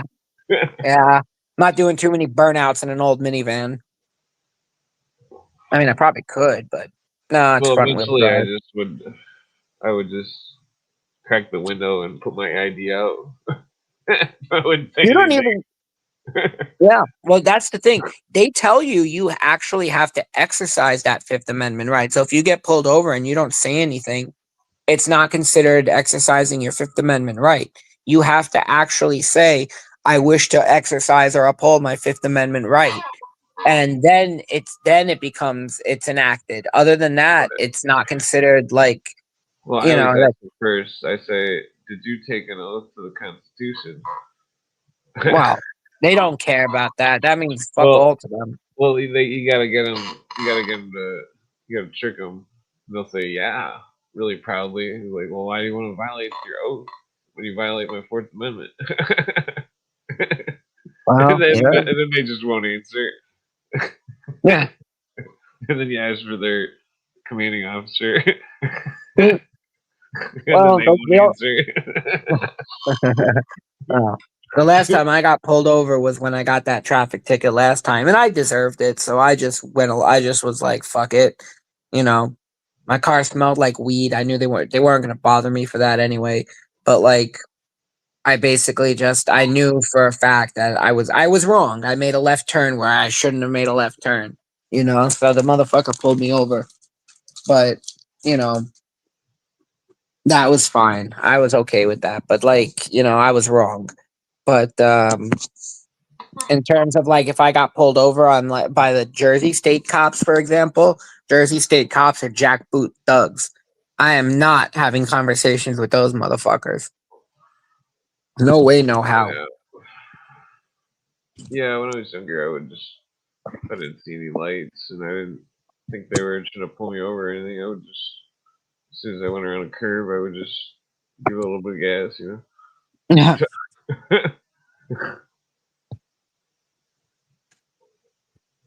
Anyway, this is another document. This one does have, no, this is equal signs again. I bet you these are codes. This one, let's start. Let's just start here, see what it says. The version of tit for tat. So T, D, S, T, D, S, S, T, D, S, S. He could be using an app bash cipher. T could be the opposite letter. D could be X or whatever. Uh, 2 letters in a row. That letter is probably an E or something, or a D or an E if there's 2 letters in a row. Mm. Possibly S. There's an S, G R N T N S. Yeah, I think it's definitely No. Y T. I think it's definitely coded Y T I. Yeah, it could be Abash cipher. It could be the 5-digit or 4-digit moving code. I forget what the fuck that's called, but it's really complicated math. Well, I might be stoned.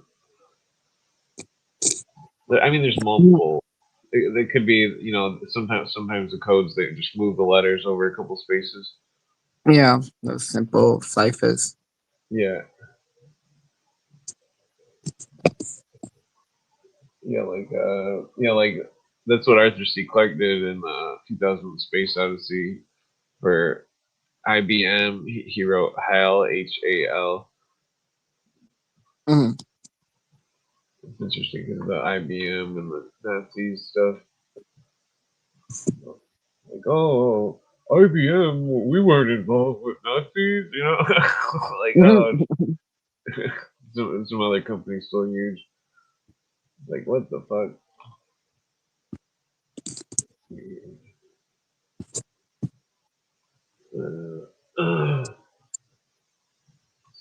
Yeah. Well, is that a no? That's an equal sign too.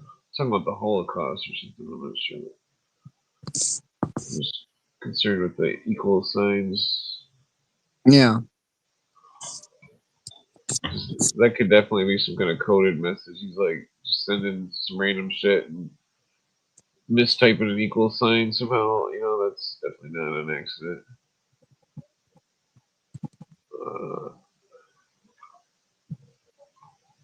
Hmm. Yeah, that was a document involving the word Krupp, but it's probably just it's got the history in it of Nazi stuff. Yeah, and where the placement of the my bank's fucked up. The placement of the equal signs it doesn't seem like it's relevant in like some kind of equaling capacity or something. Mm. the I think it's definitely code. There's ouch, damn it! I sure my foot's fucking like. I ran into this like movie theater chair thing. I got in the kitchen, fucking.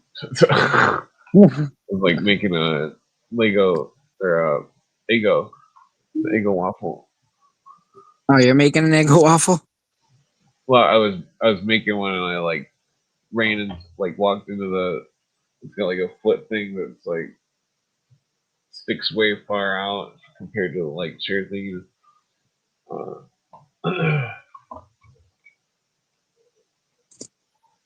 Yeah, I was eating these. We got these are from, we get some really interesting stuff out here. And these are like, we call them Romanian packing peanuts. They're like these weird corn puff things, but they're ridiculously addictive. And they're like flavorless too. That's what's so crazy. But they're made in Romania. Oh, Yeah, product of Romania. Yeah, the what was I gonna say? You see a lot of weird snack food. Jalapeno crunchers. Those are Jalapeno what? jalapeno cruncher potato chips. Oh, that sounds pretty good. Eat that with like this like root beer that used to be in Michigan. Root beer? Yeah, root beer and jalapeno crunchers. That is a stomach churning combination. Verner's is ginger ale. Oh, yeah. Huh. My friend used to always bring back Verner's whenever he'd go to Michigan. He'd always bring a whole bunch back. Oh yeah, yeah. Brenner's pretty good. Yeah. And then they started selling Faygo at all the Dollar Trees. So it kind of made it a national brand at that point. Oh yeah, yeah. I would drink Faygo. That fucking Detroit tap water. Yeah. I would not drink that. I drank it for a couple years, and I don't think it was good. They had like every flavor imaginable. Like it's like bubblegum flavor, ice cream flavor. You know, it's like holy moly. I mean, yeah. Well, the red pop, that stuff's fucking like super red flavored. Probably horrible for you with all the red dye. Oh yeah. A lot of Beatles gave their life to make that. Well, I think it's red 40 or something that shit's bad for people if they prone to seizures or anything. Yeah, red 40 is made. It's dead beet. It's like ground up beetle. But they was saying, I think it was like the yellow number 5. I remember when I was growing up, we used to say that Mountain Dew caused your sperm to die. I remember we used to say that, but I mean, I don't know. I mean, I think yellow number 5. I think all that. What was? I remember one time I was at school when I was young, and they gave everybody Surge at the end of the year. Yeah, Surge. I thought it was weird. It's like, why are they giving us Surge? It's like a promotion or something. Like, is the company like giving it to the like it seemed weird because it like just came out. It's like what the fuck, Surge. So they wanted to give us like a ton of caffeine. Yeah, that stuff was. I can't believe we drank that shit as kids and made it to this age with our like living the like. Wow, that stuff was. I remember that stuff. Oh yeah, Everybody loved that was mid '90s shit. Oh, yeah. You ever drink the Jolt? Jolt? Yeah, Jolt soda. Nah.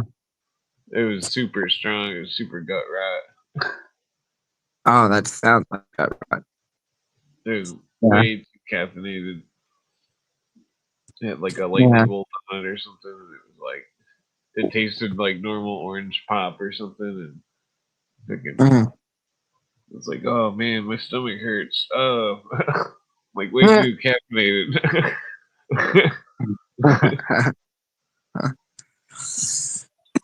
Yeah, no, that stuff. Yeah, something pretty gross.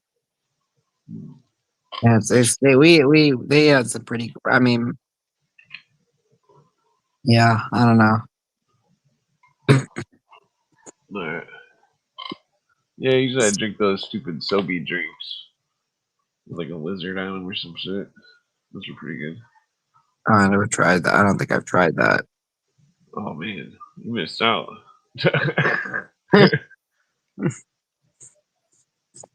Yeah, they're pretty good. They came in like a glass bottle that was like indestructible.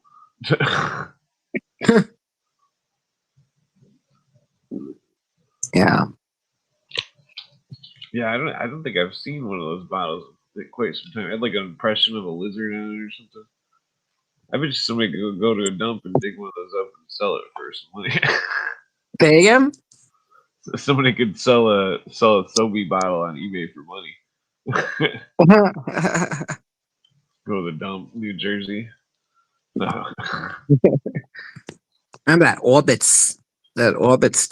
If you remember that stuff was brutal. I mean, it had the little pieces of Oh like, yeah, like that Asian drink kind of. yeah. Except it was like somehow suspended in there, and it was even sketchier how they managed to do that. You know? Yeah, kind of gelatinous weird shit. Yeah.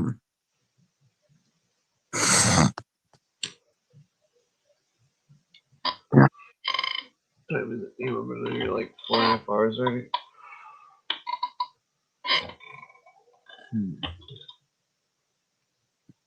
Yeah, I don't know if there's like usually there's programs where that you can find online that'll run to check if it's a code or something. Like type in the letters and then it Mhm. tries to see if it's a code.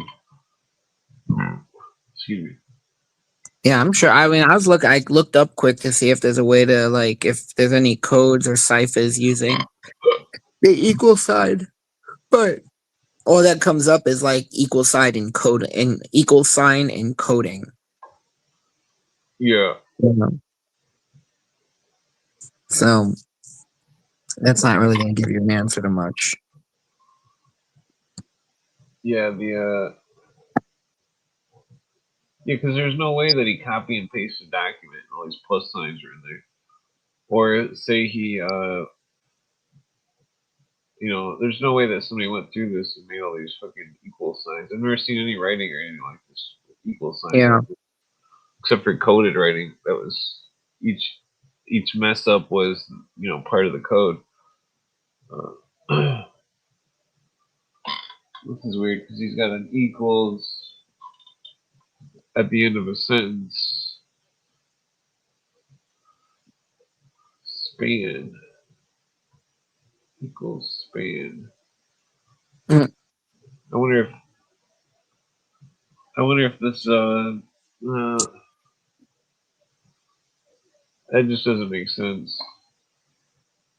That would be where the equal signs the placement. That would be Yeah, it's got to be something to do with that first letter, but maybe it's like first, the one before, one. Well, I don't know. T H U You. S dot Thus, A into what was that letter there? Into call it. Well, that one doesn't make sense. I don't know what that. It says into equals off. So I don't know what that middle letter would be. let me see. Which one is it? And it says like the equals Netherlands. That's weird. And like equals like Holzwerks Deutsch Welt. Oh, Oh, I just pushed the wrong button.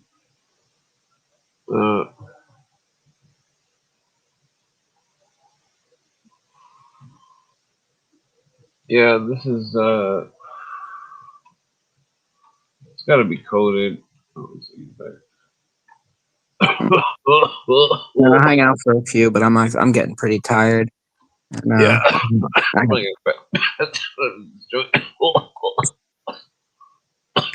Whoa. damn, that sounds strong. Yeah, it's some kind of indica or something.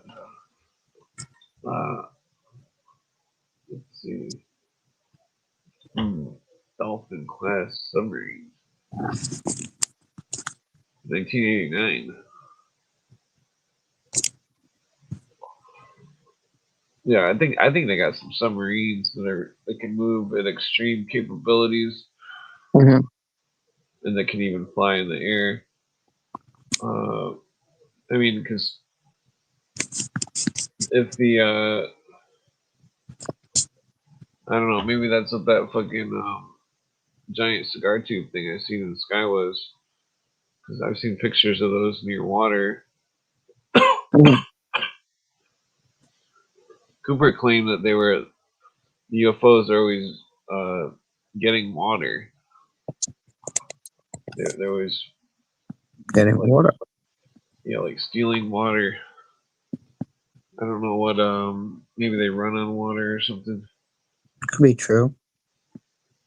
Or heavy water, or they convert regular water into heavy water, and they're nuclear.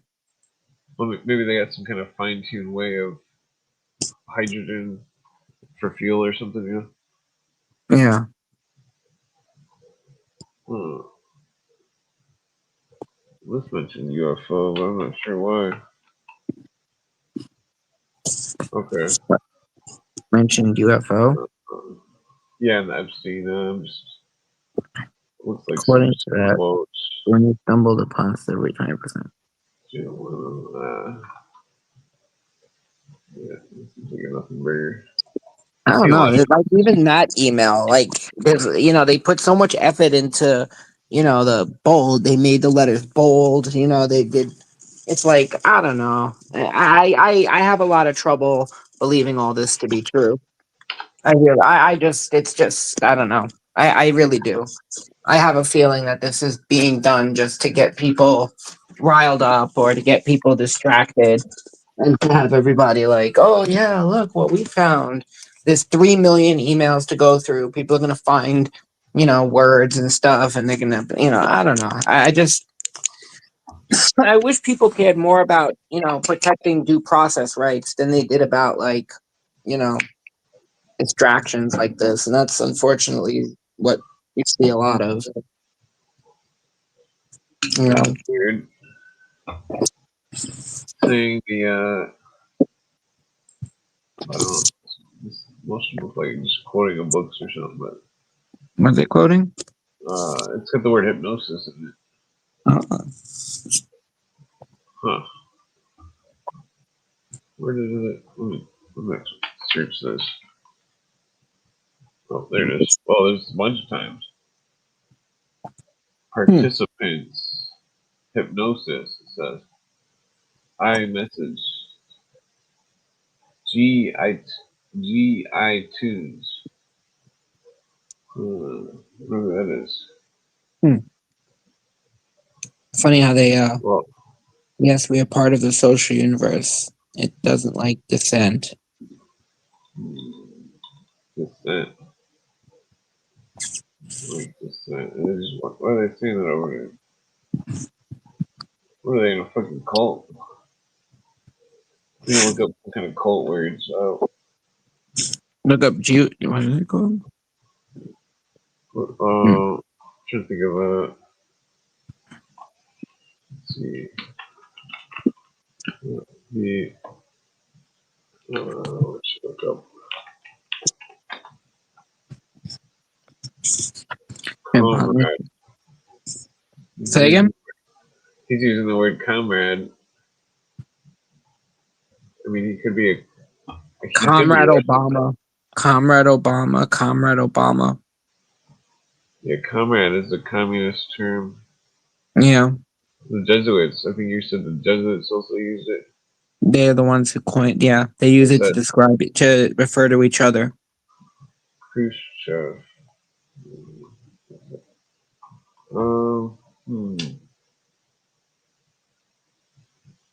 Look up Opus Dei. OPUSDEI. So let me see if it's okay. Opus.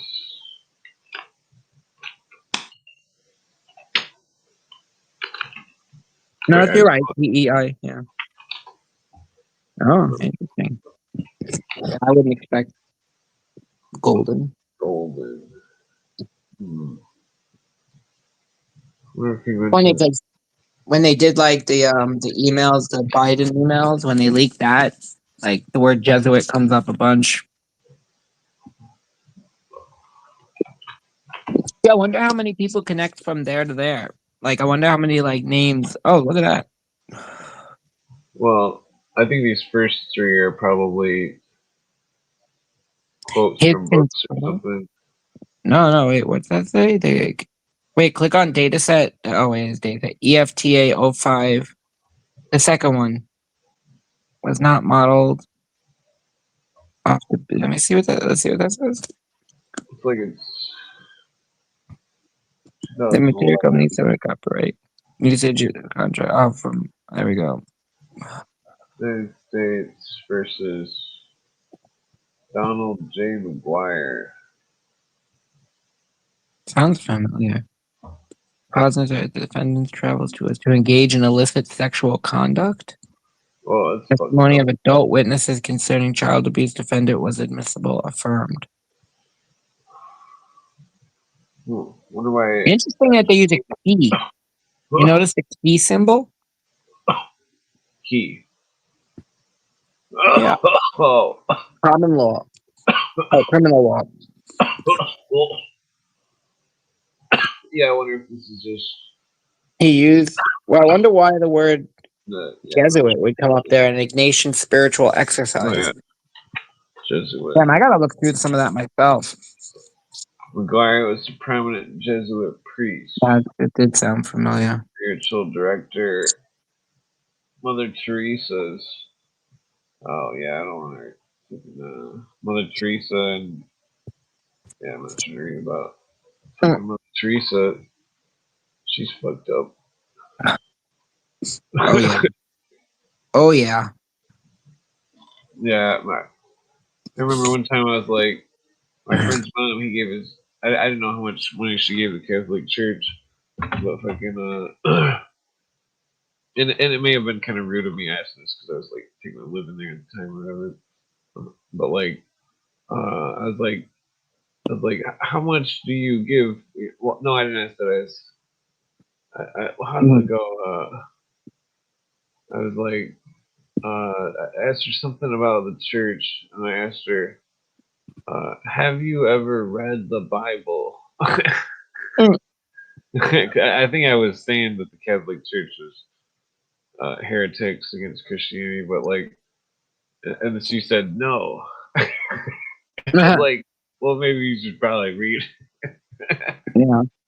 Well, it's like my friend's parents. Yeah, they don't realize. They're like, oh no, it's perfectly good. They do a lot of good. Yeah. Well, it's like they get upset that they get upset of any notions of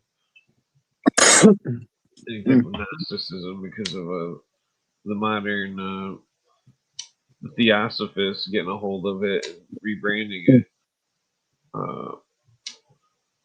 It's like it's like with any type of like profession or something. It's like somebody gets held as some kind of great thing or something, and then other people are just shunned to the side. Like, oh, they're worthless.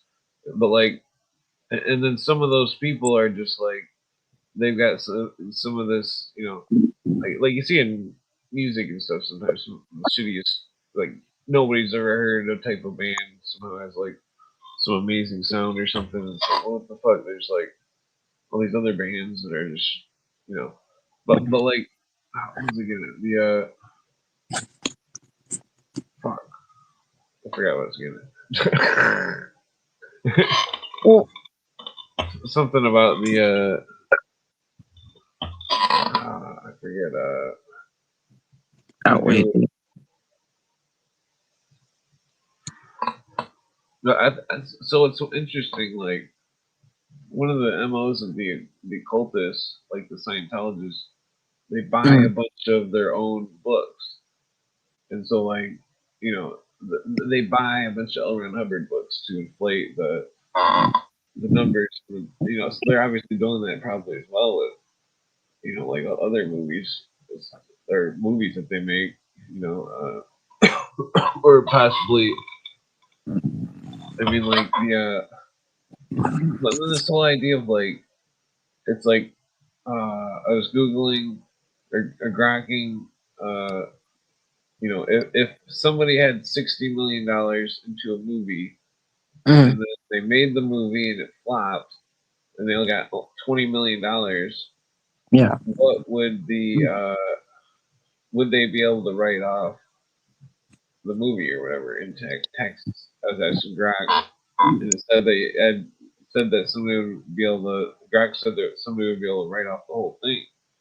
Oh wow. And it's like, well, what if what is it? The movie Cotton Club is. Yes, I was thinking of this one. I think Jonah was talking about something. I was thinking of this, but yeah, he brought it up. I should look at it. I think I did bring it up, but like basically that's like it's like if somebody was already owning a movie set, and say for the Cotton Club movie and all this stuff, and then they had all these actors at hand that are all on payroll and stuff, and they could just set everything to what they can pay the actors what they want, and then the movie producers are probably writing another number down in the book or something, and like so basically say they like totally inflate the numbers on the set cost and all this stuff.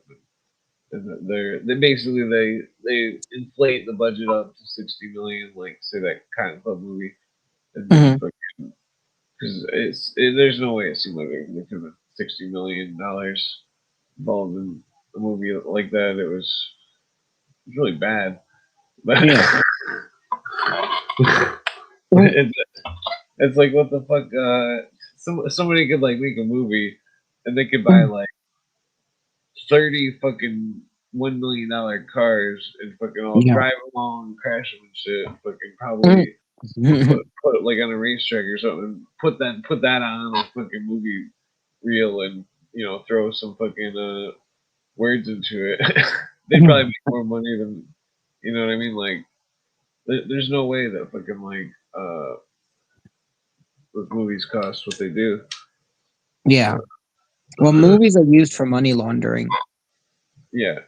All of Hollywood, or a lot of art is used for money laundering. When I was in that, when I took a class in college and we were talking about it, I was like, "What is bad art?" And I was like, "Money laundering." Yeah, it's connected with the Russians in some aspects. I think Cooper talks about the German. No, I think it was the Russians that were against. How did it go? No, I think some sort of network was implementing the bad art thing in Russia. I don't remember what it was. I think it was involved with some intelligence stuff or something.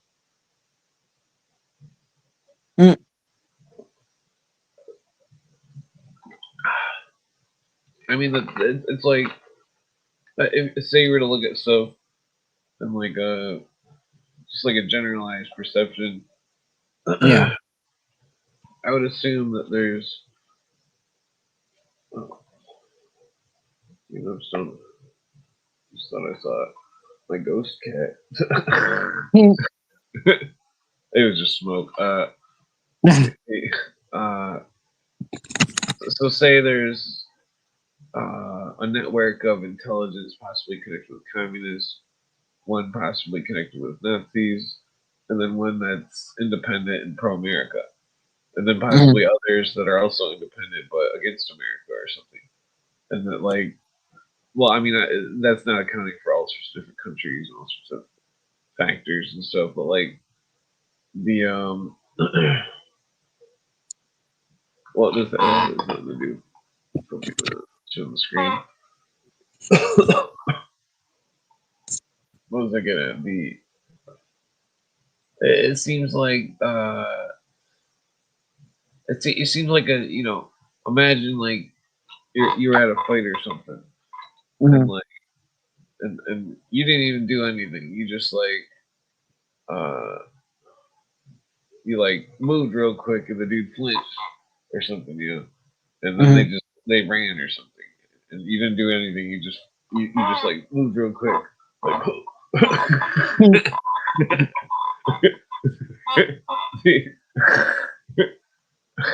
That's I don't remember if I've done that to people that were trying to start shit with me or something, but I'm pretty sure I've seen other people do that. but like so I mean like psychologically that's possibly all these things that they're doing is possibly what they're doing with this stuff. The well, I'm talking really big here. The all sorts of well, I guess all the threats of wars and stuff between countries and stuff. Mm.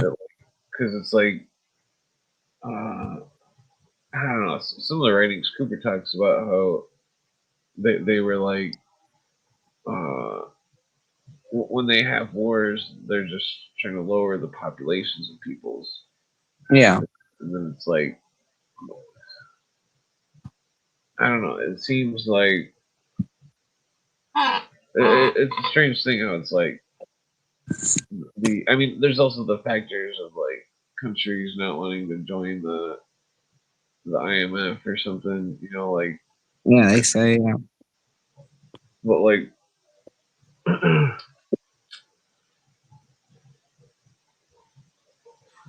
I mean it's some of the stuff was saying like for example that Saddam Hussein was uh, a 33rd degree Mason and that which it would explain well doesn't fully explain the Nebuchadnezzar thing but was other thing was oh yes Saddam Hussein he he was in one of the Dennis Cuddy articles. Fucking, oh, damn it, wrong button. He was in one of the Dennis Cuddy articles about, Mhm. yeah, here it is. Damn it. Hold on. Okay, here it is. Mentioned once.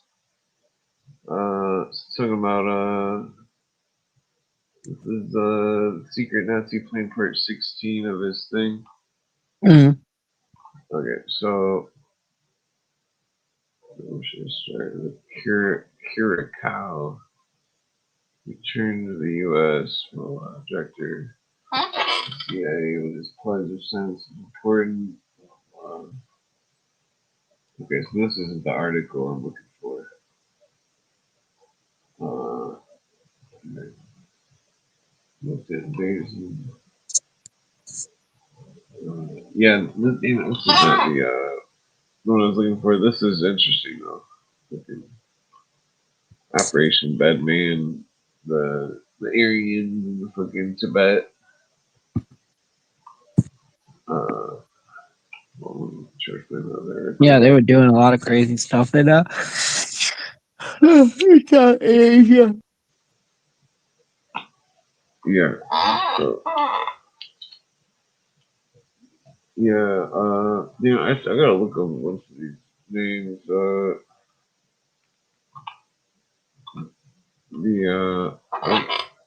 should just I hear. don't know how the hell I did that, but Alright, my internet, I can't hear anything right now.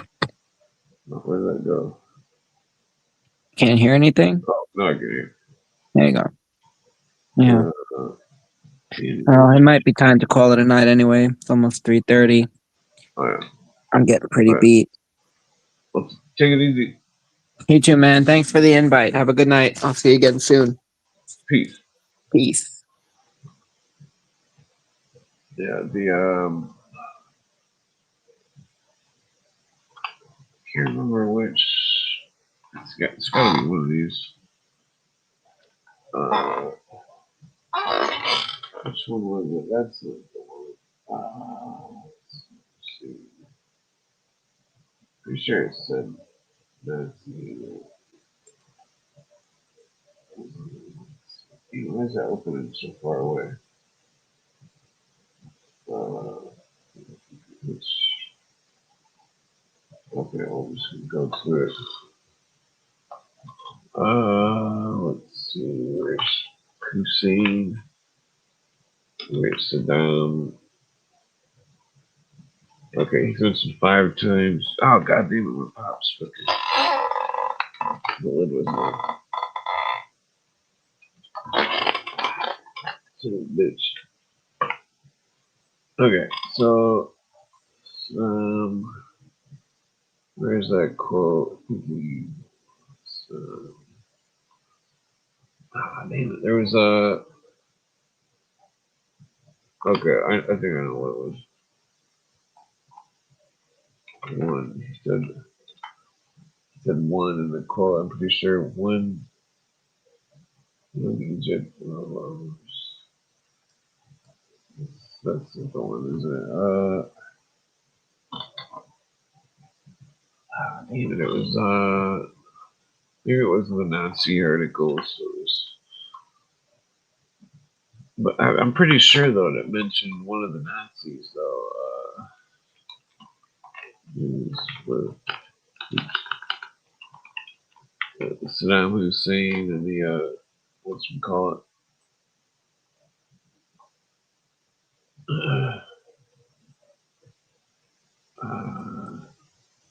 Yeah, I'm pretty sure the word Nazi was in there.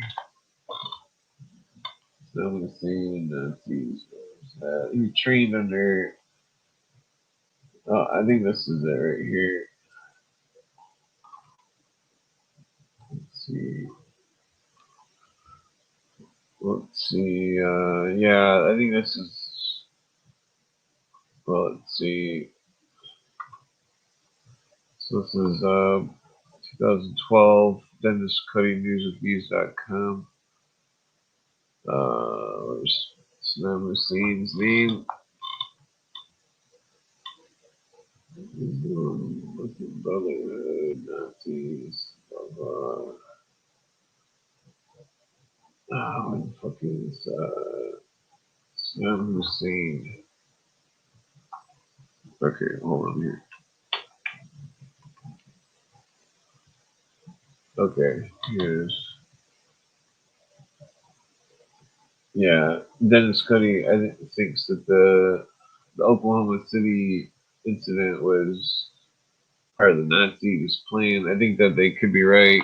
I think the Elohim City name is some kind of Mormon Nazi fucking thing.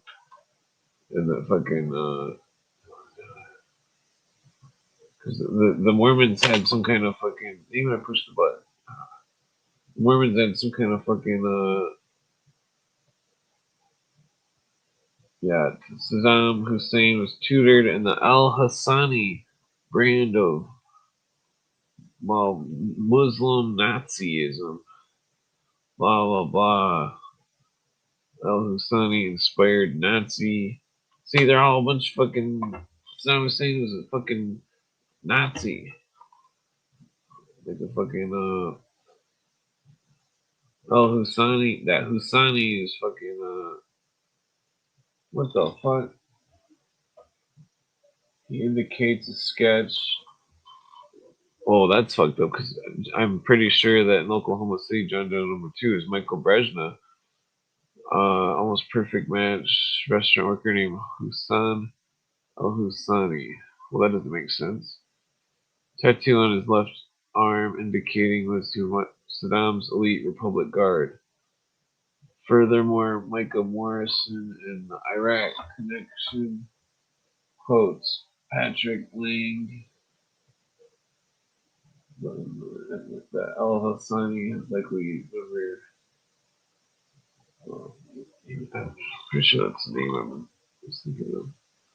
Al Hassani, because I'm pretty sure he was connected to he was connected to Osama bin Laden or some shit. The fucking evil fucking Saddam Hussein. Well, funding. Well, that's crazy. It's saying that the Saddam Hussein was involved with the funding of the Oklahoma City incident. That's fucked up. Those people are fucked up. You know, the freaking oh, there's that fucking name, Hassani. Yeah, see right here. Everybody was just like, oh, I've heard him mention this guy and think that he was some kind of good person or something, and it's like, what the fuck are you talking about? Fucking, and here it says right here, this Haj Amin El Hassani was put on the Nazi payroll in 1938, and one of his confidants was Saddam Hussein's uncle, General Kirulua. I don't know, Tolfa, who became Saddam's mentor. Well, that's fucked up. Yeah, the Nazi connection to Islamic terrorism 2003. Yeah, so I don't know if I've cross-referenced this name with Nazis.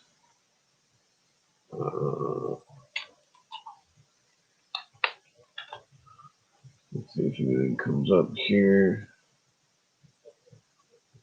Yeah, see,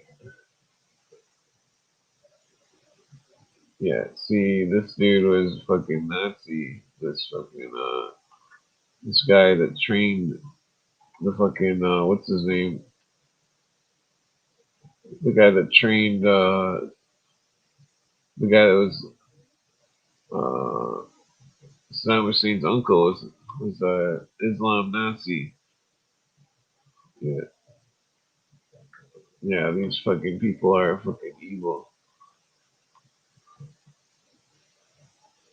Let's see, blah, blah. Because remember the, where'd my camera go? What was his name? Saddam Hussein.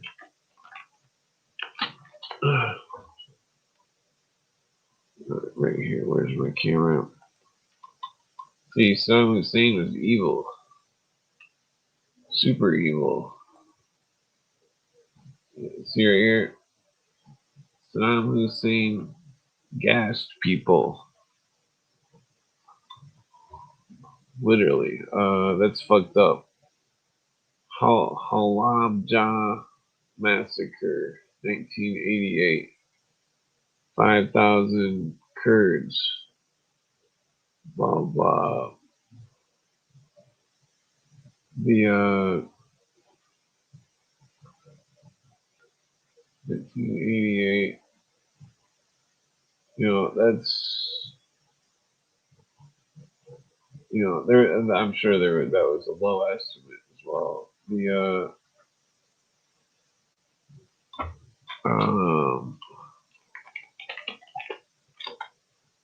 I mean, what the investigation? They're doing an investigation in the books or something. Let's see. Well, so back to this dude, I guess. I bet you this dude is probably a theosophist as well.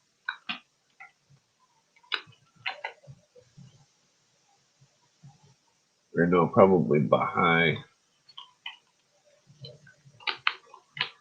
I wouldn't doubt it. Let's see. That I spelled wrong. Let's see. Yeah, let me think about that. word Nazis.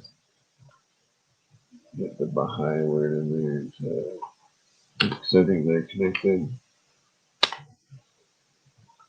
Damn it. I got shit on my keyboard. It's all fucking stupid. Piece of tape. Couldn't find another piece of tape, even though I have like a million rolls of electrical tape. Fucking so very fucking. I had to wire a bunch of car wires a couple years ago. I mean, I used like a ceiling thing too on the wires, but it seems very, I don't know. Where the fuck is that at? There's gotta be a mention behind. I mean, he's definitely connected with radical Islam. It's General Karula Tolfa. You know, this dude's probably 1981 Ba'ath. What the fuck that is? Let's see. What did it say those tattoo? That tattoo was that they had. Tattoo. I forget what. I don't think it's.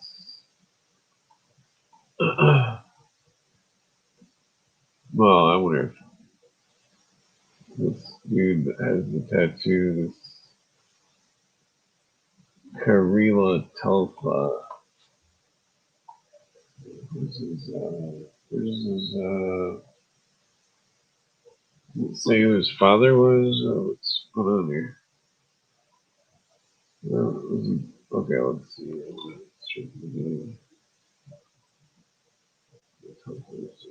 Yes, it's not saying his parents.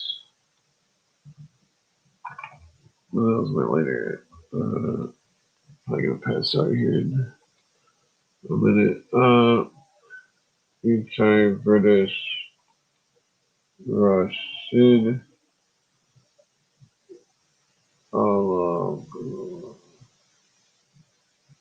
Power age from Nazis, Italy, first.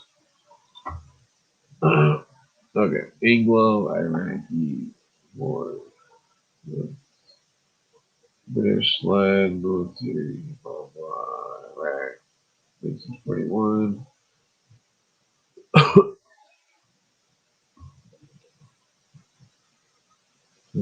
What is this butt-ass thing?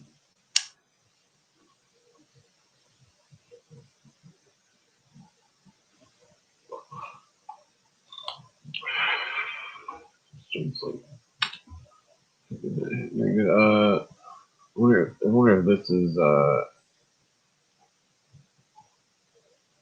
connected to, maybe this party is connected to the Baha'i. Let's see.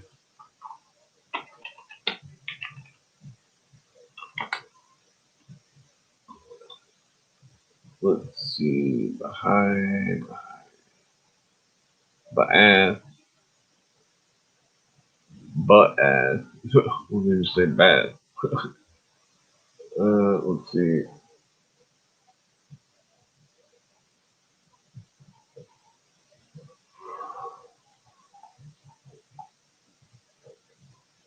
What the fuck? Okay, maybe it's spelled different.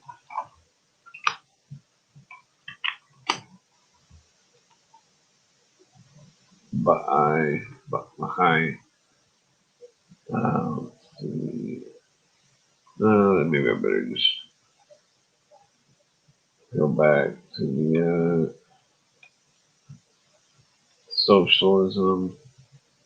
Yeah, the what does it say? Single nation. Yeah, it's all these countries with that flag colors, black, green, red, and white, seem to be involved with remnants of Axis powers of the World War II.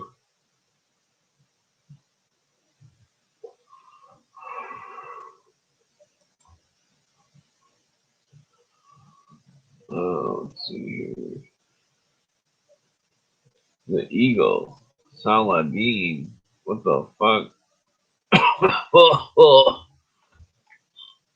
Saladin is the fucking Hashashin name. What the fuck do they got that in there for? It's bizarre. Eagle of Saladin. What the fuck is going on with these fucking hold on, I gotta Google some here. I gotta cross-reference Saddam Hussein's name with Saladin. Oh, okay. Yeah, okay, so it's he claimed roles of Saladin and Nebuchadnezzar. Saladin, which is well, I guess I can click on it. Saladin.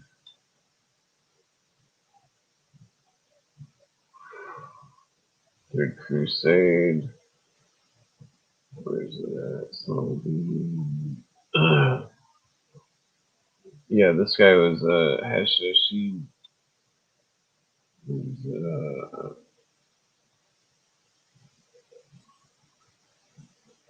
I mean, in the books on secret societies where I kind of rule and stuff, it talks about it. Let's see.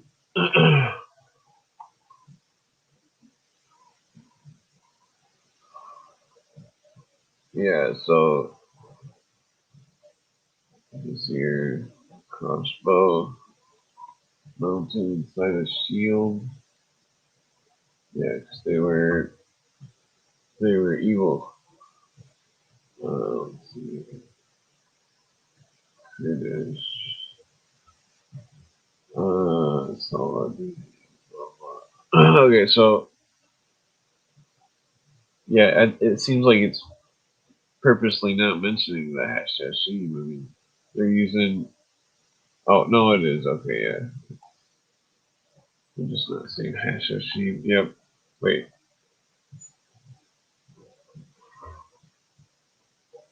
Would be against them? I'm gonna be blending, mixing up names here. Oh.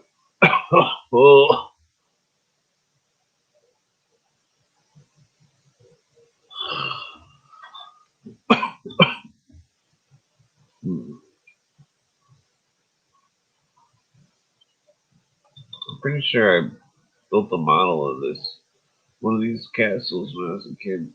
I don't think it was that one, but it's similar. Some kind of. Let's see. I'm pretty sure Solid. Maybe it was that they took Saladin's land. Let me think of that. Wait, but I'm pretty sure Saladin is also Hashashim or whatever.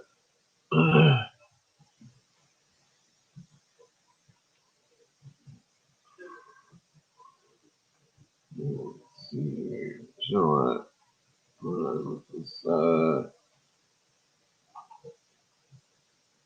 Yeah, that's.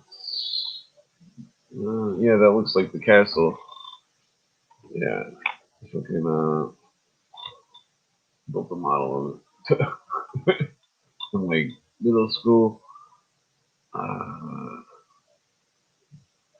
Let's see. It'd be funny to make some claymation conspiracy video of like like oh that'd be a lot of work. Here we go. Coat of arms. What we got here? Black eagle. Hmm.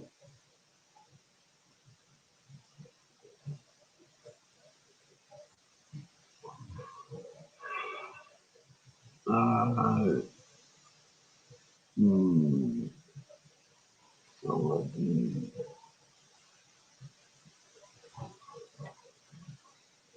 The Helper Book of Saladin. He's probably a double agent.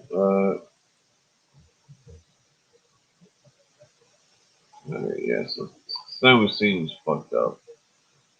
Yeah, that's it. Okay, so let's see what else we got. Bastard. For all we know, he could be in fucking Switzerland or something right now. Fucking Saddam Hussein. What is that? A bunch of Russian writing? Where was that at? Russian. I'm not clicking on that. Way back machine. Fucking Russians. I mean, I can't read it anyways. Fucking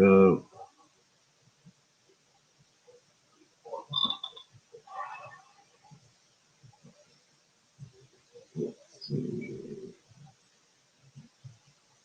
Wait, what did I say? Oh, here it is. 1968. So it was communists versus Nazis in Iraq. That would say he's against. So that's.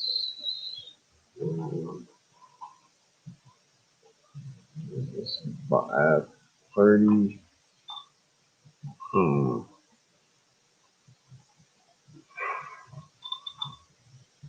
Yeah, these. What was? I'm sure it was on. Saddam Hussein. No, I was on that. Okay. Let's see here. Oh, here's that one dude. The Caliph. What's his name? Look like so yeah, this dude was connected to the Nazis or whatever. Or wait, yeah, this dude was on the payroll. The other dude was Saddam Hussein's uncle. Let's see, I'm gonna get into it here.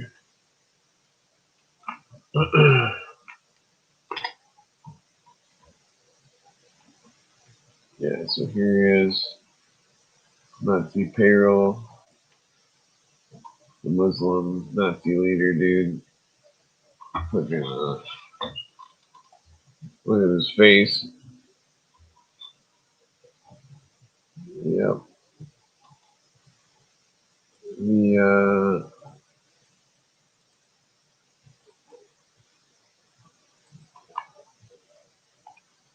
yeah, he was Muslim. He's got to be connected to that Baha'ism stuff. That's part of what the New World Order religion seems to be. According to the UN, the UN's a bunch of communists. They're all socialists. So that's what communists and Nazis have in common. And so I think that they let Kurt Waldheim be the general secretary of the UN. It's like, well, why would a bunch of communists let a Nazi be the head of the United Nations General Secretary? It's like, why are so many people so anti-American? Like, why are these people all fucking making all sorts of what's fucked up? Yeah, it's they need to track down all the names of the Nazis, change their names to Islam names and stuff. Figure out what businesses, basically to find the money route, see what their businesses, what businesses they were in. Cause like fucking, I swear Grok shut me down on Twitter when I was asking about the Nazis. Cause it was like talking about fucking all sorts of shit. And it was like, is this real Grok? You know, cause you have to keep saying that. Cause Grok is fucking retarded and it'll play games if you know, the Grok is straight up going off in the fantasy lane. Grok. Yeah, that was the guy in Indiana Jones. That guy was played the Or he didn't play the character. There was a guy that looked like that guy with the glasses. Fucking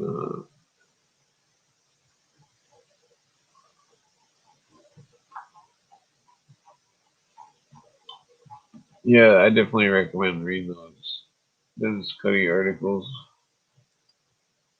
Which one is this?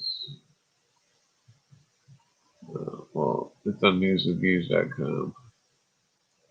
Just like archives and stuff. Dennis Cuddy's. Alright, I'm going to sleep again. I'm probably going to, like, not podcast for a week or two or something. Well, now, I need to gather much information. Oh, wait, Damon, I took the thing off the screen. Yeah, I guess I got a little bit of joint left.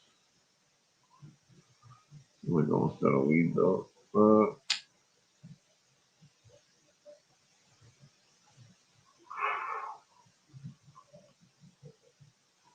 Well, damn it, that wasn't the right link. Here's the other link. Use some more in depth. Well, that's not the right link either. Nah, those Dennis Cuddy articles, you definitely want to read them all and fine tooth comb. Jesus. I swear my toes fucked up or something.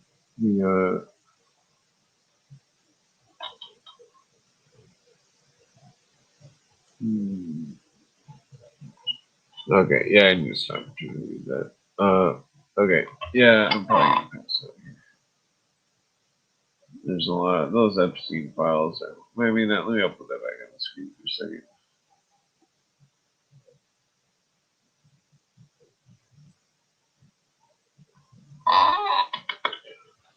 Oh, where's that? Yeah, so something about Nazi hat.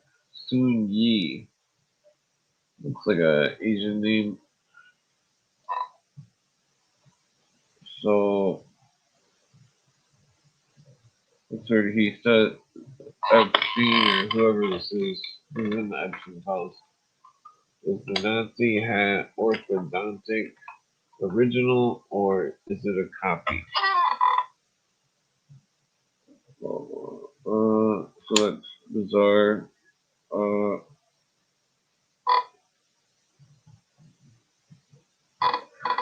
So a Nazi bringing in breakfast. Then this is the blank Nazi. There's just a psychopath. What? What's that? Well, I'm not sure what. Even slangers. Something, what was in this? I forget.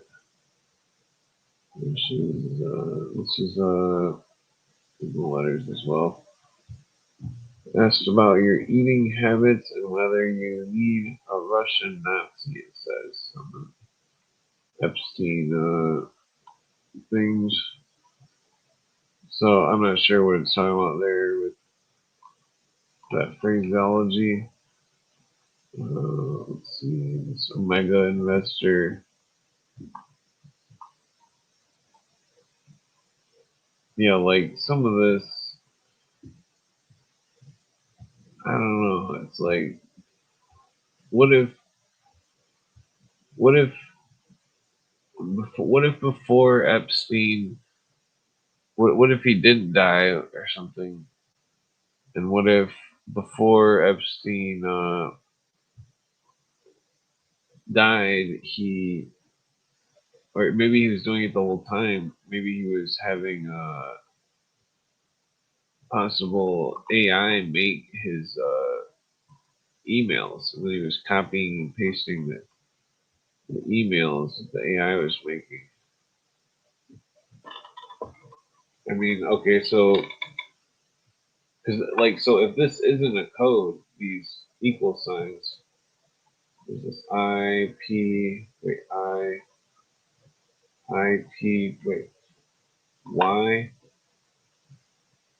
Y, O,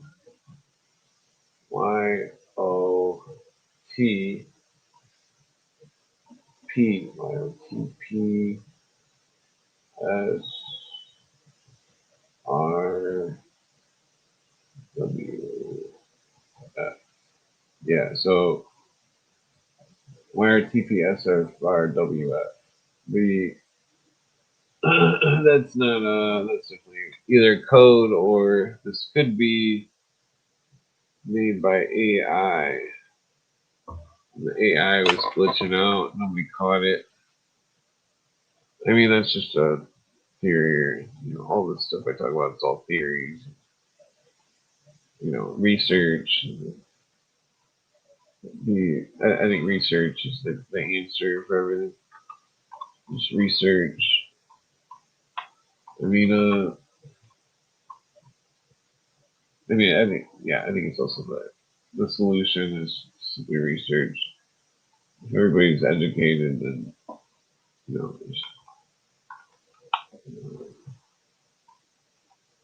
it's like the New World Order is programming all the Marxists to be fucking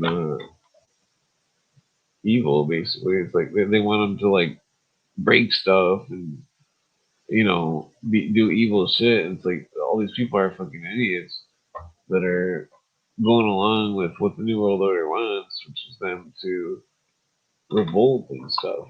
Like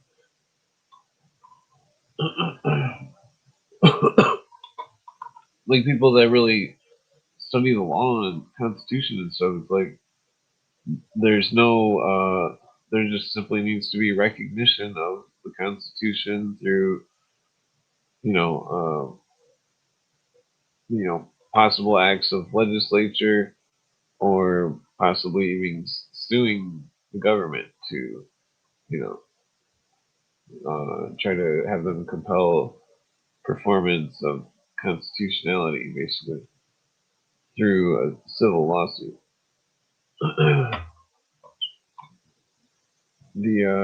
Let's see what else I got here. Well, this one mentions Nazis, I think. And all the here. Let's see. Let's see. What the fuck is this? Is this just one page? What the fuck is this about? 2015. Who is this from? Ron Reisman and blank. To Epstien. Okay, so Epstien, y'all interested in yoga tabag discuss how could World War II leave us without people for people. Insert the vivid recollections. Well, that's when Israel became the 51st state. I think it had to do with England. Because Cooper talks about some other agreement that's not the one everybody always mentions. Everybody mentions the Balfour Agreement. But Cooper says a different agreement. I never hear anybody quote that one. It had to do something totally different. And then Cooper says that a bunch of the boats on the way to Israel, a bunch of the boats didn't make it. They it's like plain incompetence. They send a bunch of people there to be be protected, and then like a majority of the boats sink on the way there. But I think that was plain incompetence. It's like Cooper says a lot of stuff that's pretty wild, but like I've almost all the stuff he says have verified it, which is, I mean, not speaking about legal stuff, but history stuff. Well, I mean, most of the laws and stuff are verified, but there's that there's people don't understand the law. It's like we're slaves, so it doesn't matter if something's constitutional or not. You have to obey the unconstitutional laws because we don't have any rights. This is the Sixth Amendment right to be on an attorney.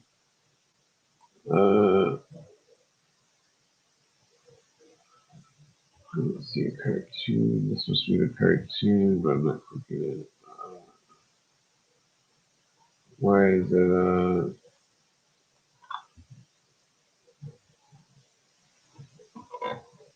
let's see, shares.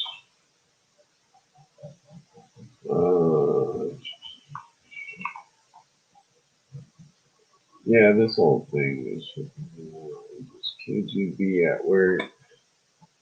It says on the Epstien file. Oh, damn, it's been almost 5 hours. Okay, yeah, I'm going to sleep here. Yeah. Alright, peace out. I gotta try to get some conspiracy material together.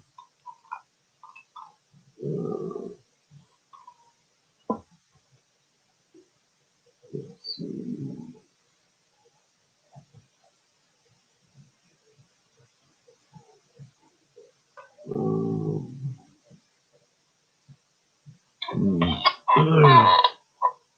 So 2016, they've got Epstein's card, Social Security card. But why would they have his Social Security card? That doesn't make sense. Unless they were trying to commit some kind of fraud.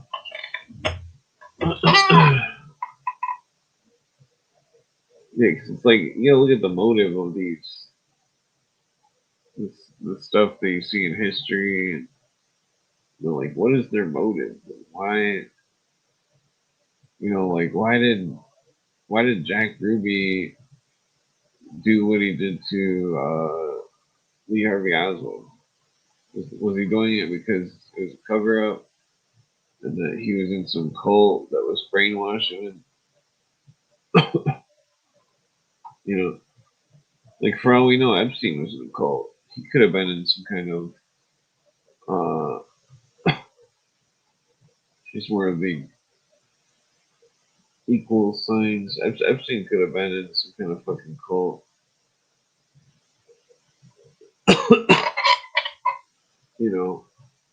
That's mentioning Saddam Hussein.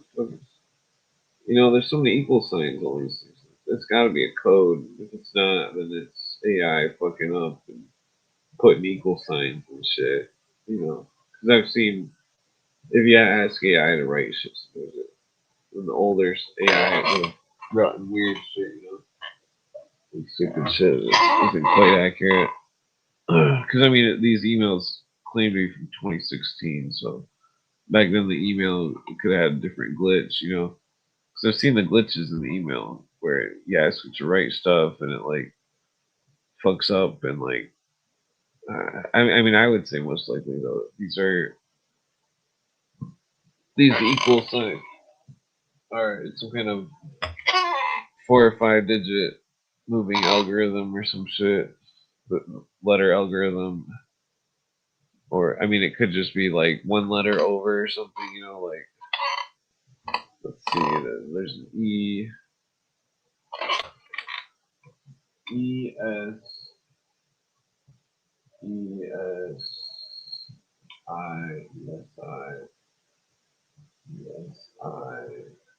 W. So E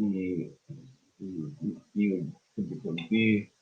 S T. No, that doesn't make sense. E becomes E becomes D, and S becomes R. That could possibly be it. No, wait, no, the second letter was E. E. Okay. E. E. S. E. E. S. Yeah, it's got to be code. I'm sure the whole thing is like a run-on sentence. It's all smashed together with you find every letter that's an equal sign. You know, or it could be the at-bash cipher where A is Z, B is X, C is Y, or X. You know what I mean? Like the last letter is first letters. The 25th, next one's the 24th, third letter's 25th, fourth letter's 24th, sixth letter's the 23rd, letter. Alright. I'm going to sleep. I never get anything done and to like figure out how to fix my exhaust. Alright. Well, peace out. Well, I'm going to sleep. Alright. Also, I mean, if anybody's got time, they should definitely be investigating stuff. I mean,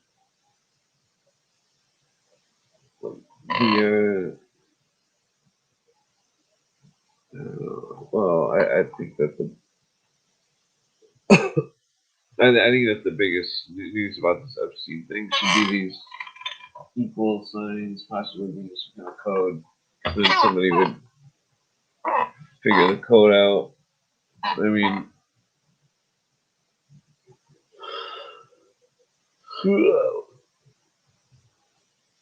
and then the whole like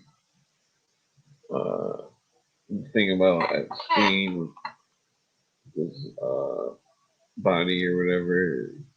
Miss wasn't his body wasn't the I don't know if I have the tab open, so Epstein's body was fake or some shit. You know, when they showed it in the ambulance picture. That's I called that from the second I seen it. You know, like literally. I mean, if you go on End of Days Radio, and I'm pretty sure I called it on there or on here. Well, you're not gonna hear it on here because I deleted all my old episodes. Well, not deleted. Well, I made them. Well, anyways, what was I gonna? The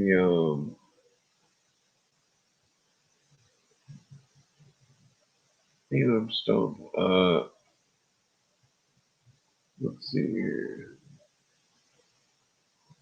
Where's oh yeah, the Epstein. Um, how they said that when they showed his body when he was staying out of the jail or whatever in New York or whatever, that it was a fake body or something.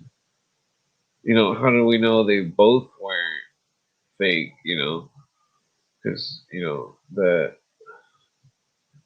the courts should subpoena to have Epstein's property all dug up and searched with dogs and stuff. I mean, Epstein's fucked up. If all this stuff is real, Epstein's just really fucked up. He's like a idiot piece of garbage. Fucking. This is fucked up about money. People they get money or something, and they become some kind of evil maniacs or something. That Epstein was like, if he's a real person, he's definitely garbage.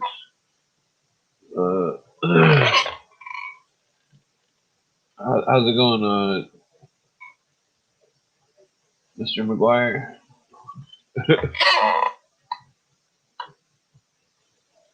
Oh yeah. What does that say? That's 5.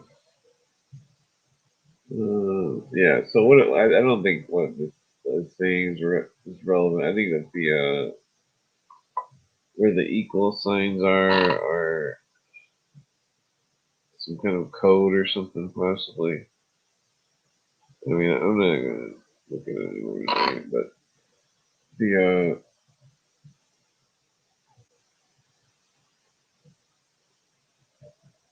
yeah, because like I mean, say you're to text this, or not text, copy and paste, let's see, yeah, say, okay, so we're just gonna copy and paste and search, see if anything comes up. But the thing is like, we gotta make sure it has, equal sign.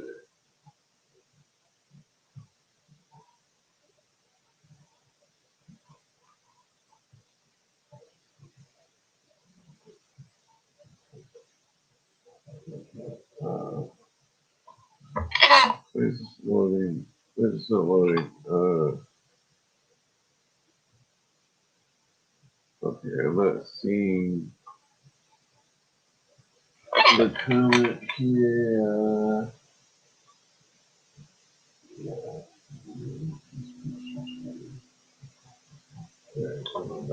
Okay, so it's got, well, I don't know if it even has the full phrase, but I'm not seeing,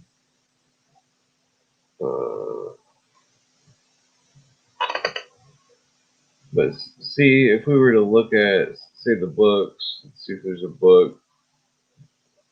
Okay, so it's not mentioning any book. If we were to look and see it written somewhere, I couldn't see where that was written anywhere.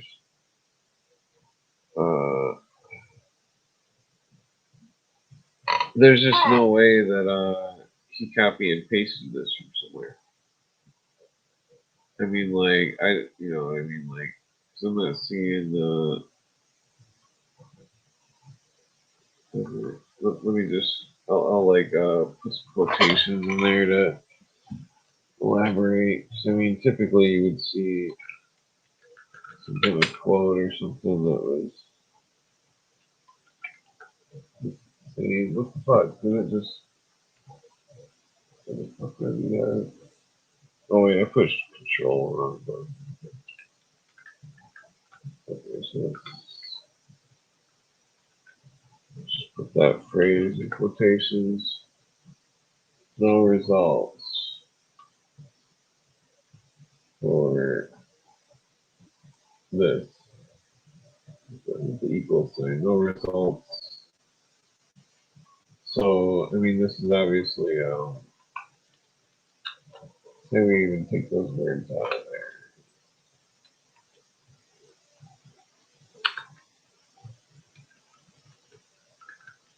Just say this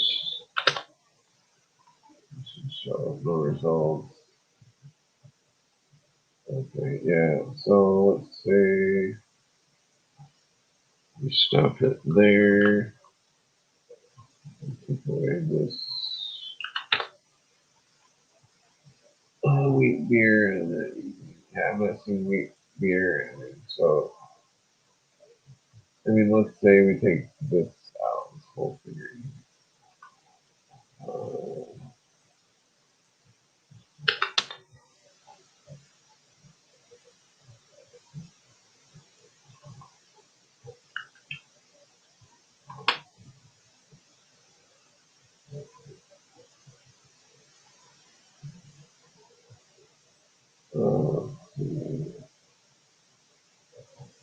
So is there a copy of it? That can be copied and pasted. Where's the other tab?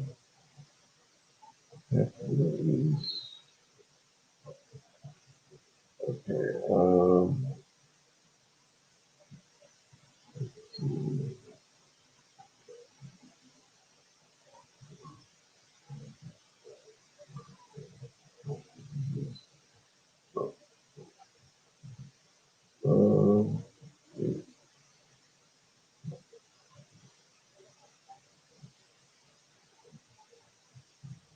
this must be, let's see.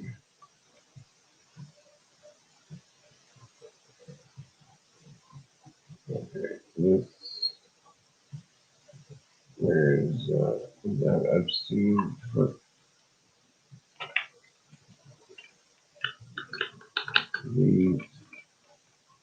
Okay, here it is.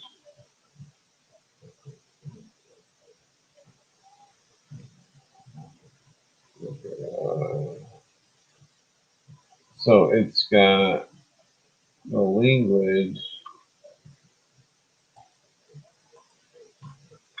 but there's no equal signs. So I think they put those equal signs in there as some kind of code, because there's no way that he went through there and deleted a letter every once in a while and then put an equal sign in that place. There's no way unless it was a code, like some kind of code to whoever he was writing the letter to or whatever. There's from Hergé Ron Barson sent. Okay, so this, I'm guessing, this is probably Norwegian. There you look him up.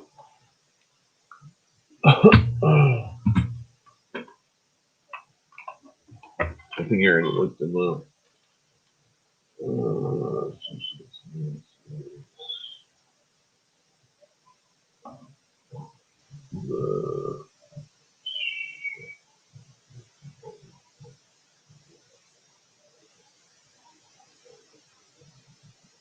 Okay.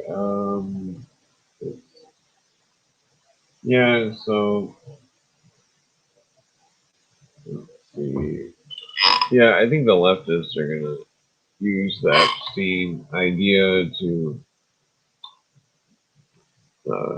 create riots or something. I think that's what they're gonna do. The leftists, the you know, best thing to do is to do nothing. Just sit and study, look at everything, observe, always remain an observer,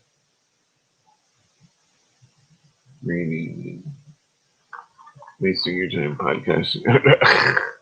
All right, I'm going to sleep. All right, peace out.